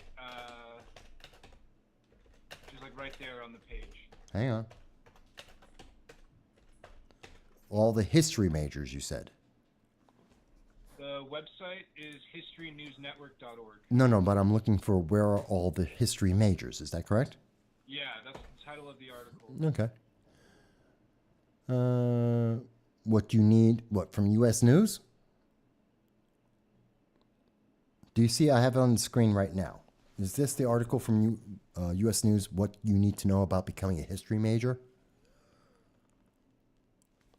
Okay. Yeah, your video is catching up, so I know. I'll see it in a moment. So anyway, if you look at this chart, it seems to me that if you start from Wait a minute. bottom, Wait a minute. Before you get there, what is the title? Is it with U.S. News? Who's the organization? I'm sorry, say that again, I didn't hear you. What organization is this article from? Is it Syracuse News, U.S. News, History News Network? I'm not. Okay, so I'm not too familiar with the website itself. It says that it's a department in the George Washington University, Columbian College of Arts and Sciences, and it says that the author is a professor of history at Northeastern University. Yeah, that's not what I'm saying. It's not on the screen. If you look on the screen right now, I have up what I can see. So you're asking me to look up the article. I'm trying to figure out which article it is. Okay. So let me see if this will work then.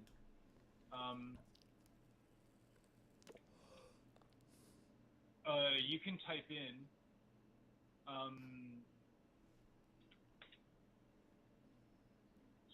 You can type in historynewsnetwork.org, and then I'll give you. Found it. I found it. Okay. The rest of the. Okay. You found it. Okay. Yeah. Okay. History. So this is from History News Network, which is, it seems to be out of Columbia College of Arts and Science. No, excuse me, George Washington University. I stand corrected. Yeah. Okay, George Washington University from 2018. Gotcha. An assistant professor at Northeastern University. Got it. And what are we looking for? If you just scroll down a little bit, you'll see the big chart, right? Exactly. Okay, I think so. I think you have it. Mm-hmm. Okay. So the reason I wanted to direct your attention to this chart is that it seems to me that if you start from the bottom and if you go towards the top, these are subjects that could be more reproducible. They could be expanded to a much larger audience because the teaching materials are not they're not necessarily scarce. They don't fall under the old rules, the pre-internet rules of scarcity, where you only had so many rooms and you only had so many professors and you could only fit so many desks. I disagree. Into that amount of space. I disagree. So you could only teach that amount of students in terms of those liberal arts and social sciences. Now, if we have the internet, we could expand all of that teaching and education to people who wanted to learn that stuff. And the only thing that they would need is a basic computer and an internet connection. And it seems to me that this chart is the way that it is because students who are able to afford the high price tag of college then have to think, okay, well, what should I tailor my degree towards? How should I change my educational plan in order to fit the market that currently exists? And my position is that that mentality is very short-sighted. Okay, And, wait a minute, wait a minute. You're throwing a lot go at ahead, me. you wanna respond? You're throwing a lot at me, so let me try and respond. Yeah, sorry, go ahead. So first, so people are seeing this on the screen right now, so they understand. This is referring back to our conversation about earlier in the program about the cost of college, about it being so expensive, and how can we deal with that. The main problem is that we have more administrators have been added by about 300% since 1980, and we're not seeing a equal amount of education or an expansion of education in that increased cost. So now that we've got the background on it, I want to address, now you've shown the chart, and again, this is from 2011 to 2017, so it doesn't reflect today, but it gives us a general idea. I don't think the numbers have changed that much. And my first thing is, when we look at this list, we need social interaction in most of these classes. When we're talking about philosophy, law, literature, we're talking about humanities. Well, humanities is vague, so we can't really go with that. Education, geography, sociology. There is a huge component of social interaction required in all of these fields. So if we want more people in them, they need to know how to interact, which is one of the problems with, in my belief, internet learning. It is dehumanizing. It takes away that social interaction, which is critical, which is what I'm paying for in college. I can go to any library and get books on all of these, and I can be self-read on them. That doesn't mean I'm necessarily educated on them. And it doesn't mean that I can actually communicate with others what I know. That's part of the process of what college is for. So we do need, and this is why I don't like online education so much. It is dehumanizing. It takes away from that social interaction that is critical in law, philosophy, English language and literature very often, teaching, geography, architecture. You're dealing with other individuals. So that's one aspect of why I say there's a limit, because you can only have a class size of so much. Now, we could have more professors in these fields and have them teaching, except at the same time, each of these have limited amounts of real-world usability. You can take political science, and unless you're going to law school, or unless you plan to be a politician, actually, not even a politician, a researcher for a politician, there's no real use in political science. It's just about knowledge. Same thing can be said about philosophy. There's no real world use for philosophers today. You can do it. It's great for your mind. I study philosophy. I think it's fantastic. No real world use. It's a way to get into law school, essentially. Of course, we should have more people in English language and literature. Those are often teachers, and that's important. We could say the same thing about international relations or sociology, even music and business. These are interactive, and so that's very important, and we should have more teachers in it, but we're not paying for that. We're paying for computer science, nursing, healthcare. That's where the money is. And people are going for the money, not education. And college, as a result, has lost its main purpose, which is education. The application of that education, of that knowledge, is whatever you want to put it to, which is why the humanities was so important forever. It's because you get to apply your knowledge to whatever else you may do. And then there's specializations. Everyone's so busy trying to specialize, we're losing the general base of knowledge. And I think that's a detraction. So am I answering some of the questions? I think I am, but I want to make sure. Have I answered part of what you're asking me, or part of what you're discussing? Yeah, totally. So my next point is that I think that to make a lot of the decisions, both on the provider's end and the consumer's end, when it comes to education, I think that's short-sighted. and I think and I think you can at least partially agree with me if I ask you a few questions. If you are shopping for a doctor, let's say you really need some good health care. If you're shopping for a doctor, do you want a doctor who is focused on money, or do you want a doctor who's focused on improving the lives of his patients? Depends.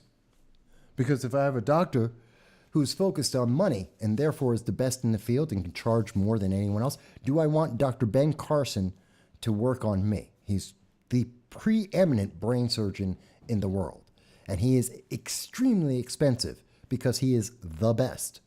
Do I want him because he decided to do it because, and let's assume, and as far as we know, Dr. Ben Carson isn't doing it just for the money. He does it because he believes he's helping people. But let's assume that someone's like just as good as Dr. Ben Carson, the number 2 or 3 in the world, and they're doing it for the money. I have no problem going to them, as opposed to someone who's number 5,000 in the world, but he does it because he loves people. Just because he's doing it for the money doesn't make him not good. Okay, so I'm not too familiar with Dr. Ben Carson's history, and I don't know him well enough to say if he pursued medicine out of an intrinsic passion for the subject, or because he was doing it because he knew that it would make a lot of money. I don't know him well enough to answer that. And I can. It is public information that, to all knowledge, all public information indicates he did it because of people over money. He wasn't afraid of making money, but he did it because he believes in helping people. That's all the public information about that. Right. But I also think that you're using Ben Carson's example and his relationship with money as an indicator of success. And I don't think there's anything wrong with that, but that's not what I was talking about. What I was talking about is inherent motivation. I don't Does care. that make sense in terms of like I you have two people where it's really important what the outcome is on what they do, and one of them is motivated for profit and the other is motivated out of an intrinsic sense of like wanting to pursue the good. Right, and neither of those is an indicator of success. That just because someone is motivated by money or because of passion does not indicate success or quality. You could be motivated by money and be the best, or you could be the worst. You could be motivated by your passion and be the best or the worst. Neither of those is an indicator of actual success or quality of that success. So, to me, I don't care if someone's motivated by money or not. Are they good? Are they the best? Am I going to get the quality that whatever money I spend is going to equate to or even exceed? That's the only thing I care about. So it doesn't matter to me. I could care less. I don't care if you're motivated by money. Are you good? Yeah, that's fair. But in that case, then we can go into supply and demand and the economics of something that is scarce, like healthcare. And I think you would probably agree that it would be beneficial to society if we had more doctors and their support staff, nurses and techs and all that. It would be better for society if we had more of those people than less. Would you agree with that? If they're qualified, yes. Good. Yeah, I'm talking about good doctors and good healthcare. No, I'm saying qualified. When I say good is a very subjective term. Qualified. They are qualified as doctors. They're not just, we're not taking the D tier of doctors, of the bottom tier, bottom 50% of everyone who ever graduated medical school. We're talking, average to above. Then yes, I'd like to see more of them. And we can do that right now. And they're worth it. Except they're not going into med school now, not because they can't make money, although that's being taken away from them. It's because of all the regulations that are being added on, like we saw in 2020 and 2021 with the jab, where they were being administrated out of the job. Then we saw that in New York State, 34,000 doctors and nurses and healthcare workers were kicked out not because they weren't good, but because they didn't follow the administrative demands of Governor Kathy Hochul. That is keeping people out of health care, not because of the money they could possibly make or their passion.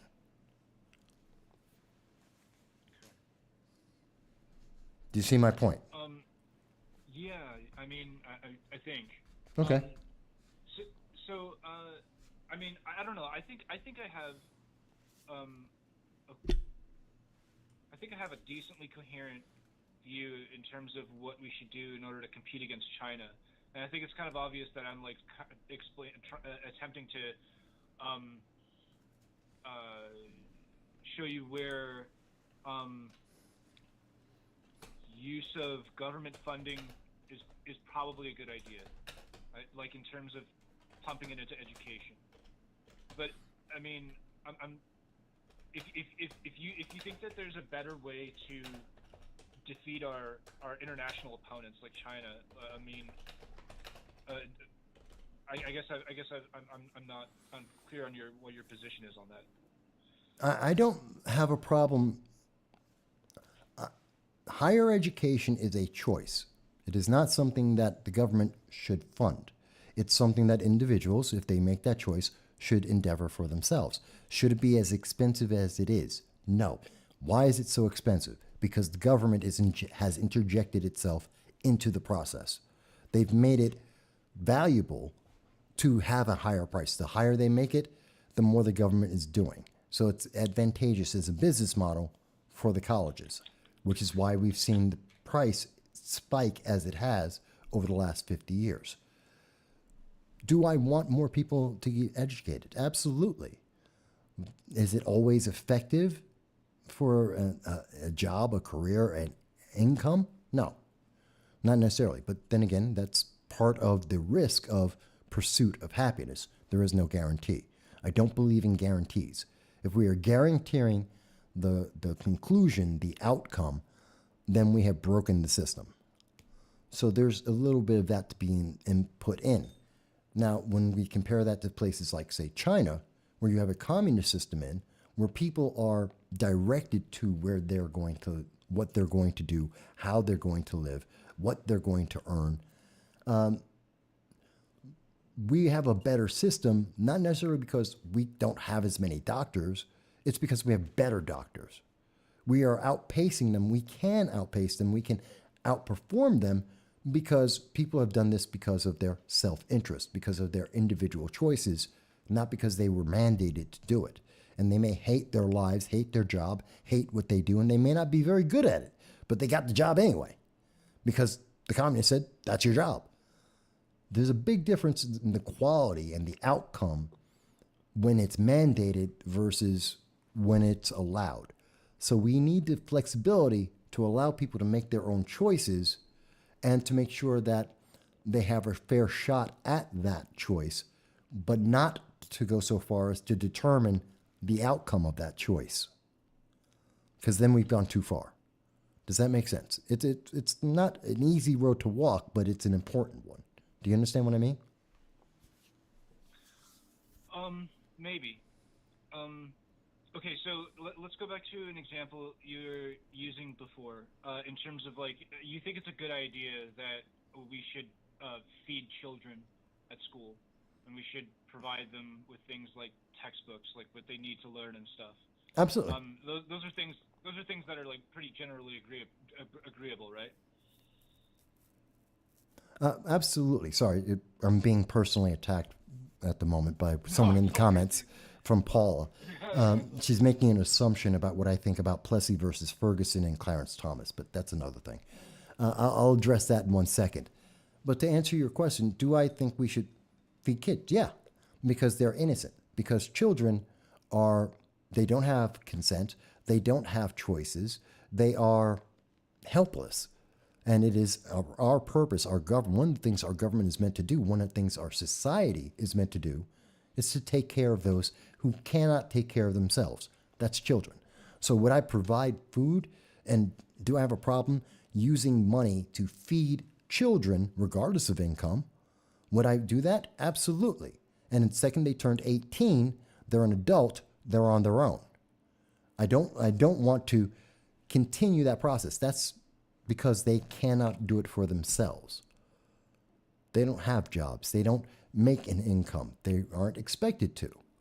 That's something we can do as a society to provide for them. I have no problem with that. It's actually not that expensive to do it. We've made it very difficult due to regulations, and we've enveloped that into 1,000 other progressive ideologies, agendas. And so it's entangled with unions and rote memorization. We've entangled it into the whole Department of Education federal oversight. It doesn't have to be that difficult. It really should be really simple. It doesn't cost that much. We should be able to do it, and it should be done at a local level. Feed the kids. Absolutely. I have no problem with that. Would I be willing to pay for that? Absolutely. How do we pay for it? Well, we can easily pay for it. Get rid of the Department of Education. There is no purpose for it. Right. Okay. So, would that extend to transportation too? So, students No. don't have their own transportation to school. So, Oh. we should provide them things like shuttles or buses or even like Uber or Lyft rides. No, not Uber and Lyft, but Okay. yes, we do provide public transportation to students who don't have the income. I know. I've lived it in New York City. It's not necessarily as possible in a more rural setting than an urban one, but in urban settings, we do that, and to a lesser extent in rural ones. So we do have that. That's where everyone's seen the yellow school bus. So we're doing it already. I'm asking if you think it's a good idea. Yeah. Okay. Okay, so we have food, education, and transportation. Do you think that students and children should be provided health care? Yeah. I have no problem doing that. Yeah. And then the last thing is shelter. If there are students who say that my home life is not good, it's not conducive to learning, there's No. a lot of abuse, there's maybe even things like alcoholism or drug use. No. Do you think that go ahead. No, now we're crossing a line, because that's one, very subjective. Two, it is prone for abuse. If there is a clear-cut, and there are sometimes clear-cut examples of abuse that is happening in a household, and we have laws for that already in place, and we have regulations to take care of those children. I'm not disputing that. But if we try and expand that under this all-encompassing, well, every kid has to have a house. Well, what about the family of that kid? Are we then housing their parents? Because I don't agree with that. That's the purpose of the parents, to provide that Can I give you housing. an example, though? Try, go ahead. Okay, so I can't remember what they're called, but they're like schools in which like you go away to them. I don't know what they're called. Going away schools or something like boarding schools, right? Yeah. Okay, so my understanding of boarding schools is that like those schools also house the students that they teach. Now, I've only heard of boarding schools in the United States starting at the high school level, but I'm pretty sure that in other countries, like especially England, they started before the years of high school. Now, let's say you have a student who says, I really want to learn, and I really want to become a doctor or a lawyer or an engineer or a political leader or a military leader, and I really want to do this. This is my passion in life. But there's no way that I can do that here at home with my very problematic family around me, and the local school doesn't offer what I need. No. Not my obligation. No. And So wait, you don't think it's no. But as a taxpayer, you don't think it's a good idea to like fund that child to go to a boarding school? No. Okay. That is the obligation of the parent. It is not the obligation of the government. It is the challenge for that child. It is the obligation of the parent to provide the best home that they can. You're breaking up the family. You're breaking up, and you're putting the role of the parent on government. Government is not a parent, and government will fail as a parent in every case, overwhelmingly. Why? Because that's not their job. They don't know how to do that. That's not their purpose. That's what families are But for. what if it, And but some what if it's people just will a not voucher? succeed. And some people won't succeed. No, a voucher is, now you're talking about something else, because now you're not instilling the government into a family. There's a difference. If you're saying, hey, I want my kid to go to a better school, fantastic. I'm happy to help you. I want the government to do this for me. No, that's not the purpose of the government. I want them to have the ability to do this, but that's not alleviating the obligation of the parents. Okay. So I just think it's a really interesting Venn diagram we have going on here of like agreement and disagreement, right? So it seems that we agree that there are good things that can be provided by the taxpayers for children in the setting of education, such as food and maybe materials like textbooks and stuff, and transportation and healthcare. But then when it comes to shelter and housing, that's where there's a line between us. And Because where we're not, I, shelter and housing isn't shelter and housing, it's family. You're now crossing into a different realm, because now you're talking about family units and family interaction and families raising children. It's not shelter and housing. Shelter and housing Fair is a enough. question for adults, not for children. okay, fair enough, but I don't see it as problematic to fund a child at his local school versus at a boarding school. Parents do it because parents take the obligation for the boarding school. Everyone doesn't go. It isn't good for everyone. And many of those kids have problems, lots of problems, because they have bad families, lots of times. Yes. So why would I want to have more of that? Again, I would rather build a family unit. Fair enough. I'm not an expert in this, but my gut feeling is that if it's not possible to repair the family unit, I'm talking psychologically, mentally, spiritually, all of that. If it's not possible to do that, in which many cases I think it's not, I think we can repair the children if we give them opportunities to go away to school, and all we would have to do is increase the funding No. and the support for those schools. I mean, here, let me give you a silly No, I example. understand. I understand exactly what you're saying. Here's the thing. The answer is no.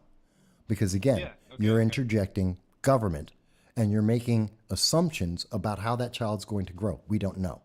Maybe that challenge, that adversity will make them a better person.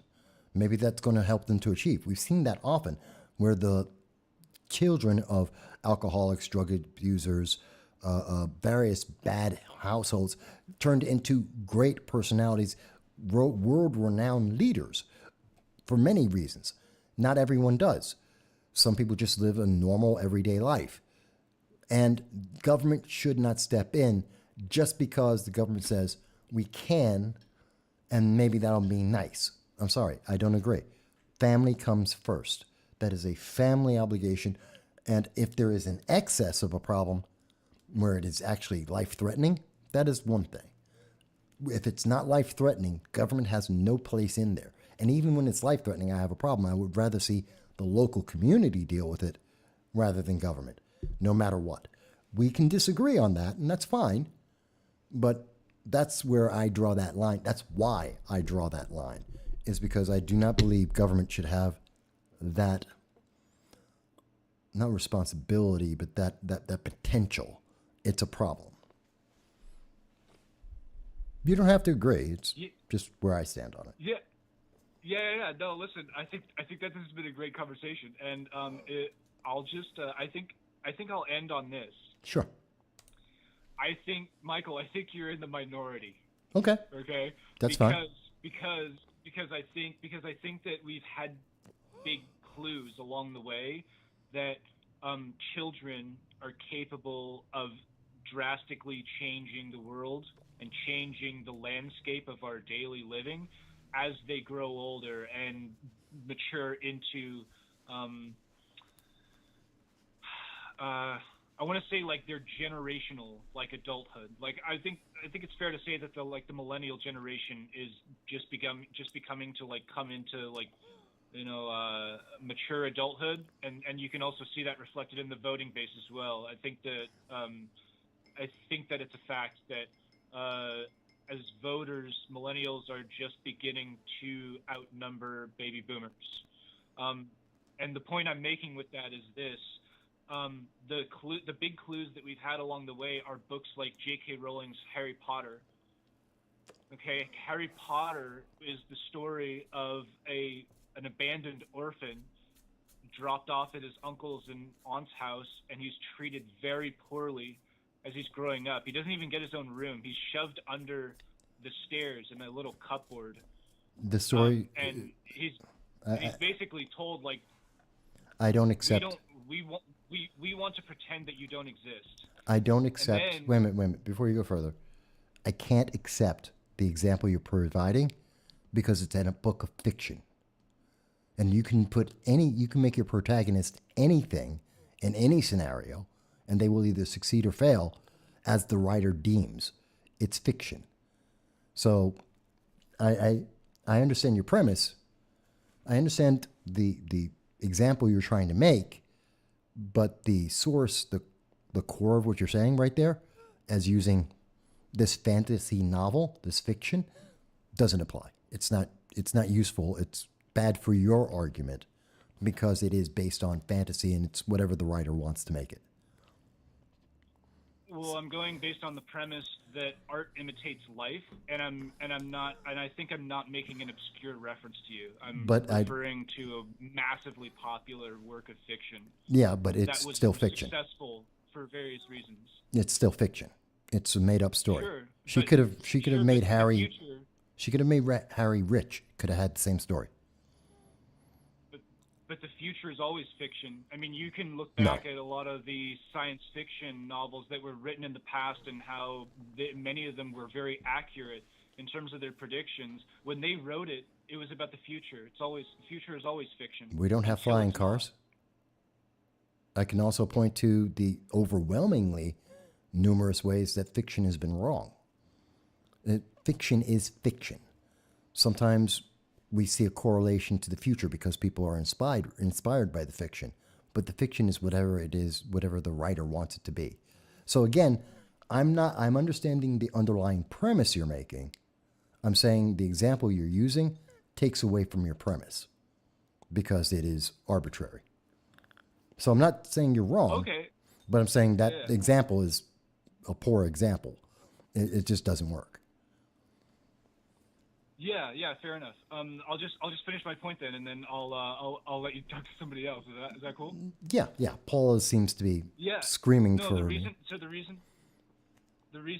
that I brought up Harry Potter is because it's an example of how art imitates life, and the two groups of populations, the two population groups in the Harry Potter series are the magical wizarding people and the non-magical ordinary people called muggles. Yeah, I'm familiar with it. I think the way that a lot of society subconsciously viewed those two groups are the muggles who are living in the present and also in the past, and the wizards who are exploring new territory and are slowly charting and creating the new world as the years and the decades unfold. That's an interesting way of looking at it. Because I'll just make this last point. Because think about it. When people who have undergone either academic or intellectual training, and they put that and they put those lessons to use, creating new things, inventing new things, after they succeed, the world changes drastically as a result. I mean, take Thomas Edison and the light bulb. Take any major invention in history. Before the invention of the airplane with the Wright brothers, I mean, you had one world before the invention of those things and then a different world afterwards. And that's my point in bringing up Harry Potter. There's a lot to unpack in that, but we'll have to cover that because it goes into a whole other slew of things especially in the examples you made. Edison is nowhere near the same as the Wright brothers, and the science and education is another thing altogether. But I understand where you're going with it. And you know what? It's something for people to consider in the conversation, and I'll look forward to seeing comments in the chat. And we'll talk about it more again in the future. Absolutely. And I thank you for bringing it up. You made your case, and I like it. I like there are points that we agree with. There are points I disagree with, but that's okay. So I'm happy that we've had the conversation. Heck yeah, dude. I enjoyed it. Thanks for letting me call in. Absolutely. Thank you, Graham. All right. See you, Michael. All right. So, folks, just like Graham, you too can call in to 607-242-9247. And why is my phone? Hang on. Just want to make sure. Bear with me 1 second, folks.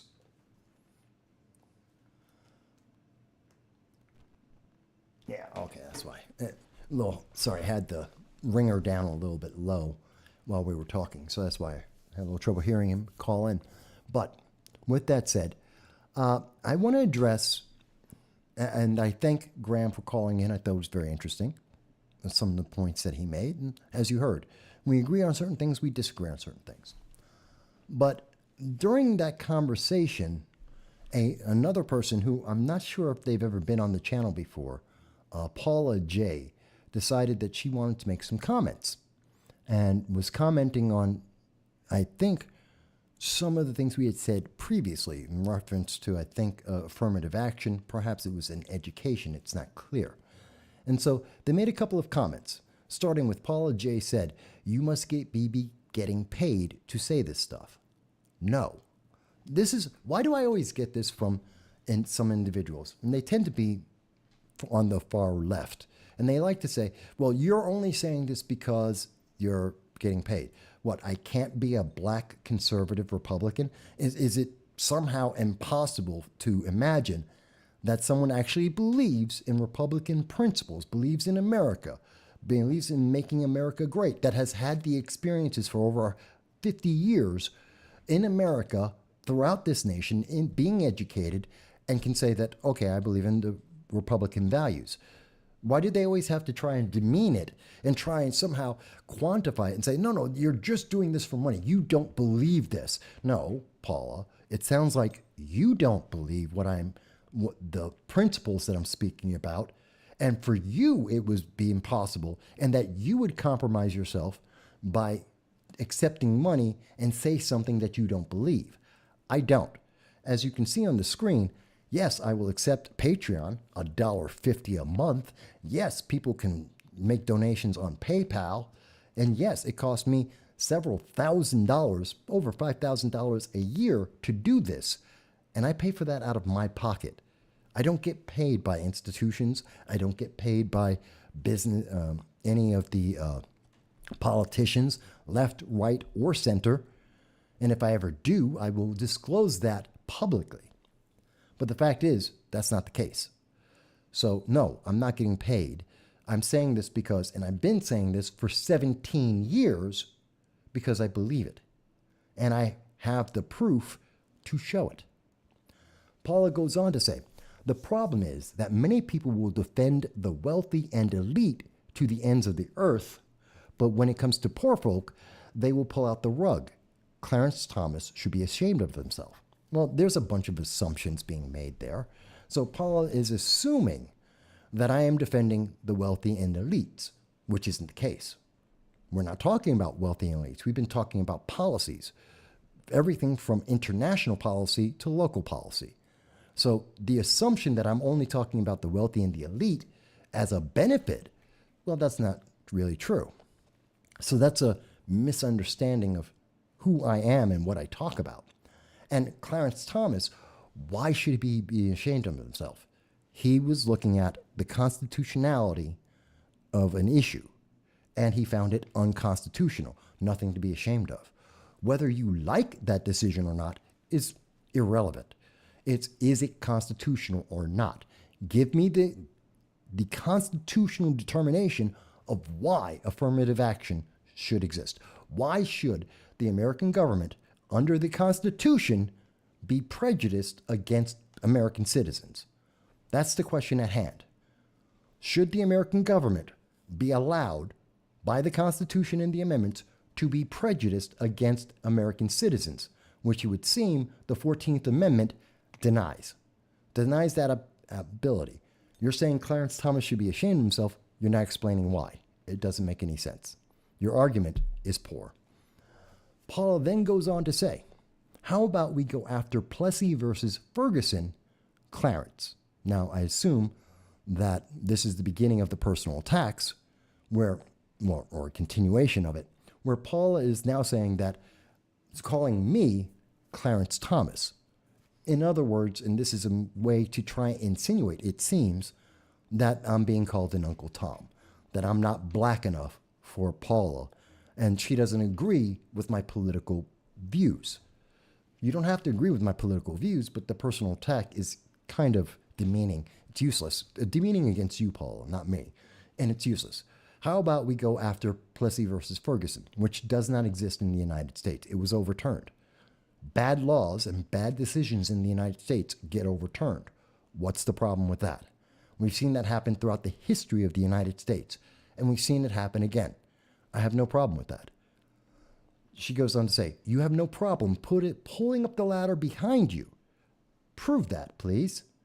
Paula, you're saying that I am denying others to have the success that I have had, and yet you don't know what I do in my private life and my volunteering. You have no idea how many people I have helped to create their own political channels, nor what I have done to help various channels to grow, to be created and to grow. How many people I have taught to do political commentary, to be able to go onto the internet, to use audio, video equipment, to do editing. You have no idea. How can you say that I'm pulling up the ladder behind me? And you're assuming that I'm rich. I'm not. I'm poor. That's not a secret. It's not something I've ever hidden from anyone. I'm poor. So how are you saying I'm pulling up the ladder behind me? Please provide the proof, because that is a personal attack, and it's misguided, and it's uninformed. Therefore, it's unintelligent. She goes on to say, he is too busy on private yachts of Republican donors, as if we have not seen Democrats of every type on the private yachts just as much as Republicans do. That's one of the problems with our elected system and many of our elected officials. And yes, we know that we see that with Supreme Court justices just as well. So is it something that you have a problem with? Fantastic. Have a problem with every Supreme Court justice having those privileges, because they all have them. Paula goes on to say, no personal attacks from me. Yes, you are making personal attacks. That's what you're writing. That may not be what you intend. Maybe you have a different way of interpreting it, but what's being written, yeah, it's personal attacks. And I'll call you out for it. I have no problem with that. Paula goes on to say, all I am saying is that I think it's sad that you have no problem towing the line like Clarence Thomas for an unjust system. And there goes the personal attack again, proving my point right there. So, towing the line, I don't know who you think I'm towing the line for. I'm speaking for myself. I'm not speaking for anyone else. So who am I towing the line for? Again, you're making an assumption, and you're trying to put me in a box so you can justify the feeling you have, not based on the principles or the proof or the evidence or the conclusions that I have made. If you want to take on what I am saying, take it on. But don't try and assume and try and presume to put me into a box that I don't fit in. Sorry. And as for Clarence Thomas, if I could be like Supreme Court Justice Clarence Thomas, I'd be happy to. He is a success. He is a symbol of success, and he should be lauded, whether or not you agree with his decision. He's had decisions I haven't agreed with before. I don't care. He's still a Supreme Court Justice. He should be respected as such. And just because you don't like it doesn't mean it's wrong. And the system in the United States is one of the most just systems in the world. Please point to me to a system that is more just than the United States, because I'm not really aware of it. But I'd be happy to see which one you would point to and how you would prove that it is more just than the United States. Is it perfect? No. But is it just? Yes, mostly. And more so when we take politics out of the entire thing, like the reform that we have seen, where we have revolving doors on criminals that is allowing them to commit more crimes, not less. So that's one thing I would say there. But thank you for the personal attack as well. Paula then goes to say, sad he's getting high. Who's getting high? No one gets high. I smoke cigarettes. If you don't know the difference, that's your personal misinterpretation. But I smoke cigarettes. I've never denied that. I don't smoke drugs. Sorry. I'm sure you would hope I did. I don't. And I'm very honest with my audience and have been for 17 years. It's not a new thing. But going on.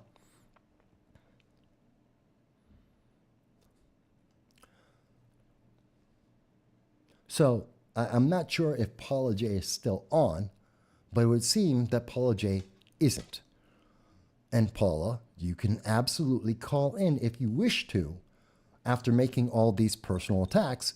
If you would like to actually call in and make a substantive argument, I'd be happy to hear it. But I have yet to hear you say anything of substance. You don't like the decision that Clarence Thomas made. That's not substantive, that's personal. That's a feeling. You think that I am rich. That's a misunderstanding of fact. You're just deluded. That's your problem, not mine. You don't think I'm black enough. That's your problem, not mine. Again, you haven't said anything substantive. The issue at hand is affirmative action unconstitutional? That's the question at hand. The other question at hand is, does the president have the right and the power through an executive order to wipe out college student debt? The answer to both of those are no. Simple. That's about Constitution. That's about law, not about your feelings. I don't care what your feelings are, Paula. You can have whatever feeling you want. I have my own feelings. I don't need yours. And just because you have a feeling doesn't mean that I'm obligated to share it. So let's understand that very clearly. Yes, you've made a personal attack against me. I don't have any reason to be nice to you about it. You don't like it? Too bad. That's not my problem. That's your personal problem. Again, that's your feeling, not mine. But if you want to have a conversation about the issues, fantastic. Show me in the Constitution where it is constitutional, allowed, and in fact promoted by the government for there to be prejudice by the United States government that has never been overturned, in particular by the 14th Amendment. I don't see that evidence because I don't think it exists. And if you don't like Supreme Court Justice Clarence Thomas, that's your personal preference. I could care less. Clarence Thomas is a well-qualified Supreme Court justice who is a well-renowned scholar of law, in United States law. You don't have to like him. You can't take away his qualifications and his capabilities. Period. You don't agree. Too bad. That doesn't change the empirical facts. So, I think I've addressed Paula as clearly as I can. If Paula thinks I have missed something, or if Paula thinks that I have misstated something, fantastic. But if you come onto this channel and you want to throw around a bunch of personal attacks, I guarantee you won't like the response you'll get. You don't have to agree with me. Graham didn't agree with me and everything we were talking about in education.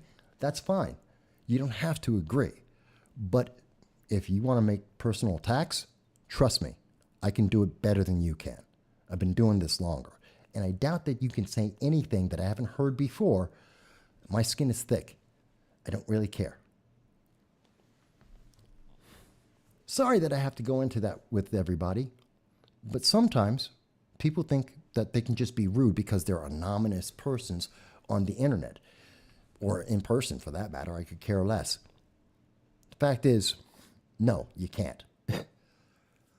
And I will defend myself, and I can do so quite well. Thank you. So, and I always love how whenever they do these things, they make these personal attacks, then they run away. They never stay. They never stick around. They always make the personal attacks, then they go as fast as possible. They get away. Ooh, we made a personal attack. He might respond. He's paying attention. Got to go. It's cowardice. Truly is. And notice, did not answer the core issue. Is it constitutional? Totally avoided that. No, let's make a personal attack. You're black. You can't have a choice. You have no agency. You have to agree with whatever the progressives have said. You have to accept that. No, I don't. Nor do I have to support government obligated prejudice. I'm sorry. No, I don't. Anyway. And here's the other thing that I find interesting about this. And again, it goes back to what we heard from Erica Marsh, who is very clear about this. And I'll show it on the screen again, just so people can see it again. The same thing that Paula was saying is the same thing that we're hearing from Erica Marsh. She's saying, oh, but you're pulling the ladder up behind you, in reference to Clarence Thomas, I assume, or me. And you're assuming that people who are black or Hispanic or minorities, you're assuming that they don't have any agency, that they don't have the ability to survive on a merit basis, that they can't achieve everything I've achieved and far, far more. And I think that's an insulting way to look at people. I think that's self-limiting. It is insulting. I believe people can achieve everything and more, well beyond me. But it seems that certain people, like Paula J., they seem to get onto this channel and they say, no, you just don't understand. Black people aren't capable. Or maybe they don't. Maybe Paula doesn't even understand what she's saying. When she says, you're pulling up the ladder, you're assuming that no one can climb the ladder. You're assuming that no one can make their own ladder. That the only way black people can ever achieve is if the government intercedes, which means you're telling me that black people are subhuman. I reject that concept. Same thing for women, same thing for Hispanics, because that's what you're saying. That is the core of what you have said, and I reject it. And I think that anyone who says that needs to think about it. Graham says, Michael, I would argue that you are not really poor. My bank account would disagree. Money in the bank account is just one small aspect of wealth. Well, yes, that's true. It's possible that knowledge/wisdom is one of the far greater worth than monetary currency. I would agree with that. Yes, I am rich in experience, knowledge, in interpersonal relations. In terms of paying my bills, no. I'm just as poor as everyone else, if not more than others. Such is life. So, monetary wealth, not so much. Human interactions and interpersonal wealth, well, maybe. But, I guess that, why is it that they jump on and they make these personal attacks, they assume they won't get countered, and then they run away. It's sad. But again, they're not, their assumption is based on the idea at its core that black people, minorities, women, cannot achieve anything unless someone else steps in for them, that they need a savior. And the progressives are your savior. If you believe in affirmative action, if you believe in the Equal Rights Amendment, then you believe in the fact that you need a savior. And your savior is progressivism. You need the progressives to save you because you can't achieve on your own. I would beg to tell you, you can. You don't need progressivism. You don't need anything except yourself. You can do it. I believe in you. I believe in you more than the progressives do, because I don't think you need their help, my help, or anyone else's. If you want it, you can do it. You go after it. And you might succeed and you might fail. Do it anyway. Because I believe in you. They don't. They think you're a useful tool, which is why they want you chained to them. They want you to be subservient to them, because that's what it is. If you cannot achieve anything without the government stepping in, without these political organizations stepping in to make the decisions for you, to prop you up, then you are nothing. They are everything. You are subservient to them. Whereas, in my argument, if you do it yourself, they serve you. It's just that simple. They don't like that answer, but that is the answer. And I've yet to see the argument that says that's incorrect. And they're not offering that argument, which is why they make personal attacks instead. And folks, you've seen it live. You saw the comments. I'm not deleting it, so you'll see it. Okay. With that said, we've been on for 5 hours and almost 5 hours, 15 minutes. Unless Paula J would like to call in and refute anything that I have said, to counter anything that I have said, I'm more than happy. If the real queen would like to come back and to refute anything that I have said, I'm happy to have that conversation without the personal attacks, without their personal attacks against me. Stop trying to question my blackness. I'm as black as I was yesterday, as black as I'll be tomorrow, black as I was when I was born. It's not an issue. It's not something that you have any control over. And if you don't like it, you don't like how I am as a black Hispanic man, kiss my bottom. I don't care. I'm not defined by the color of skin. But it seems a lot of people want me to be. It's kind of upsetting. For them, not me. With that said, I think I'm just giving them another moment or two, to call in and refute anything that I've said, to try and clarify their positions, to try and define themselves if I have misdefined them, which I don't believe I have, which is why they never call in, which is why they never stick around. It's why they run away. But we give them the opportunity. Yeah, I think it has been a good live stream. I think we covered a lot of ground, and I think it's been instructive when we see when the left does respond, look at what they say. Look at the only things they can say to try and sway people. Do what we say or else. Obey or we will attack you. I'm sorry. That's not a reason to do anything. That's not a justification. It's not valid. But that's what they do. That's the left for you. Okay, folks. With that said, we've been on for... I will give it another minute and a half. I want to go 5 hours, 15 minutes exactly. So I'm going to give it another minute and a half. Let me see. Can I... Bear with me a moment. I am going to play...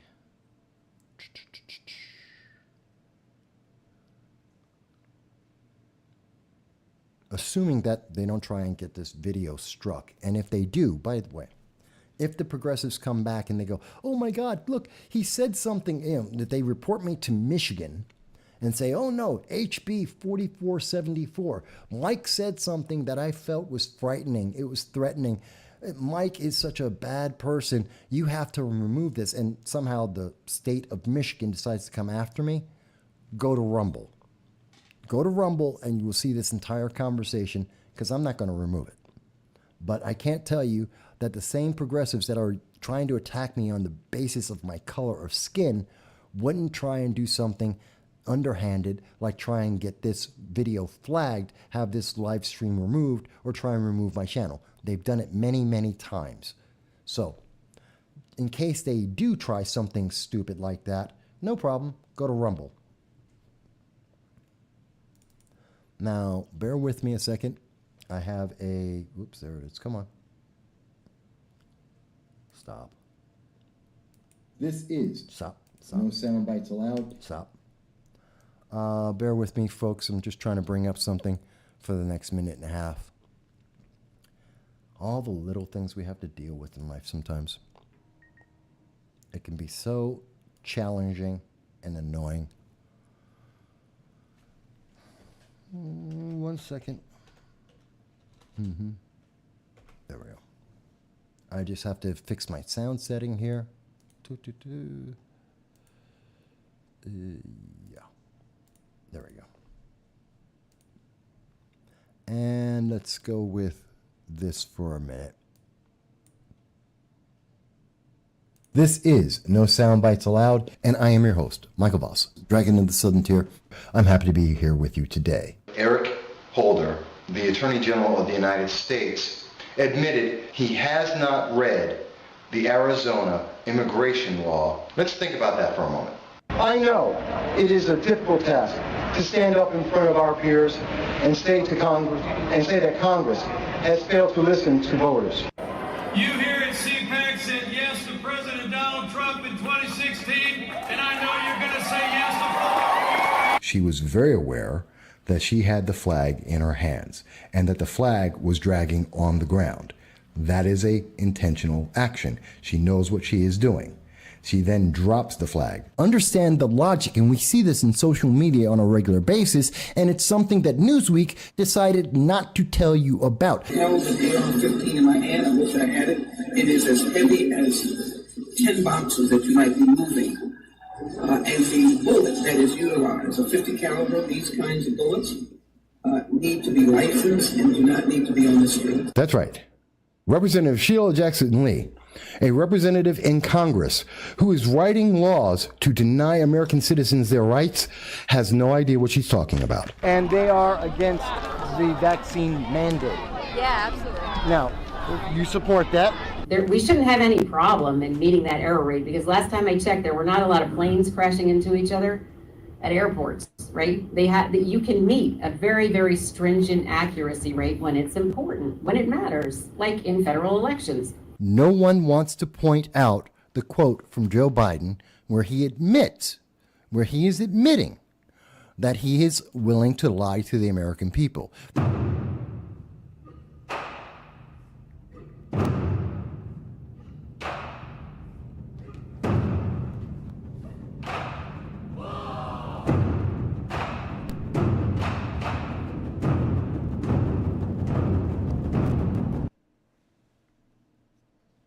Alrighty there.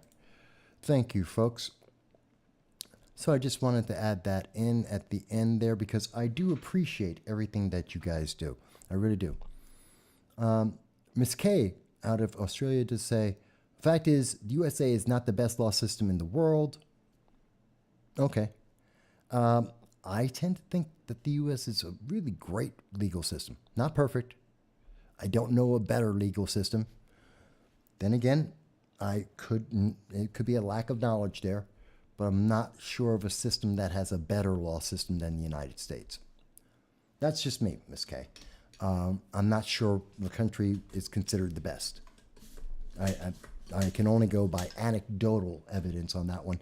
I haven't looked into it, but I'm not aware of anything that strikes me as a better system in the world. So, with that said, and thank you for making a comment there. Thank you for adding in your thoughts, Miss K. I do want to thank everybody who's called in. I want to thank everybody who's made comments. Even Paula and the Real Queen, I even thank them for making comments on the program, for getting in touch and letting us know what's on their mind. Oops. Nope. Okay, that's text I'm getting. Okay. I just want to thank everybody for that. I always appreciate being with you every Sunday at 2:30 p.m. Eastern Standard Time and throughout the week as we do various videos. Again, don't forget to check out Alternative. You saw Cam was on with us earlier today, obviously out of the UK. And so many hours ahead of us. You can check out their channel. You can see some of the shorts that have been out there where sometimes even 14,000 people, 5,000 people, 1,000 people will respond to some of the shorts of the conversations I've had with them, the interviews. You can go and check it out. We have an upcoming interview. I do a monthly program with them. I think it's called Across the Pond. We haven't settled on the name, which is us talking about U.S. and United Kingdom policies and politics. It's really interesting.